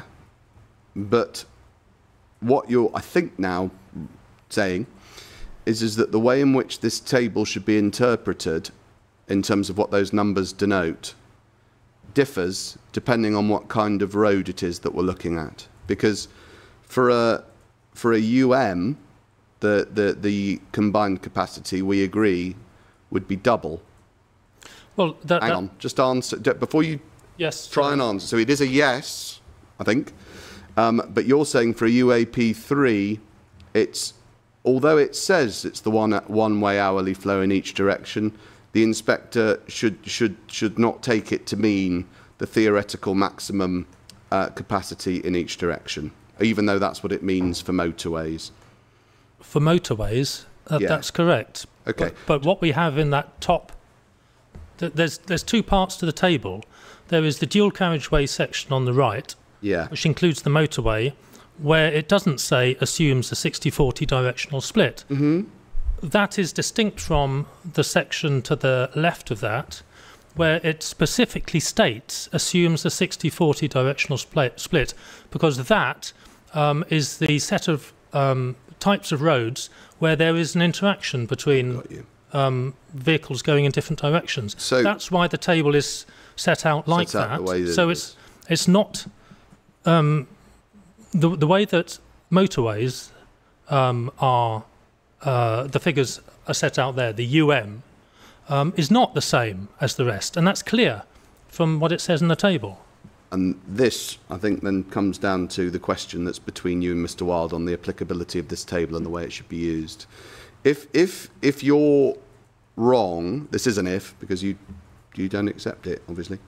If you're wrong that the correct approach to this table for a UAP3 road is to adduce a theoretical two-way capacity of 1,850, that's what you say. If you're wrong about that, then the table 4.2 that you set out is all wrong. The final line of it's all wrong because you're comparing movements with the wrong capacity. My table 4.2? Yeah, the one that we looked at before. Yes, if I'm wrong about how to interpret that, yes, obviously, then my figure 1850 would not be right. There's no support in this guidance document for assessing anything other than one-way hourly flows in each direction. No, we don't have that. We don't have that. No, hang on. But what we do know is that there is an interaction as flows increase one way, that affects flows the other direction because there were turning movements. There were instances where, particularly in Tenham, where vehicles have to pull in if there's a large vehicles to let people pass. So there's an interaction between the flows. It is the case that flows will go down when you have opposing flows, and particularly where those opposing flows are in situations like in Tenham, where they do cause delays, as I described in detail last week from my observations along the A2. And another thing we know is that the A2 is not uniform across its length. If you turn up, you can put that document away for now. But if you sorry. I just want to make sure I've got it clear then. So what you're saying, Mr. Bamber, is that the 1850 is derived from the dominant flow, and is the dominant flow added to the non-dominant flow? Yes, yes. What you're, Mr. Wilde, saying is that basically you double the 1,110. Is that really what it comes down to? Yes. That's what I've been trying to isolate. I see it. Well, as long as I understand. Thank you. Right, so we're going somewhere else. We are, but very much linked to this. We can put that away, but just we have done a more, what's the right word? Graduated analysis of the A2 links in and their capacity, applying these figures. Core document 5.5 in response to something that Kent was asking about. If you could just turn up that. Sorry, so it's core document 5.5. Mm-hmm. And it starts on page 47.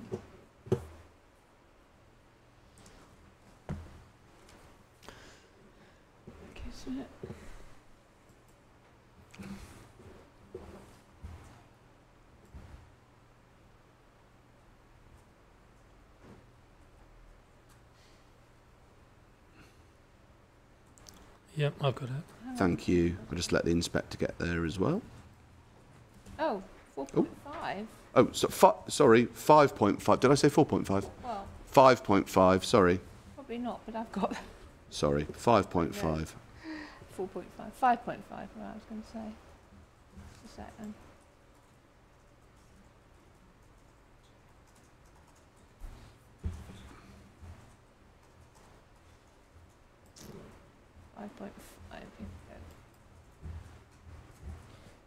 Page 47. We are on page 47. Oh, just a minute, sorry. You should have you got that, madam? No. Okay.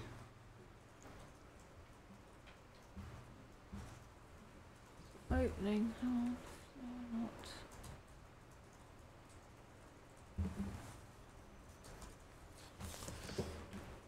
Again. Oh, sorry, hang on a minute, I'll try again.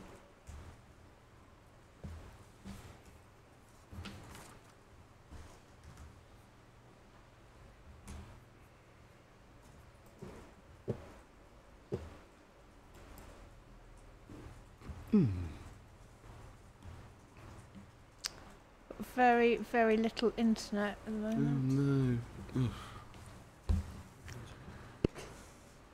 Just the wheel of doom, I'm afraid.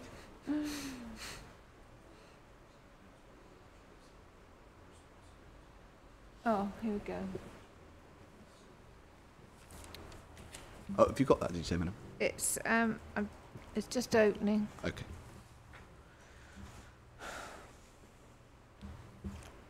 Right, okay, 47. Lovely. Page 47. Sorry, what is this document? Technical note, right, okay.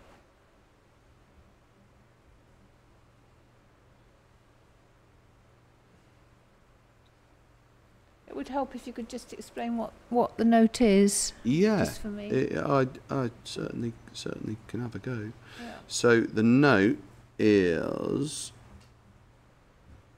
dated, where is it? July 24, and at 1.1.3, which is on page 2, it explains that it was a note prepared by Mr. Wilds and team to respond at that point to comments that had been received from Kent, including the highways, but also including the Kent Prow team on the Land West of Tenham application, which is to say the Northern scheme, and the Kent comments are dated 26th of June 24, so it was part of the back and forth at the time that the Northern application was being consulted Thank on. you.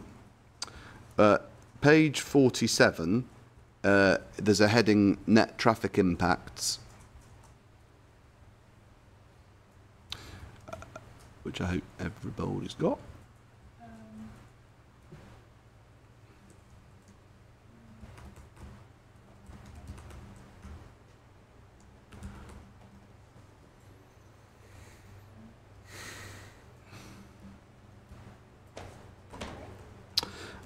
And hopefully we can see at 5.7.1 it talks about what the capacity of a road means. At 5.7.2 it refers to the DMRB document that we've just looked at, and it notes that although it's withdrawn, it provides indicative capacities for different road types. So is used, and that we get set out that table about different sorts of roads that we've already looked at. And the judgment is, I mean, this is looking at the A2 all the way along, so through Faversham, all the way to Tenham and beyond, that different parts of that road fall into either UAP 2 or 3, depending on which bit it is. Over the page, we get an extract of what those numbers look like. We can see UAP 3 there under table 5.9 at 1,110, which is obviously the number that Mr. Bamber's taken. And then at 5.7.5, we get the following table, sets out the directional flows on the relevant A2 links through Faversham, Ospringe and Tenham. The table indicates that all links are forecast to operate within the indicative capacity in both peak periods. Then it sets out all these different links along the A2, and it sets out what's happening in terms of, well, both ways, both one way and the other. Sorry, could you just Was this from traffic counters, or where does the information come from? So these are modelled flows. Oh, it's modelled. Yeah, these are modelled flows per hour for the northern scheme sorry, on its own. Yeah. Okay. So direction 1 and direction 2 are obviously driving east or driving west in the morning or in the afternoon. And we can see, obviously it depends on what link. It depends on what link you're looking at. But what the applicant's modelling shows, Mr. Bamber, isn't it, is that the focusing on each route, each direction on its own, the relevant DMRB capacity is not exceeded. It's only exceeded on your evidence if you adduce your 1,800 and whatever figure it is as being the cumulative capacity of the road. That's correct. I said this in my proof. Mr. Wilde doesn't say what these figures are, whether it's reference case or whether it is with development. If we assume this is with development, which I think would be more logical, but yes, that's the case. But what we have in several cases is that we have the two directions of flow being quite close to each other. So if we look at Station Road to Linstead Lane, for example, or Linstead Lane to Frognall Lane, we have flows that are fairly similar, and they will interact with each other. And what we have on the ground, when we actually look at the A2 through Tenham, is a situation where it's already reaching capacity in the peak hours. So we can go through this exercise and we can discuss the niceties of whether we interpret flows as 60-40 or 50-50. But at the end of the day, what this needs to do is to reflect reality. And what is happening in Tenham is that traffic is backing up already. Background traffic will increase in any case without west of Tenham development, with other local plan allocations and other committed development. That will take it up further, so we'll get congestion more often, and then the west of Tenham development plus the northern relief road will add to that again by those figures that I set out in my proof. So when I look at this table and see figures that suggest to me that in 2038, with the whole of the west of Tenham development and everything else that's gone on, suggesting that there is no congestion through Tenham, then I'm inclined to think, well, this cannot be right. So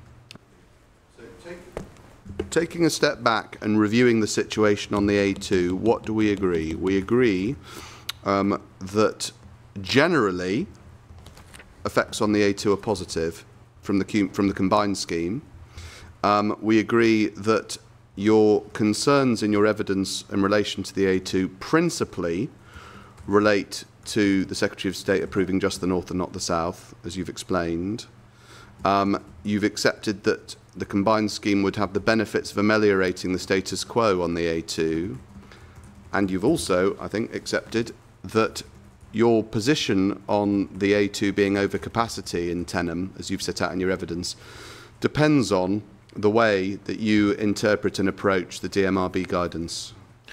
Well, yes to all those, apart from the last one, okay, where I have just made the point that whether you look at it one way or the other, you have to bear in mind that the A2 is already, at times, queuing back through Tenham. So when we are looking forward, we have to think about, does this make sense? Does it actually make sense when we are adding that proportion of additional traffic on top of what's there already? Can this be right? So from your perspective, a decision in this case to allow both applications would be preferable to one only to allow the northern scheme, because the benefits that you've accepted would exist to the A2 wouldn't be there on your case if just the northern one were allowed, and some of these harms that you assert exist principally in a situation where the north only is consented. Yes. Thank you.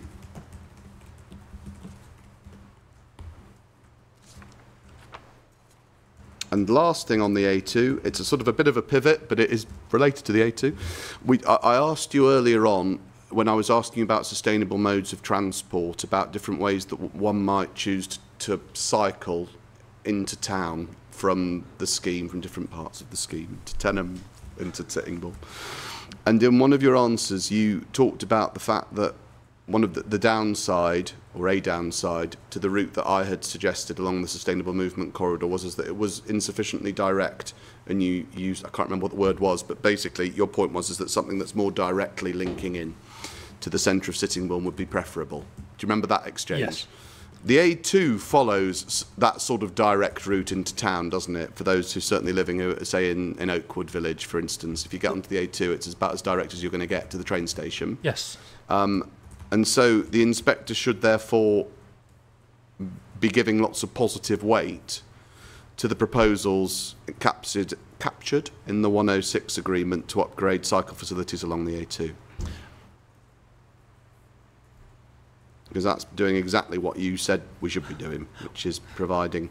The inspector should certainly recognise that that's a more direct route, and certainly should welcome any improvements. However, what I would say is that that A2 route is not a pleasant route to take. It is very difficult to put additional quality cycle provision along there because of the number of side roads and the junctions and the lanes required for those junctions to operate, and the topography is also up and down, as you will have seen. So although obviously there is some merit if something can be done, we haven't seen any schemes, but my message would be, again, referring to this aspiration to achieve the levels of cycling that are being suggested, that again, it's not the kind of quality route that would be attractive to people cycling along the A2. When I cycled from Tenham into Sittingbourne along the A2, I didn't see a single other cyclist. But that's why, again, we seem to be sort of talking at strange cross purposes. I'm not asking you to comment on the status quo. I'm asking you to comment on the prospects of improvement to the status quo secured through a 106. If I was just saying, yeah, well, people will cycle along the A2 as it is at the minute with no changes, that would be a perfectly fair answer to my question, but I wasn't. You know what's proposed through the Section 106 agreement in terms of off-site highways improvements. One of the things secured through the Northern Agreement is upgrades along the length of the A2 between the Northern Scheme and Sittingbourne train station. And that ticks the box of being not just a what's the word? Well, of being a direct. I can't remember what the word you used was, but a direct approach between our scheme and the Sittingbourne train station. Yes, it ticks the box, but again, it ticks the box in the traditional business as usual. Here is some mitigation for this scheme. It does not provide the type of vision that would lead to the levels of uplift in cycling that are being suggested. Thank you. Are you happy, Madam, for me to go until 22 sort of thing? Or so are you happy, Mr. Bamber, to just press on for that? Yes, I'm fine. Okay, thank you. Changing from the A2 to Lower Road, which is the next of your topics, and trying to move through as quick as I can. If you could have out again, I hope you've still got it out. Gosh, that'd be nice. The 7.31.7, which is that.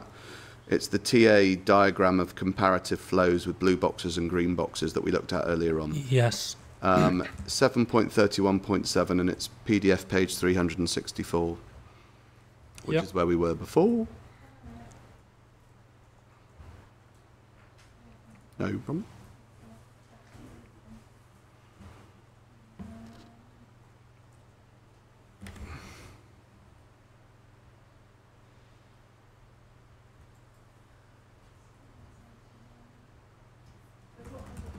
So sorry, 7.31.7 is the document, and the PDF page is 364.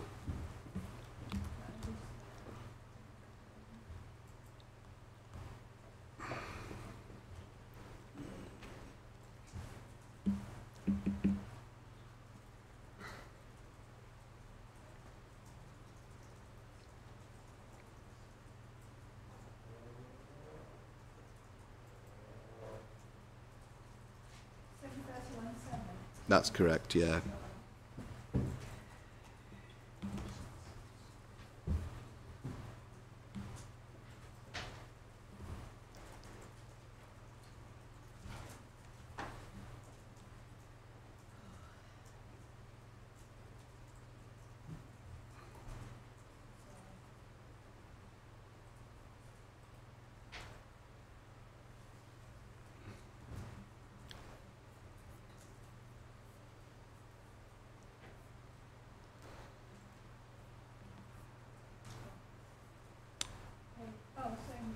Yeah, same one.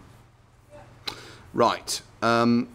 Again, a similar sort of questions to the one I asked about with the A2.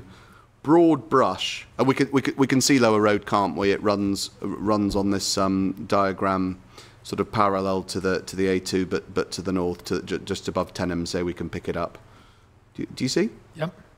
And so, broad brush, what's happening here, again, no surprises, given what the function of the link roads are.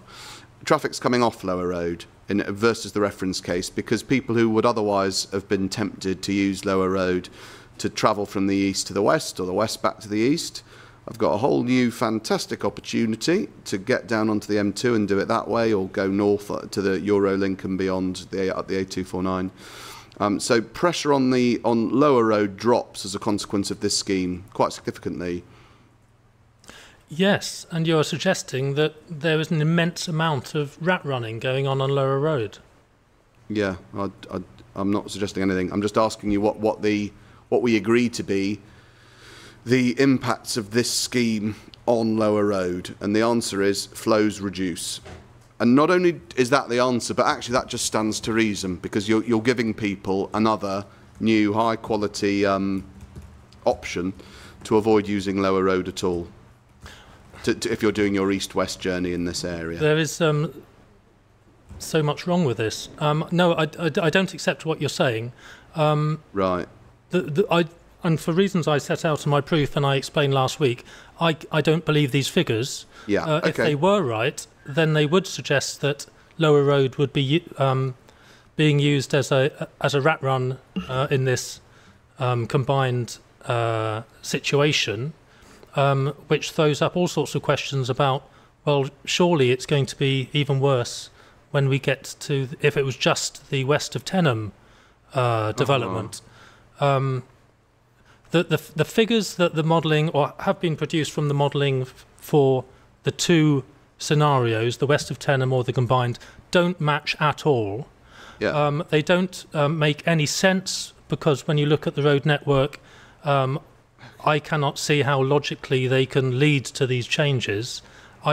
My view is that the modelling of traffic flows on Lower Road is unreliable.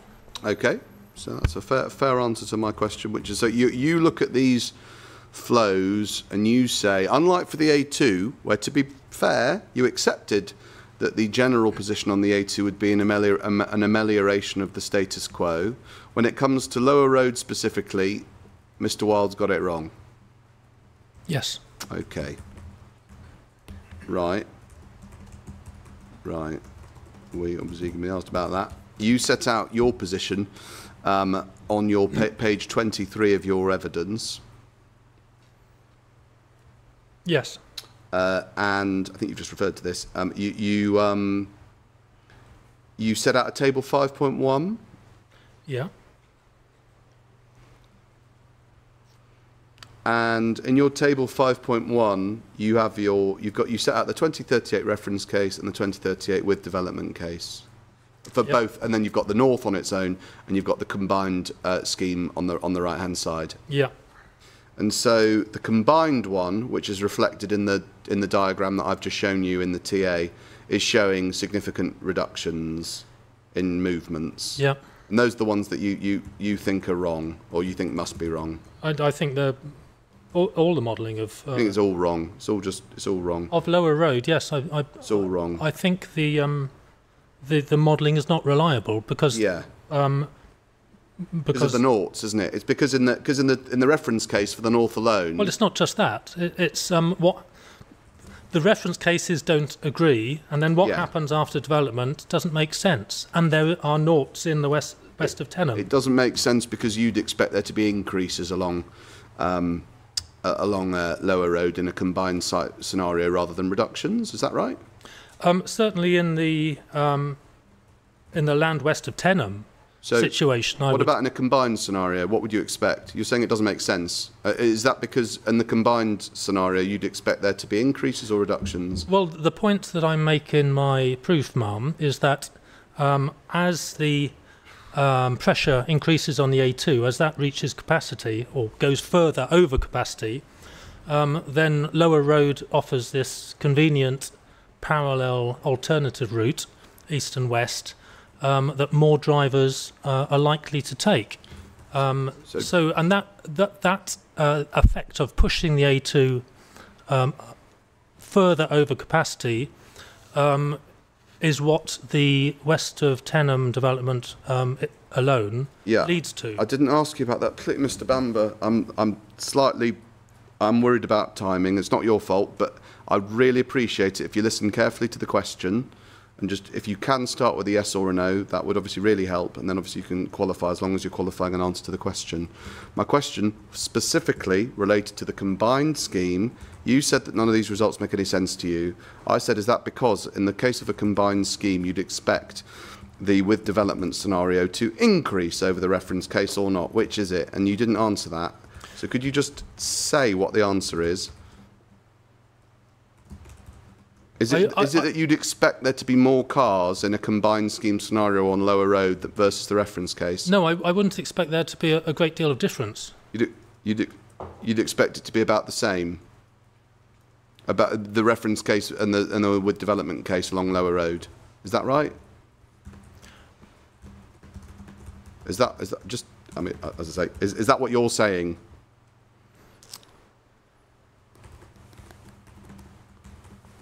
Yes. Okay. So no significant impacts on Lower Road on your case if both schemes are permitted? Less impact if it was the combined scheme. Well, none. You've just said there's no material difference on your case. I mean, I'm just trying to get you to say what you think, but you can't keep changing it every time I ask you a question about it. Yeah, I'm sorry. My answer is... please don't accuse me for answering a different question, but, Mum, just so I can be clear, my view is that the greatest impact would be with west of Tenham only. Got that. And then with combined sites, it would be less impact on Lower Road. Significant impact? Severe impact on Lower Road? No. That's not your case, is it? Come on.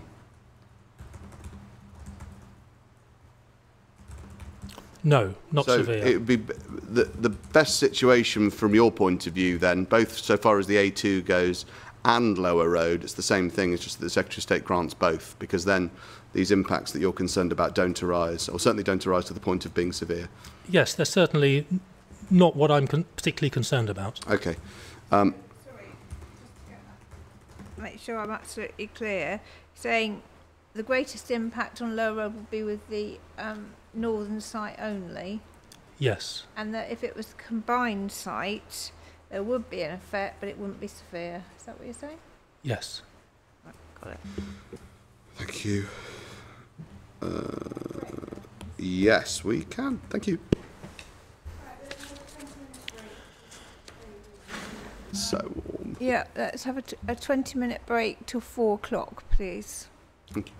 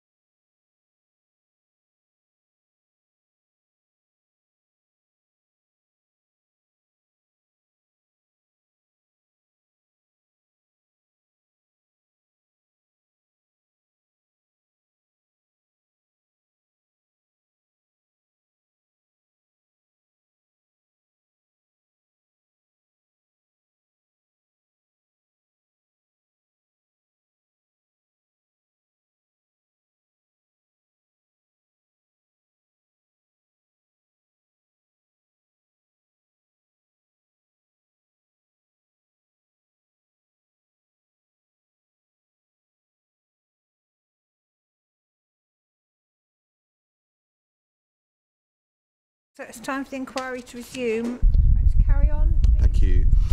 Changing tack slightly, Mr. Bamber, to the next of the points in your list and your proof of evidence is the Ruins Barn Road Woodstock Road corridor proposal. Yes. We are at, just for those who are keeping tabs, issue 5. Yeah, issue 5 in your section 6. Just for a recap on what's actually proposed through this proposal, can you have out core document 34.12.2?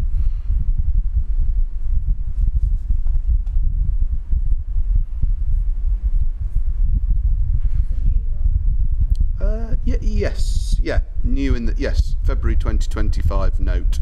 So, Put away the boxes one. yes, you can put away the boxes one.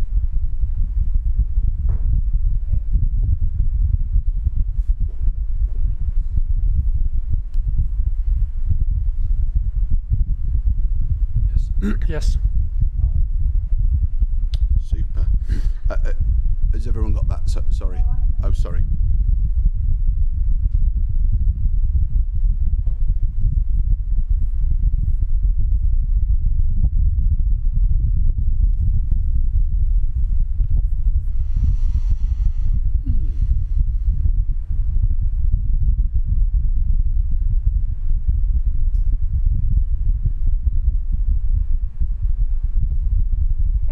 Thank you. We see what this is. A technical note from Mr. Wild, who's the JW. Its purpose is set out at 1.2, which is to provide a response to Kent County Council's concerns on the forecast impact of the proposed development on certain roads, in particular those to the south of Sittingbourne. You see? Yep.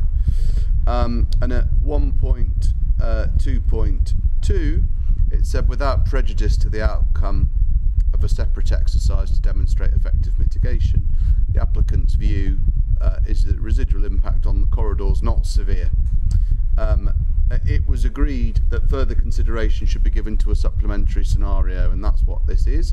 And it considers the implications of a constraint-based approach to the Ruins Barn Road and Woodstock Road corridor, where demand is managed rather than simply mitigated. See? Yep.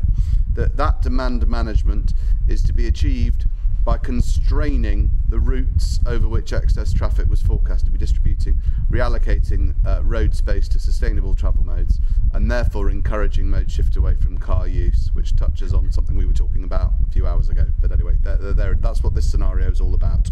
Yes. And that, we're told, leads to 1.2.3, the preparation of a more vision-led and aspirational development impact scenario that sits alongside the original TA. Yes. Okay. That's what this document is for. The emergence of proposals for the Ruins Barn Road Woodstock Road corridor are set out from page 5.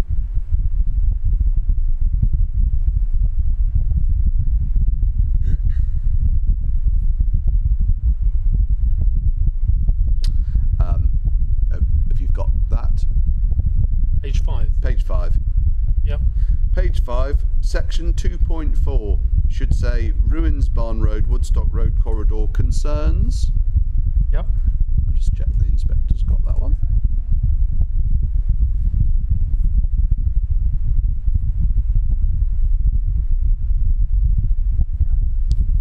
Concerns. So what we're told at 2.4.1 is this corridor is relatively high capacity but largely underutilised.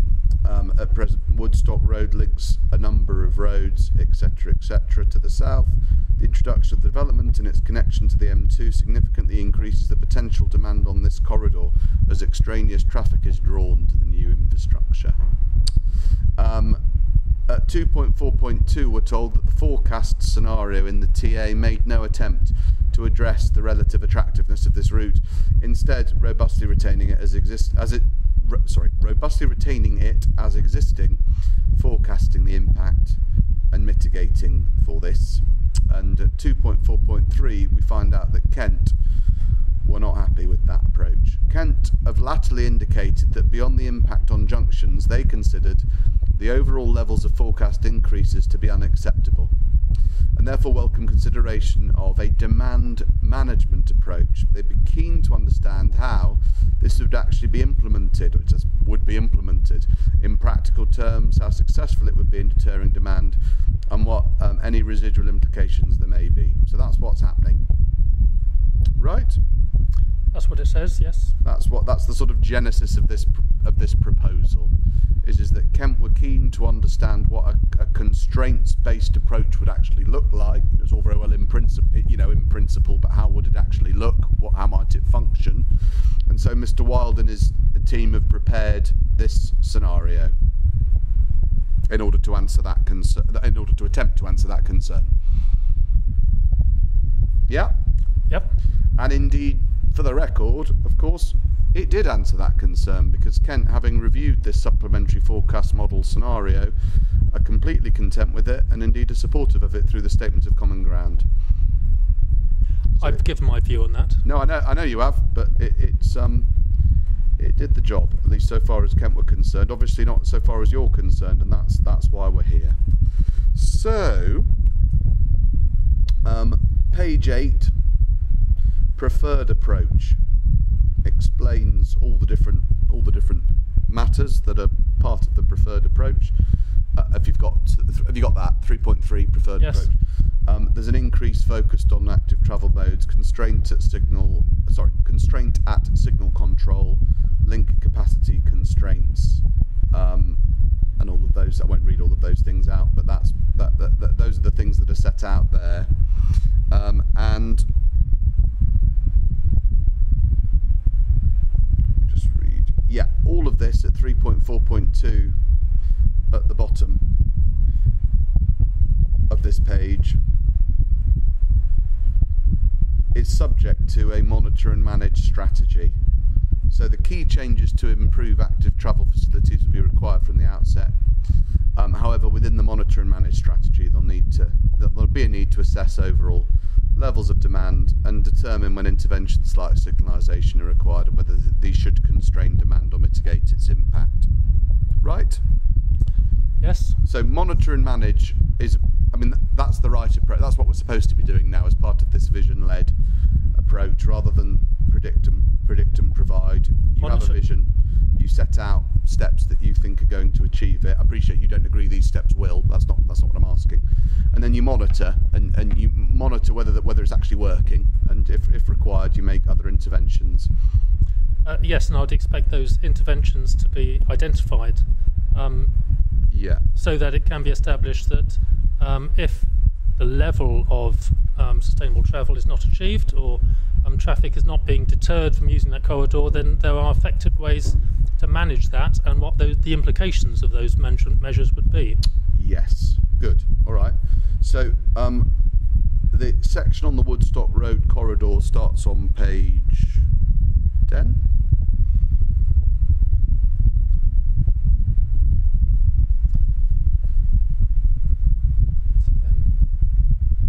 Yes.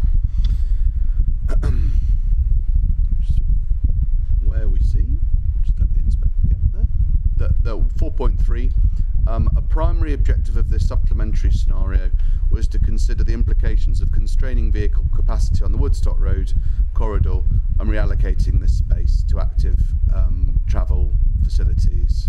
These constraints intended to reduce traffic impact on the corridor and surrounding roads. Yep. So the primary objective of what's happening here is you take space that might otherwise have been basically space for cars, in a nutshell, and you reallocate this space for active travel facilities, which has, among other things, the effect of constraining the capacity of the road. That's the theory. Yep. Okay.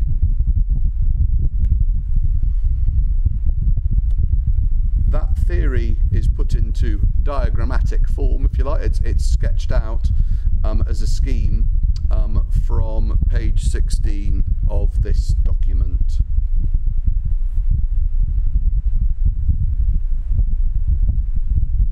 Yes. Yes. Let everybody get there.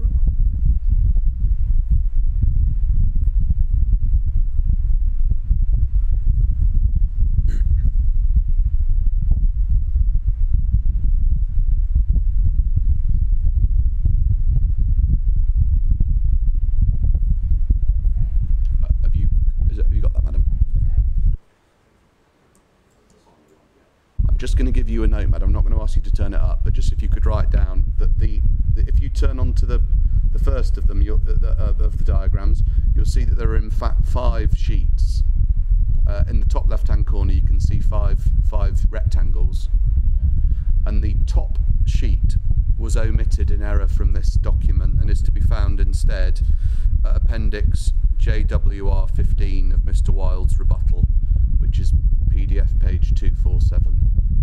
So unfortunately, if you want to see the full set, when you get to the top of it, you've got to flip over to that page.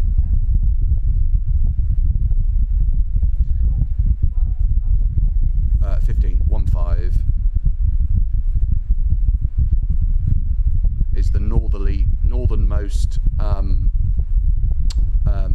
rectangle. Anyway, so we can see what this shows. If you turn in, Mr. Bamber, to, let's do the second rectangle.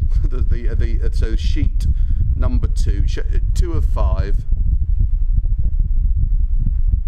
Yes. Just to get a flavour. I mean, the inspector can obviously have a look at all of it. Might need to do some zooming in order to see the to read the notations in more detail and what the measurements are within the different sections.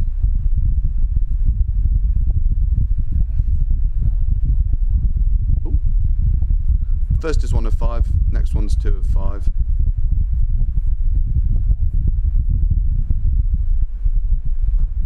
Is it 2? No, it's the last one that's missing. Oh, the last one's missing. Sorry, 5 of 5 is missing, I think. So 1 of 5 we have. Then the scheme gets going in 2 of 5 and beyond. We've seen, I think, some of these before, but we can just again give the inspector a flavour what is proposed in this. And just take a step back. You understand, Mr. Bamber, all of these are illustrative off-site mitigation to be agreed with and facilitated in detail through Kent. Yep. Right? Yes. So what we're doing, what the purpose of this exercise is to do, is to put forward an illustrative proposal to Kent to illustrate how this strategy could work, not in detail how it will work. That's way outside the scope of an application like this one. You get that? Yes, I do get that. Okay. But I also, and I think Kent understands this as well, it's important that at this stage there was enough information put forward to have confidence that measures that would be effective and achieve what they're supposed to achieve can be implemented. Definitely. Yeah. Otherwise, this wouldn't have been put forward, Or although accepted. it was late in the day. But yes, these are meant to be to demonstrate what can be achieved. Okay, thank you. So, and as we've seen, we know that must be right because it's subject to a monitor and manage approach. So that is to say that if it turns out that, for instance, you don't need as much road carriageway as you thought you did, or you need more than you thought you did, or whatever, then this approach can change depending on what's happening on the ground in real life. So it'd be wrong to treat these as being, fixed in stone. They're a long way from that. But do you accept and understand that? I understand that, but again, if a monitor and manage strategy is going to be implemented, then we need to have enough confidence at this stage that if what is being put forward here and issues such as those that I've identified before, like passing all the driveways without visibility, with the sharing of the facilities between pedestrians and cyclists and so on, there needs to be confidence that if there is a need to manage it, that it can be managed in a way that can overcome those issues. Yeah. All right then. So we've got this scheme illustrated on this plan that shows on the left hand side in a sort of beigey wash these highway cycleway. We've got on the right hand side in a sort of bluish wash a highway footway, and in the middle we've got the actual road, the main carriageway itself. Yes. There's nothing about any of the dimensions on this plan, or the approach that's on the plan, which conflicts with the numbers in LTM 120. Is that a statement? Well, it's a statement followed by a is there. I haven't gone right along this corridor to see whether it all complies exactly. What I've pointed out are the areas where I have concerns. Yeah. If you're going to come back and say, I've only asking about dimensions. Not really. Sorry, go on. I thought you finished. Go on. Perhaps it's better if you ask your question again, then I won't imagine what that's a good way around of doing it. So here's the question. The question is it correct then that you've not actually fully assessed these proposals with reference to LTM 120 compliance? Is that what you've told us? Well, I have assessed them, but I wouldn't say I've gone through every dimension along the whole route to see whether it is compliant all the way. So I'm putting to you then that in fact the dimensions are completely compliant with LTM 120 stipulations all the way up. Well, I'm not in a situation to say whether that's true or not, well, because I haven't checked. I mean, it's a strange one, this, because LTM 120 is, I would imagine, I mean, I know it's got its perhaps its health warnings or whatever, but you'd presumably be holding that up, certainly if you're designing new cycle infrastructure, as the relevant standard against which we should be judged. Yes. And you're not identifying specific conflicts with dimensions set out for carriageways or whatever in LTM 120. Well, are you? Answer, no, please. I'm not. Right. What I am doing is pointing out where this route does fall down in terms of safe and adequate design. Yeah. In relation to things like passing driveways, yeah. With the trees obstructing the route, and also a shared use route when shared use routes are recommended as a last resort, particularly when they are heavily used. Yeah, let's just be careful about this shared use point, because if you could take out what LTM 120 actually says about it, it's LTM 120's core document 23.1.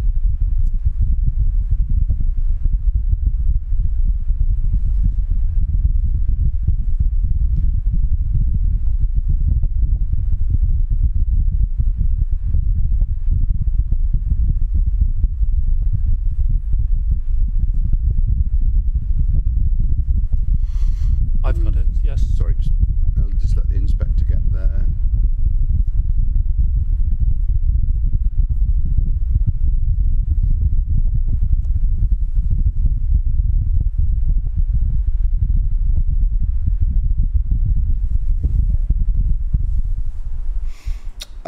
The section on shared use starts on PDF page 65.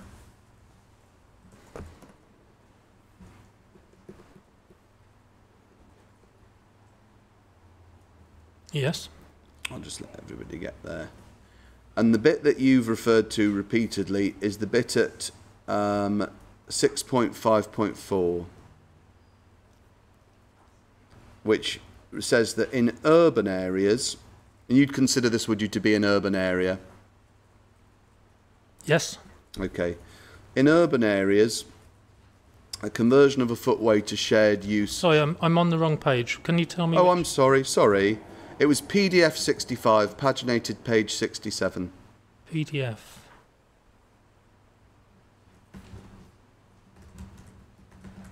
I've got bus stop bypass layout. Oh no, have I got it? Oh dear. Paginated, so LTM 120, paginated page 67, there should be a section 6.5 called shared use. Shared use, yes, got it. Great. And it was 6.5.4 that I was asking you about. That was the bit that you've relied on and referred to. Yeah. And it starts in urban areas. And I said to you, is this an urban area? And you said yes. Yes. And by this, I mean the Ruins Road, Woodstock Road corridor. So you say urban area, and conversion of footway shared use should be a last resort, which is the thing that you've recited. Shared use facilities are generally not favoured either by pedestrians or cyclists, particularly when flows are high. Do you see? Yes. And so it's not. Firstly, it'd be fair to say it's not a blanket prescription. There's a particular problem, a particular issue, in areas of high flow. Well, it says particularly. Yeah. Yeah. That's what not it says. exclusively. Not exclusively, no, fair enough. Because flows are not, certainly compared to a lot of the London-style carriageways that are illustrated and discussed in LTM 120, this is not going to be a high-flow link for cyclists, is it? Well, I don't think so, no. No. Okay. Well, there we go. So this is not an area where particular care is required for shared use. It can actual conflict may be rare, it says, but interactions between people moving at different speeds can be perceived to be unsafe, etc. And that's the paragraph on which you rely when you say that a shared use surface is not to be, not to be supported under LTM 120, right? It's not. Yes, that's right. Yes. Okay. But that's not all LTM 120 has to say about shared use surfaces, is it? No. No, because at 6.5.6, we're told that, in fact, shared use may be appropriate if it's well designed and implemented. Some of the circumstances are listed in bullet points underneath 6.5.6. Do you see? Yes. And then over the page, we actually get widths, we get dimensions. If you're going to do one, at a minimum, what is the appropriate width for such a surface if you're carrying cyclists and pedestrians, carrying up to 300 pedestrians an hour, and if you're up to 300 cyclists, it's a minimum width of 3 metres. That's per hour, obviously. So up to 300 cyclists per hour, yes. Minimum width of 3 metres. And that's why when I said to you earlier on that the indicative proposal for the Ruins Barn Road corridor, Woodstock Road corridor, is completely accordant with LTM 120, that's because whether a shared surface is shown, they're always in excess of these indicative minimum widths. Okay, yes. All righty. So we accord with LTM 120 all the way up, from the bottom to the top, complete accordance with the key guidance on creating new cycle infrastructure. No, that's not how I read these. No, it's not. This guidance. All right. Well, how about this? Numerically, we do. So all of the relevant dimensions. Obviously, there's lots of other tables in this document, as the inspector knows. I'm not going to go through them all. About carriageway widths, cycleway widths, and all of that. Or you identify no conflict with any of them. Is that correct? In terms of those dimensions of 3 metres, then there isn't a conflict with that. Okay. Are there, but there is a conflict in that it does conflict with the statement that where is it? The thing I read out to you before. Yes, the one that 6.5.4. 5.4. Generally not favoured, particularly when flows are high. But good in urban areas, news. the conversion of a footway to shared use should be regarded as a last resort. Yeah. And again, we're coming back to this point about, well, this is being proposed as mitigation in a business as usual kind of way. Well, whereas what is being put forward is something, this vision, which is trying to achieve this paradigm shift from car to other modes. So if we're looking at a facility that is being put in as a last resort, I just do not consider that is sufficient to justify the kinds of modal shares that are being proposed. Well, I don't want to get back onto the modal share. I'm just on this on LTM 120 compliance at the moment. I'm suggesting to you that, well, let me put it like this. Other than 6.5.4, are there any other bits of LTM 120 that you're relying on as being breached by the proposals at the Ruins Barn Road, Woodstock Road corridor? No. Right, so it's that. And on that, we know that 6.5.4 is itself qualified in at least two ways. Firstly, it's qualified by saying that the issue is particularly acute when flows are high. And secondly, we know that 6.5.6 makes it absolutely clear that shared use can be appropriate if it's done properly. Those situations that they describe there, are we talking about alongside interurban arterial roads? I want you to try and engage with the question. Do you remember what the question was? 6.5.4, which is the only bit of LTM 120 on which you rely to say that the proposal's not compliant. We accept LTM 120 is the gold standard, the thing against which we need to be judged. It's got how many pages? Almost 200 pages, and there's one paragraph against which you say we fall down. And that one paragraph is itself caveated or qualified in at least two ways, isn't it? Firstly, there's a focus on particularly when flows are high, fourth line, and secondly, 6.5.6. We know that if well designed and implemented, the authors of LTM 120 think that shared use may be appropriate. Yes, those two caveats are given, but I don't think that either of those are particularly relevant in this case. Other than the fact that you agreed the first one is relevant in this case, because you agree that the flows aren't going to be high along this link within the language. Well, that is correct, because my views are that the flows would not be high, but I am taking a view that is diametrically opposed to Mr. Wilde's view that there is going to be a very large uplift in cycle use. Where has Mr. Wilde said that there'd be more than 300 cyclists an hour using this link so as to justify a wider... Well, he doesn't say that, and that is one of the problems, because what he doesn't do is set out what he expects, how he expects people to respond to the measures that are being put in. And, Ma'am, you did raise the issue about different modes, and this question relates to that.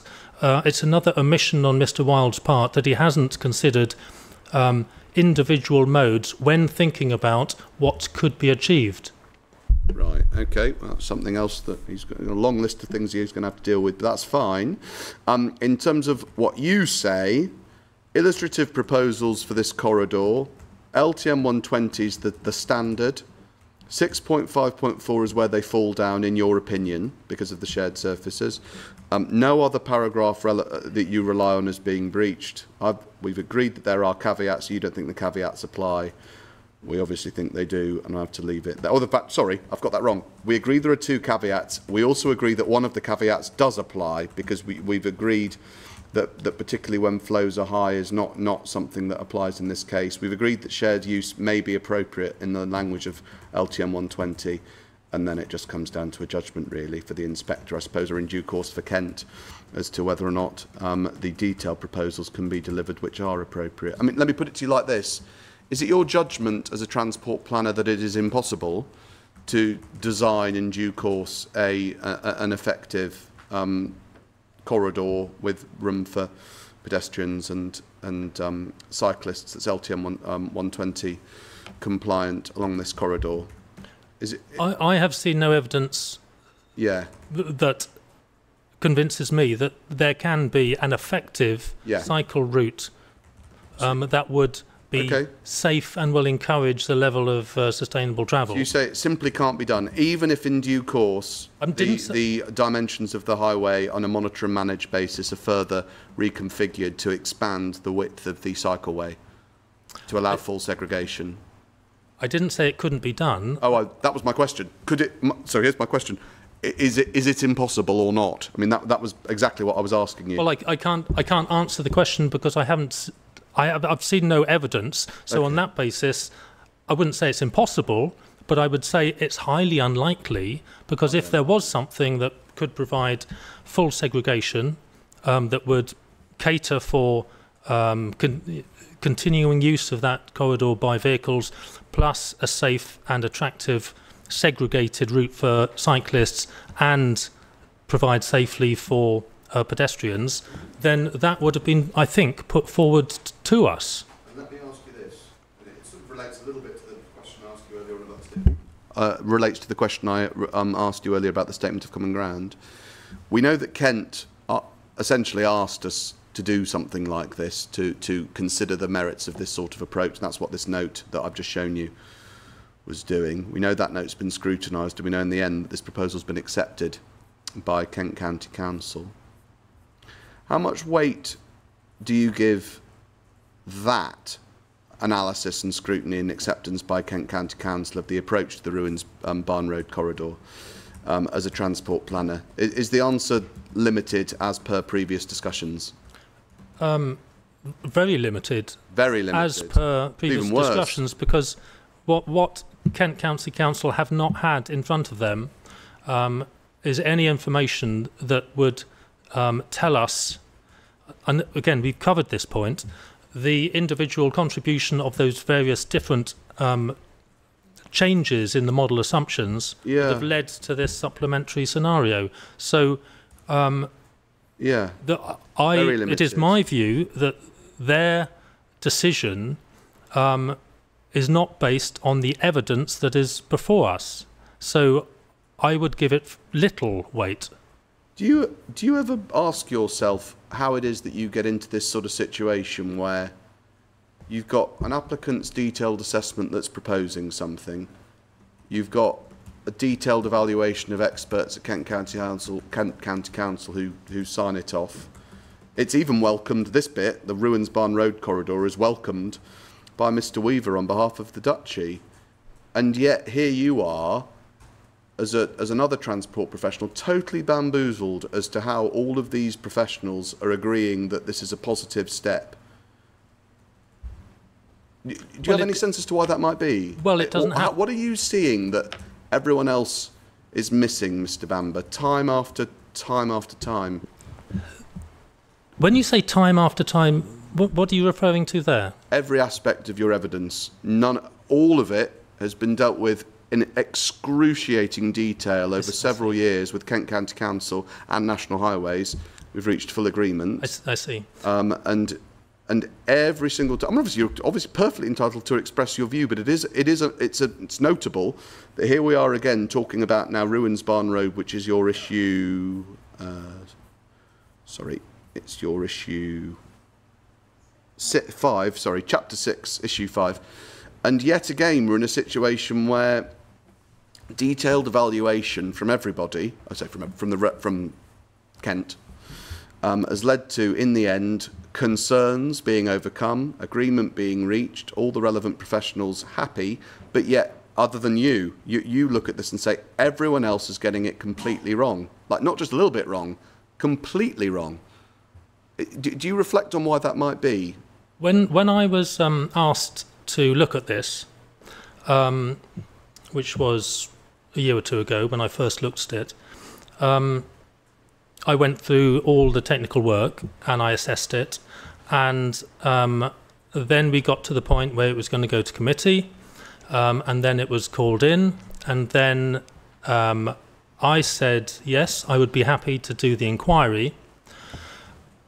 What I said after that was that I am only going to concentrate on those parts of this application that I can, with confidence, state I do not professionally agree with how this has been done, how this has been presented, where I fundamentally disagree with the views or the decisions taken by both Kent County Council and National Highways. Mm-hmm. I have assessed the evolution of the development in terms of the questions that have been raised by the relevant highway authorities, and what I have seen is a lack of evidence response to those questions. However, despite a lack of those questions being answered adequately, we have found ourselves in a position where the highway authorities have said, okay, we are happy with this. Now, that I do not understand. I have given my evidence. I have presented it in as best I can, using my experience and my understanding. There is nothing magical or strange or unusual about this. I have just looked at this and decided, well, this is wrong. I don't agree with this. I don't agree with this. And I've put forward not many issues. I mean, one or two of them are fundamental to this scheme, but I haven't focused on a whole range of issues. I've been very specific on those aspects that I am confident where my points have got weight. In my professional view,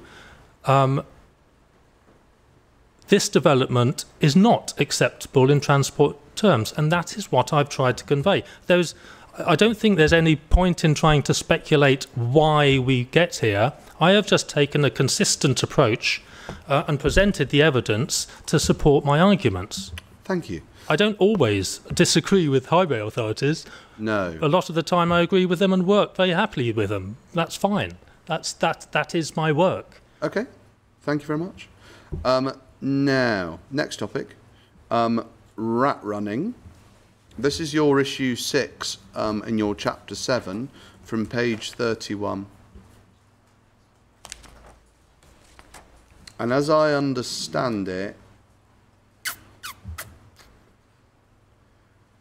I think this is an issue that follows on. You tell me, does this follow on from? It looks like at 7.1 and 7.1.2. This is sort of a follow on from the earlier issues that you've raised in your proof on the A2, on Ruinsbarn Lane and Woodstock Road, and Lower Road as well.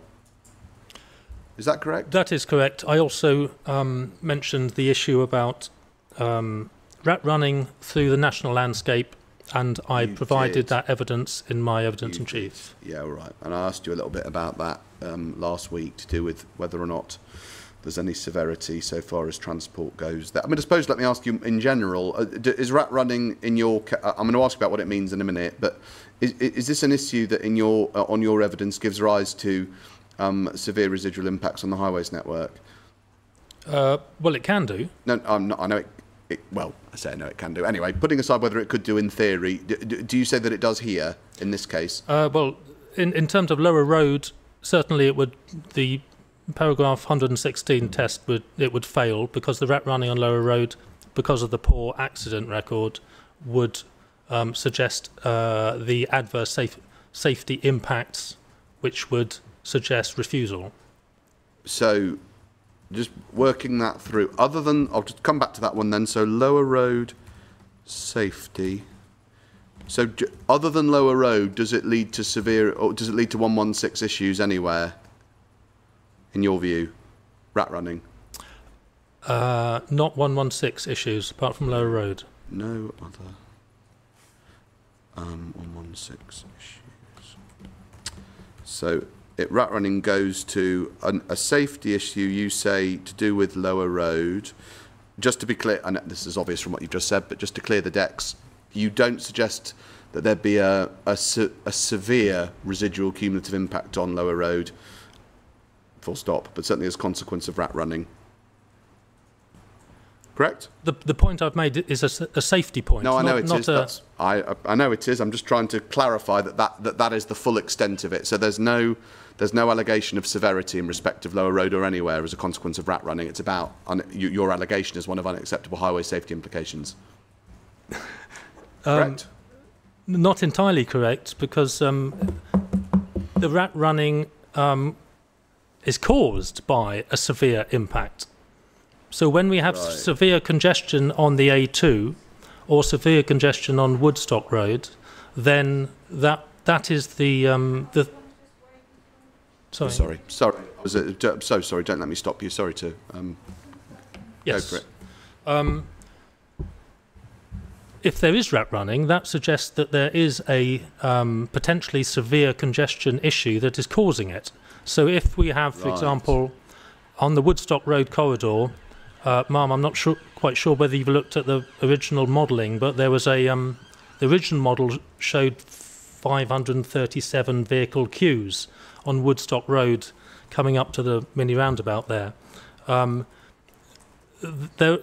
There are situations where severe congestion will lead to rat running, so we have a double double whammy, I suppose. We have, first of all, severe impact somewhere on the network, and then that leads to the rat running. The rat running is inappropriate,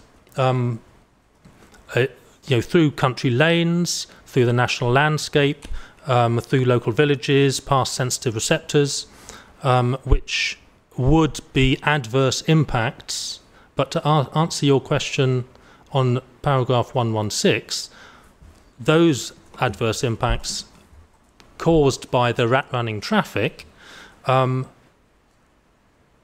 may not represent a severe impact in terms of 116. But what leads to the rat running may well be a severe impact.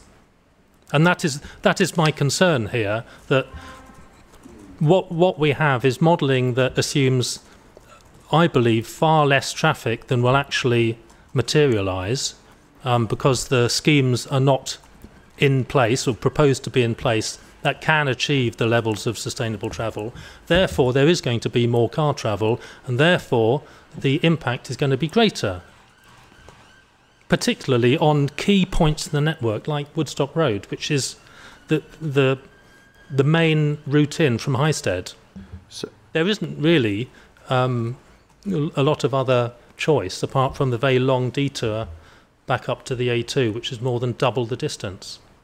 Or you run through Borden the other way, through inappropriate country lanes. So there are certain points in this network where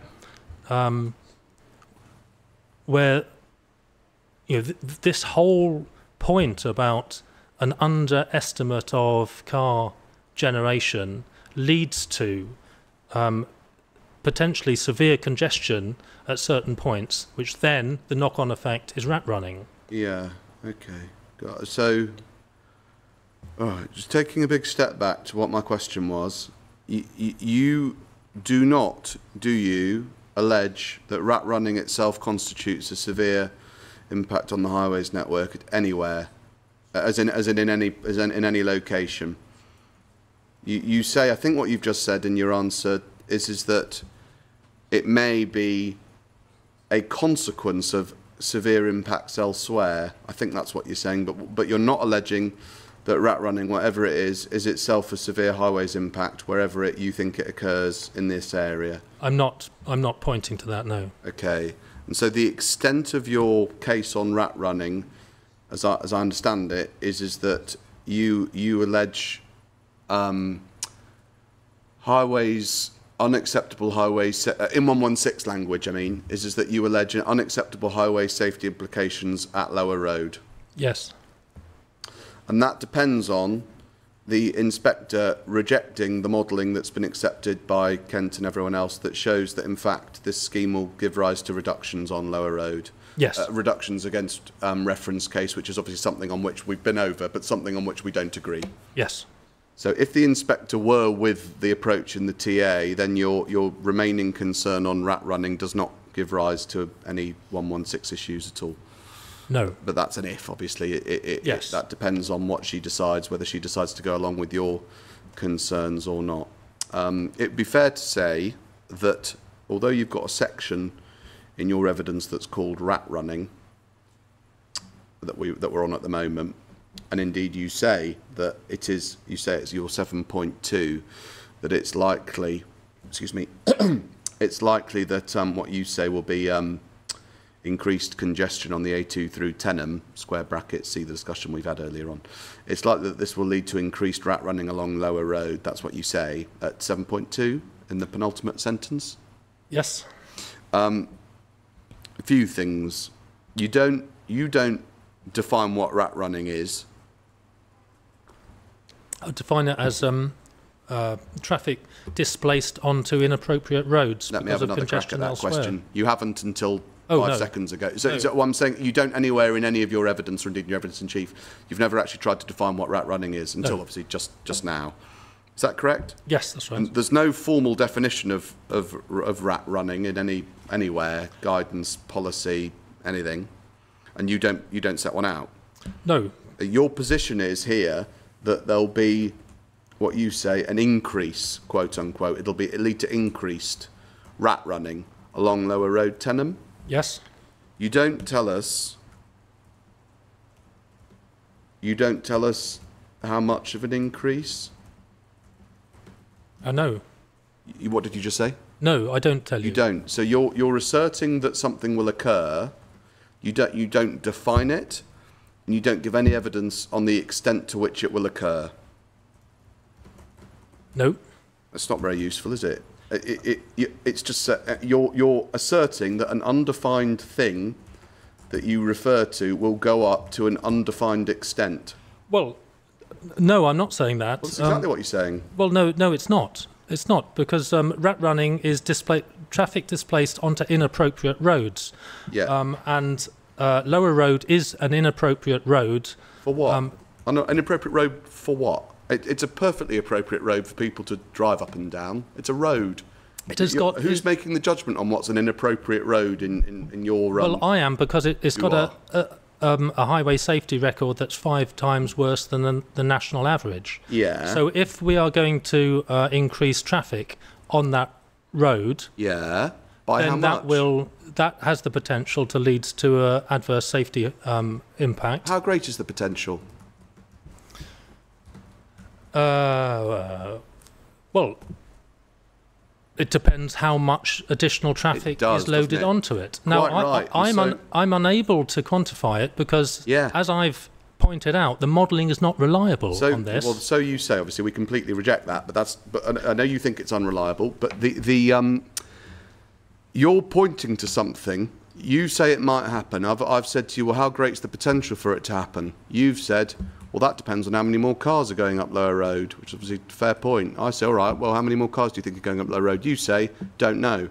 And so we're left with, as I've just said 30 seconds ago, you pointing the inspector to something that you've not until, as I say, 30 seconds ago defined, happening at a level that you do not define, at a likelihood that you cannot tell us anything about.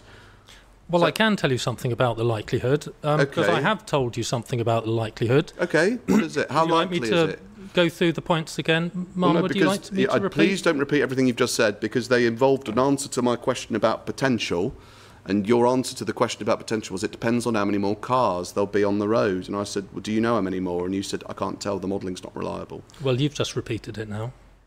No, I'm not going to say that. The reason I am concerned about an increase of traffic on Lower Road is because... Can I say the points that I was going to say? It's just because I prefer if you just answer the questions. I haven't asked you why you're concerned about increase in traffic on Lower Road. I'm actually asking you to go a bit further than that and trying to assist the inspector with, OK, right, there's a point. Mr. Bamber's raised it. How big a point is it? How likely is it to occur? What's it going to result in policy consequences? How much weight do I need to put on it?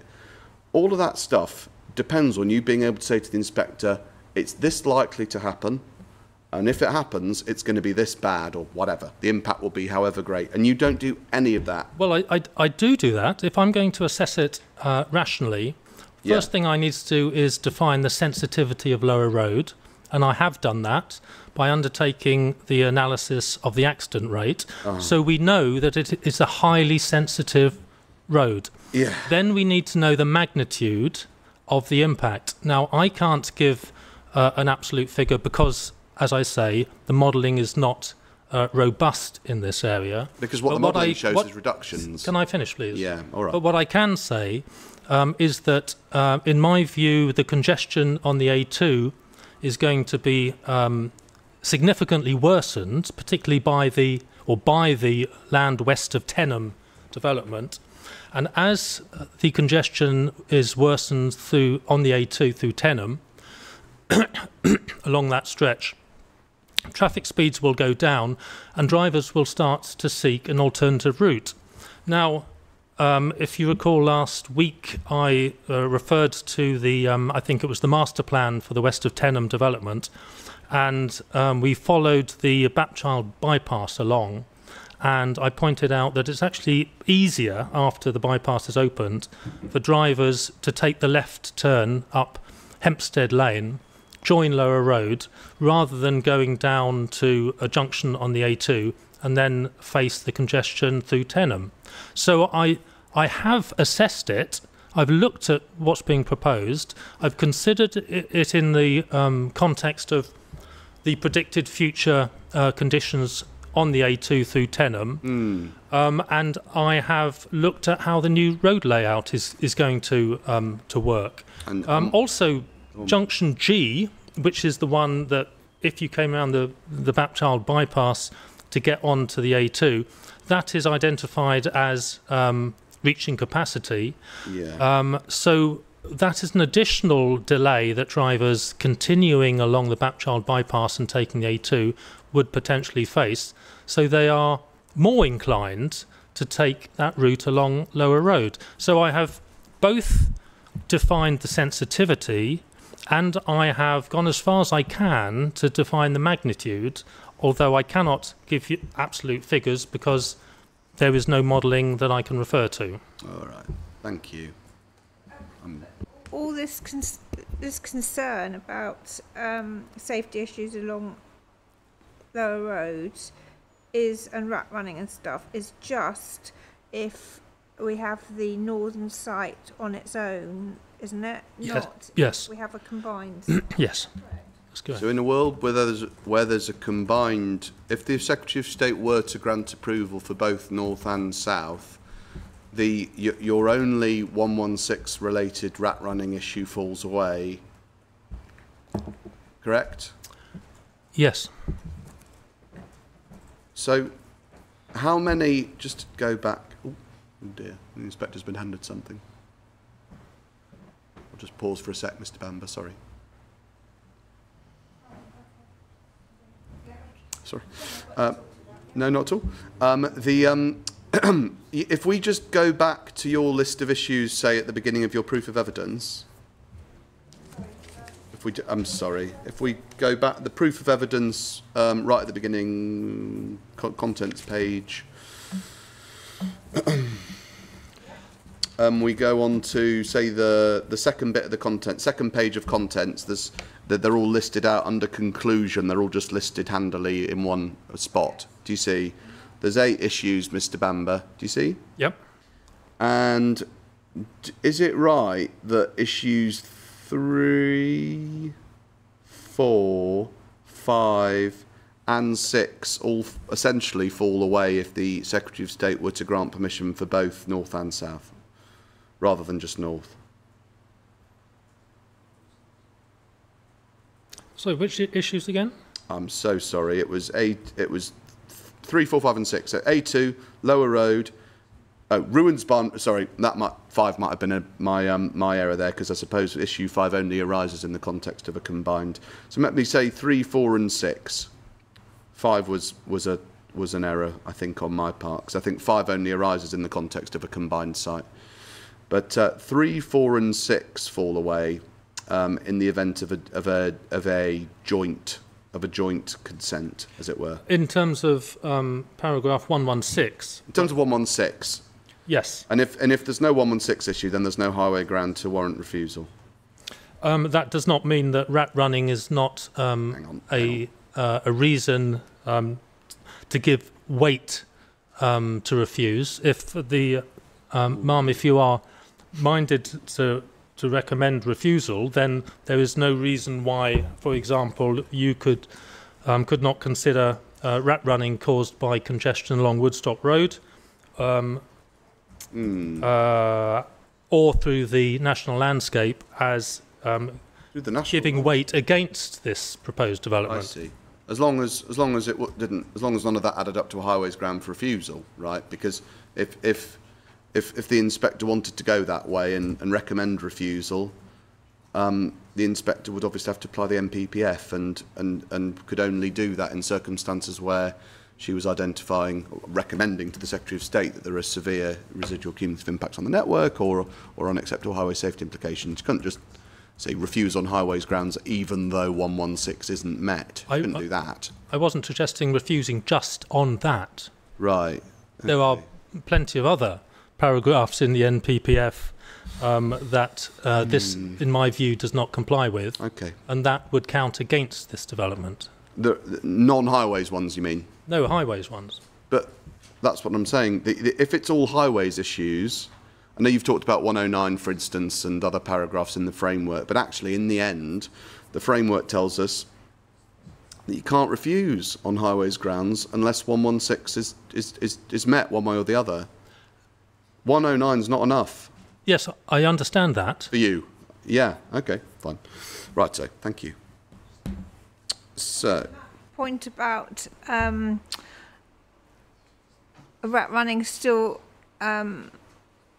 occurring in, could occur in the national landscape and down Ruinsbarn Road, that would apply to the combined site, would it, as well as, well, just the combined site? Yes, combined site. Just the combined site. Combined site, yeah. Mm-hmm. Have you had any regard to the analysis of what actually happens on rural roads under the model that was submitted to Kent in March? The document is 34.12.1. Yes, I have. Do you want me to look at it, or do you want me Just to briefly. Oh, sorry. I'm sorry, just so the inspector just can see it. Trying to get my head around the last. Oh, sorry. I'll let me pause. So where are we going to now? It was just to finish off on rat running. I mean, this might actually be a waste of time. CD. What?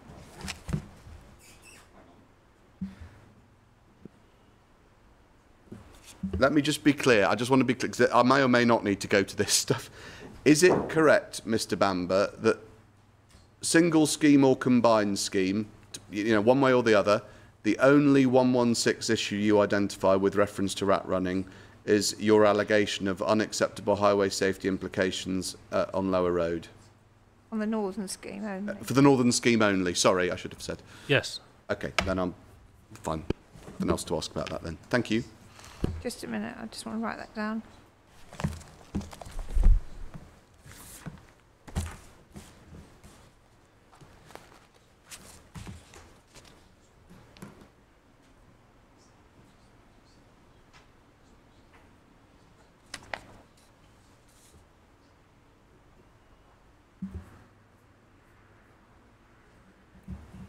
All right. Thank you. Almost there. The issue 7, I think issue 8, I don't think I'm going to ask anything about particularly, because we'll go over the infrastructure proposals with Mr. Wild.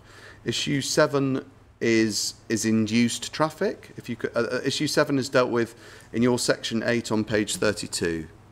Yes. And you will detect a theme in my questions about induced traffic from some of the things I've been asking you about for rat running and other things. You say in section 8 that, you say 8.4, that you consider that the scheme is particularly likely to lead to induced traffic since the network is congested and the proposed scheme provides, you say, a very significant new highway capacity. You see? Yes. And that's the thing that you criticise us for not modelling or allowing for or whatever. It's this thing that you say is particularly likely to occur. Yeah? Yes. You do not give any quantitative evidence on the likely extent of impact attributable to induced traffic.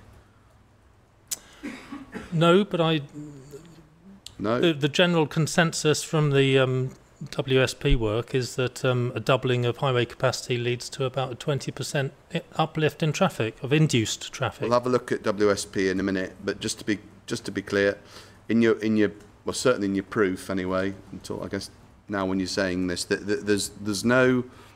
Firstly, there's no quantitative assessment of what the extent of any impact associated with induced traffic would be in your written analysis. No.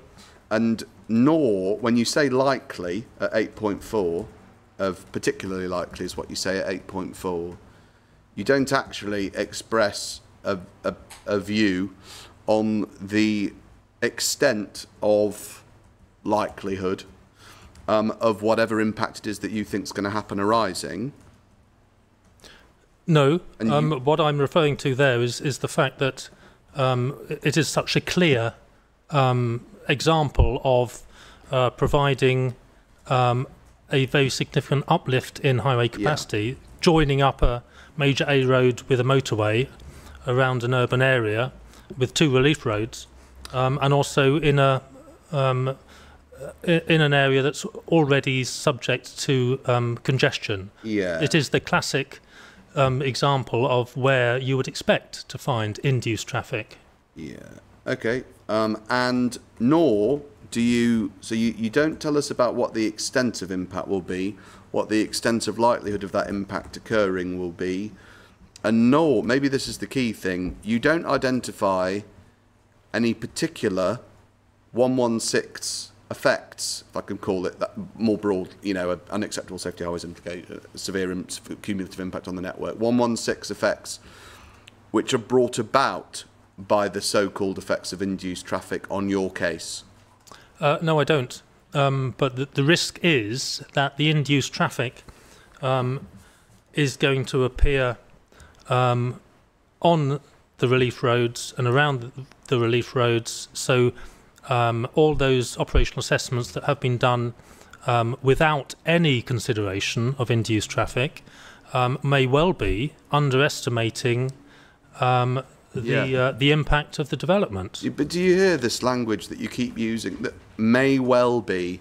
I mean, this is the problem. If you're sort of dangling these fragments out there without actually an assessment of what the real life likelihood is, and if what the impact does exist, then what the real life extent would be, and whether any of this actually sounds in 116 terms or not.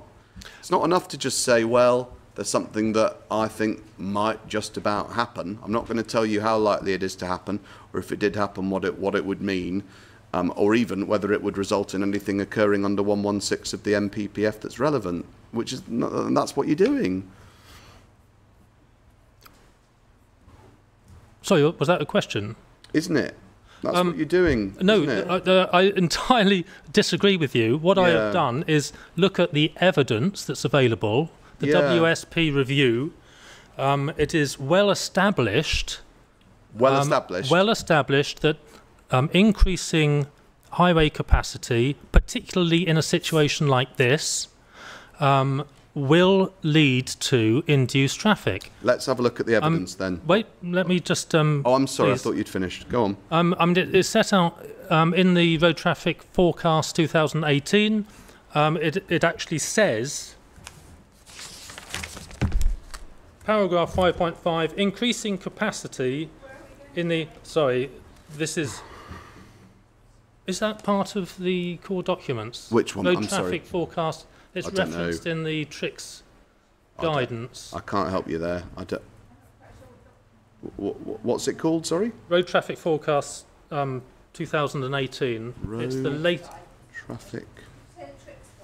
It's referenced in the TRICS guidance. I'm so sorry, I'm not sure it... I just asked whether it's a TRICS guidance and Who published it?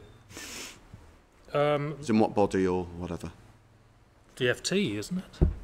I'm not sure we've got it, Mr. Bamber. I'm so sorry. Have you referred to it in your evidence? No. I think it probably is a little bit late in the afternoon to start. But can we look at what you actually did refer to in your evidence, that's relevant evidence on this induced, what I thought you were relying on, to make the point that induced traffic is something that we've all failed to think about. And that's the WSP report for the Department of Transport at core document 24.11. Is this the SACTRA report? Yes. Oh no, it is the one that we looked at last week. It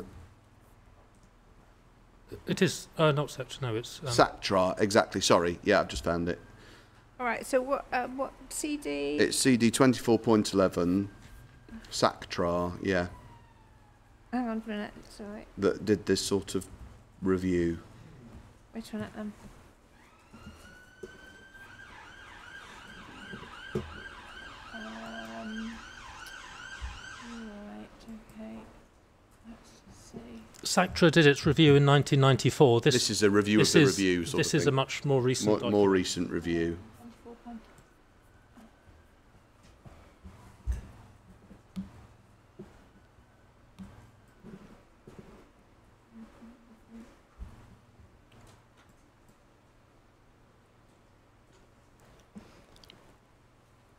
think this might have to be the last point. It certainly is. It is. We're there.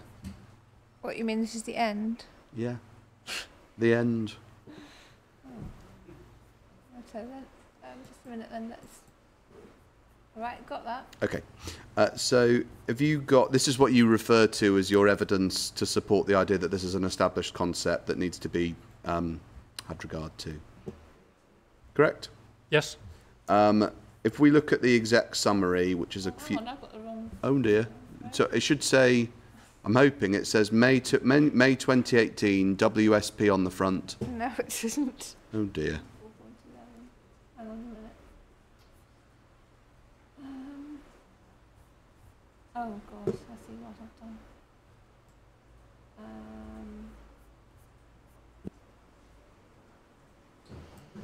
Right. Let's try again. Right, I think I've got the right thing now.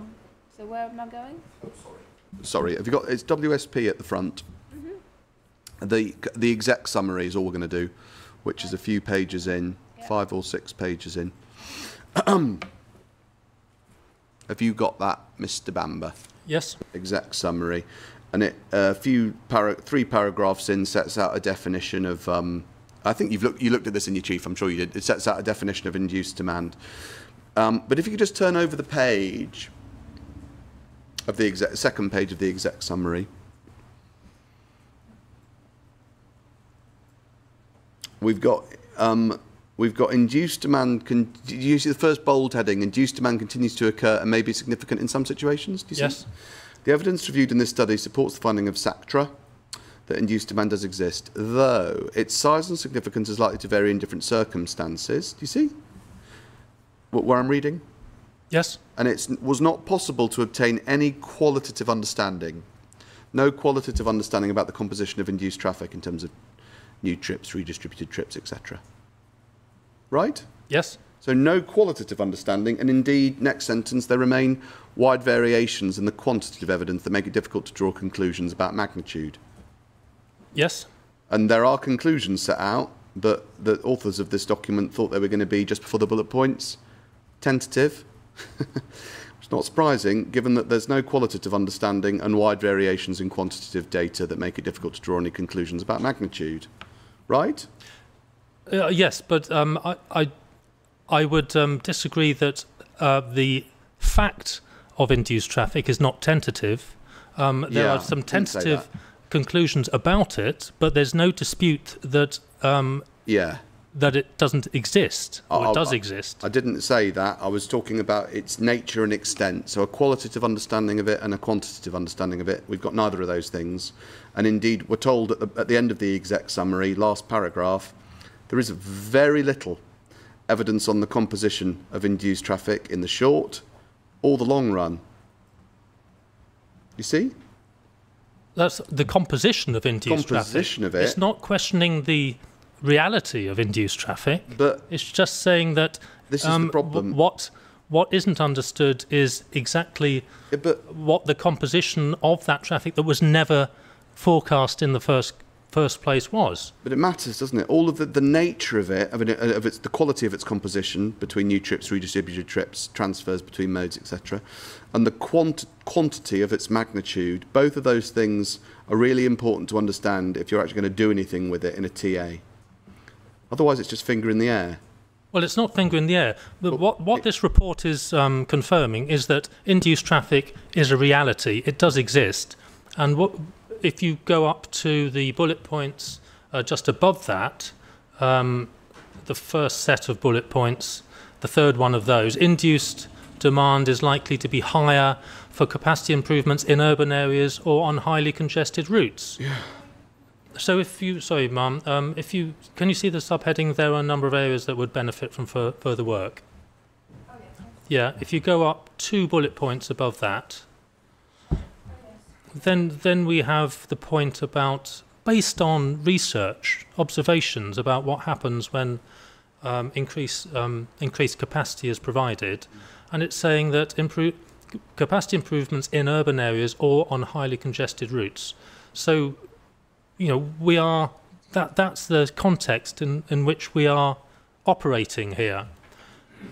Yeah, And then, right. I'm sorry. Following that one, the evidence of the existence of induced demand means that it needs to be properly accounted for Yeah. in the appraisal of capacity improvements to the strategic road network. And that's the point in my proof, where I refer to the guidance, the tag guidance, and the quote is, even if induced traffic does not alter the case for the scheme appreciably, the assessment may be criticised if it cannot demonstrate that the case is robust against possible changes in demand.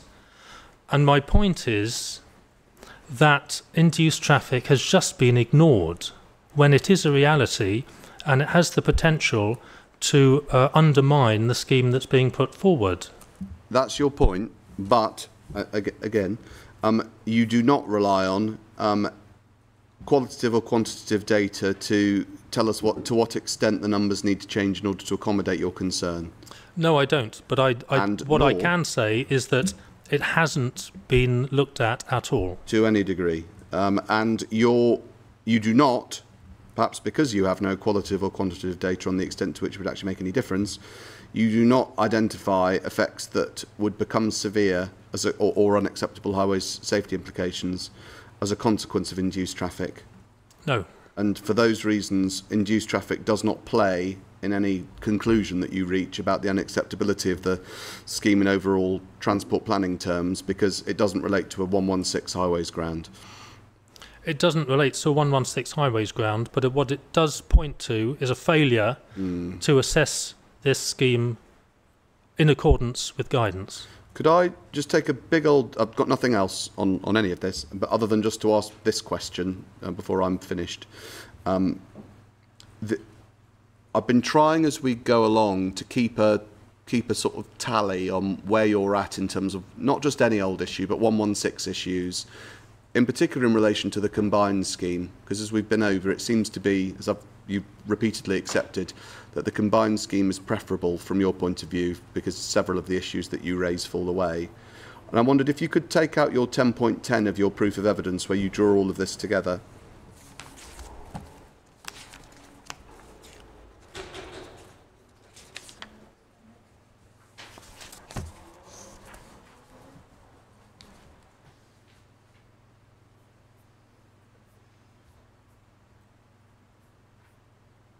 If you, it's on page 35, or PDF 38. Yeah, yes. This is right at the back end of your proof. You set out your conclusions, Yes, and it's in particular the combined site that I'd like to ask about, 10.10. yes. The difficulty that I've got in asking you questions about this is you have a whole list of things that you say are unacceptable, but then you say right at the end of this paragraph that the combined site's contrary to a number of different paragraphs. And so what the reason for me asking this question is I'm trying to sort of drill down into not just the things that you think conflict with 109, 10, 15 and 17, but actually, and exclusively really, what conflicts with 116. And so that's my question. Given all the things that we've been over and what you've said about how issues 3, impact on the A2, issue 4, impact on lower road, and issue 6, rat running, fall away in the event of a combined approval. My question is, if the combined site were approved, what specific 116 issues do you identify? The impact on the Runesbarn Road, Woodstock Road corridor. And that's it? Not that that's not, but is that it? Is that the only one? That's the one that I've focused on, that where I put the 116 reference at the bottom of 1010. Yeah. That's what you have in mind? Yes. So just to be clear, and obviously that's really helpful because then I can ask Mr. Wild about that in particular, but in your view, if the combined scheme were approved, that would be the only 116 relevant matter for the inspector to advise the Secretary of State about in that world? There is the very significant matter of the assumptions that have been made about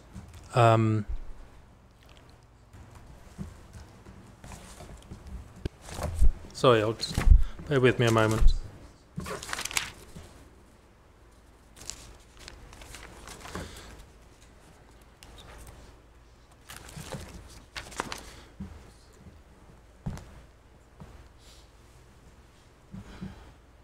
Sorry, you were saying.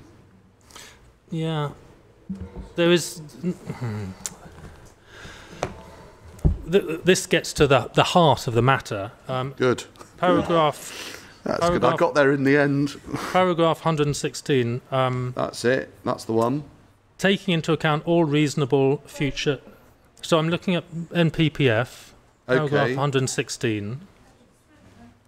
That's a good place to go. That's where we started. 116 of the framework.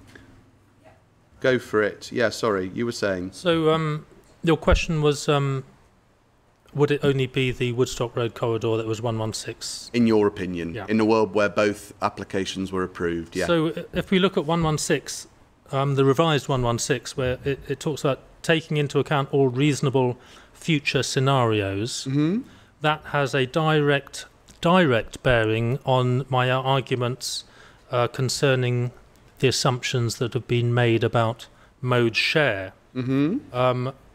My view is that all reasonable future scenarios have not been tested, and therefore the scheme does fall down.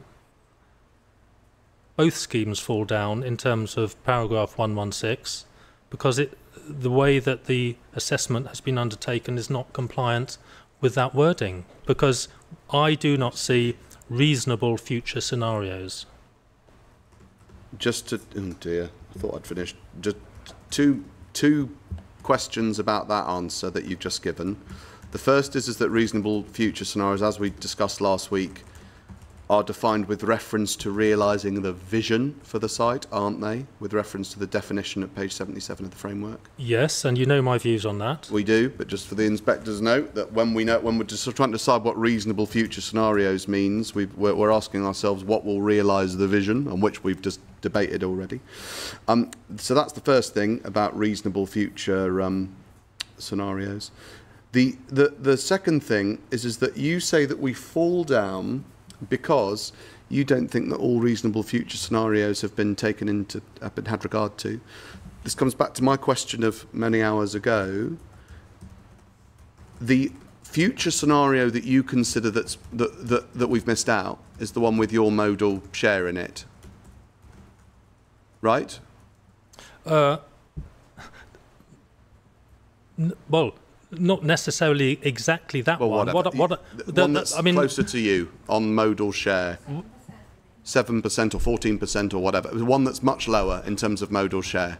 Correct? What I have not seen is any future scenario that is reasonable, because there has been no evidence presented. Okay. All right. I'm just trying to get to what you mean when you're saying that. What you mean is that we've not prepared or tested a future scenario with a much, much lower sustainable mode share to accord more with your evidence. That's what I'm trying to get across. Not to accord with my evidence, to accord with the TRICS guidance. Come on, Mr. Bamber, give me a break.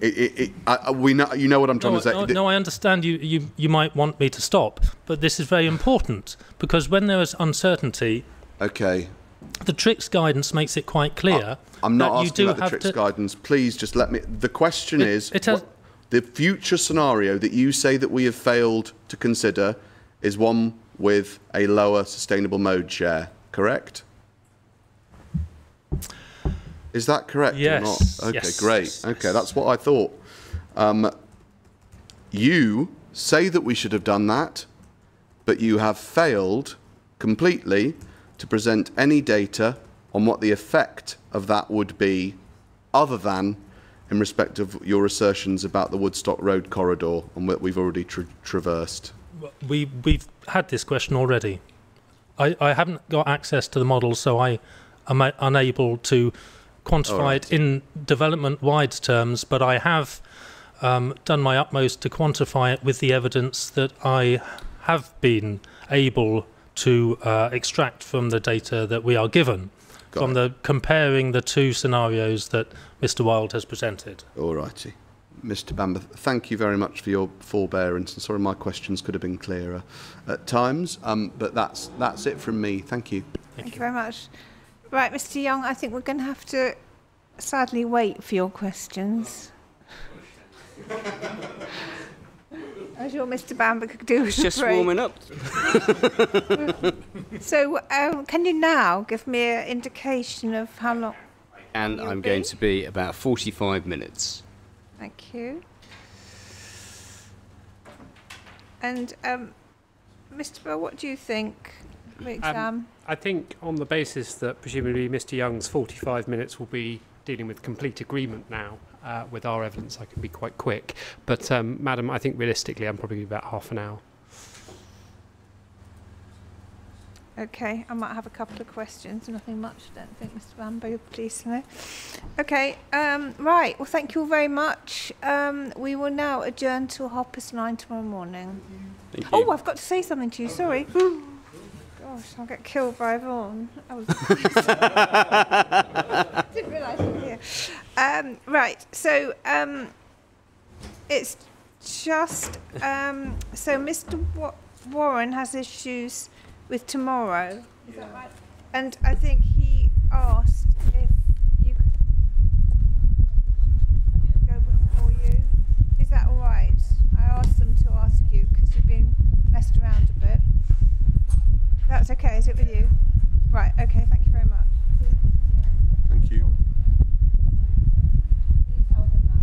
Yeah. All right, thank you very much, Bonnie. Thank you. Thank you very much, everybody. We will adjourn. Looks like Started a fan on the road. Eh? yeah, look, somebody's just stolen some office equipment. Shot by you. Enjoy. See you tomorrow. Enjoy the opera. Opera? Oh my goodness. Oh wow, that's quite a night. What is it? What are you saying? Gounod's Faust. Okay, I'm pretending.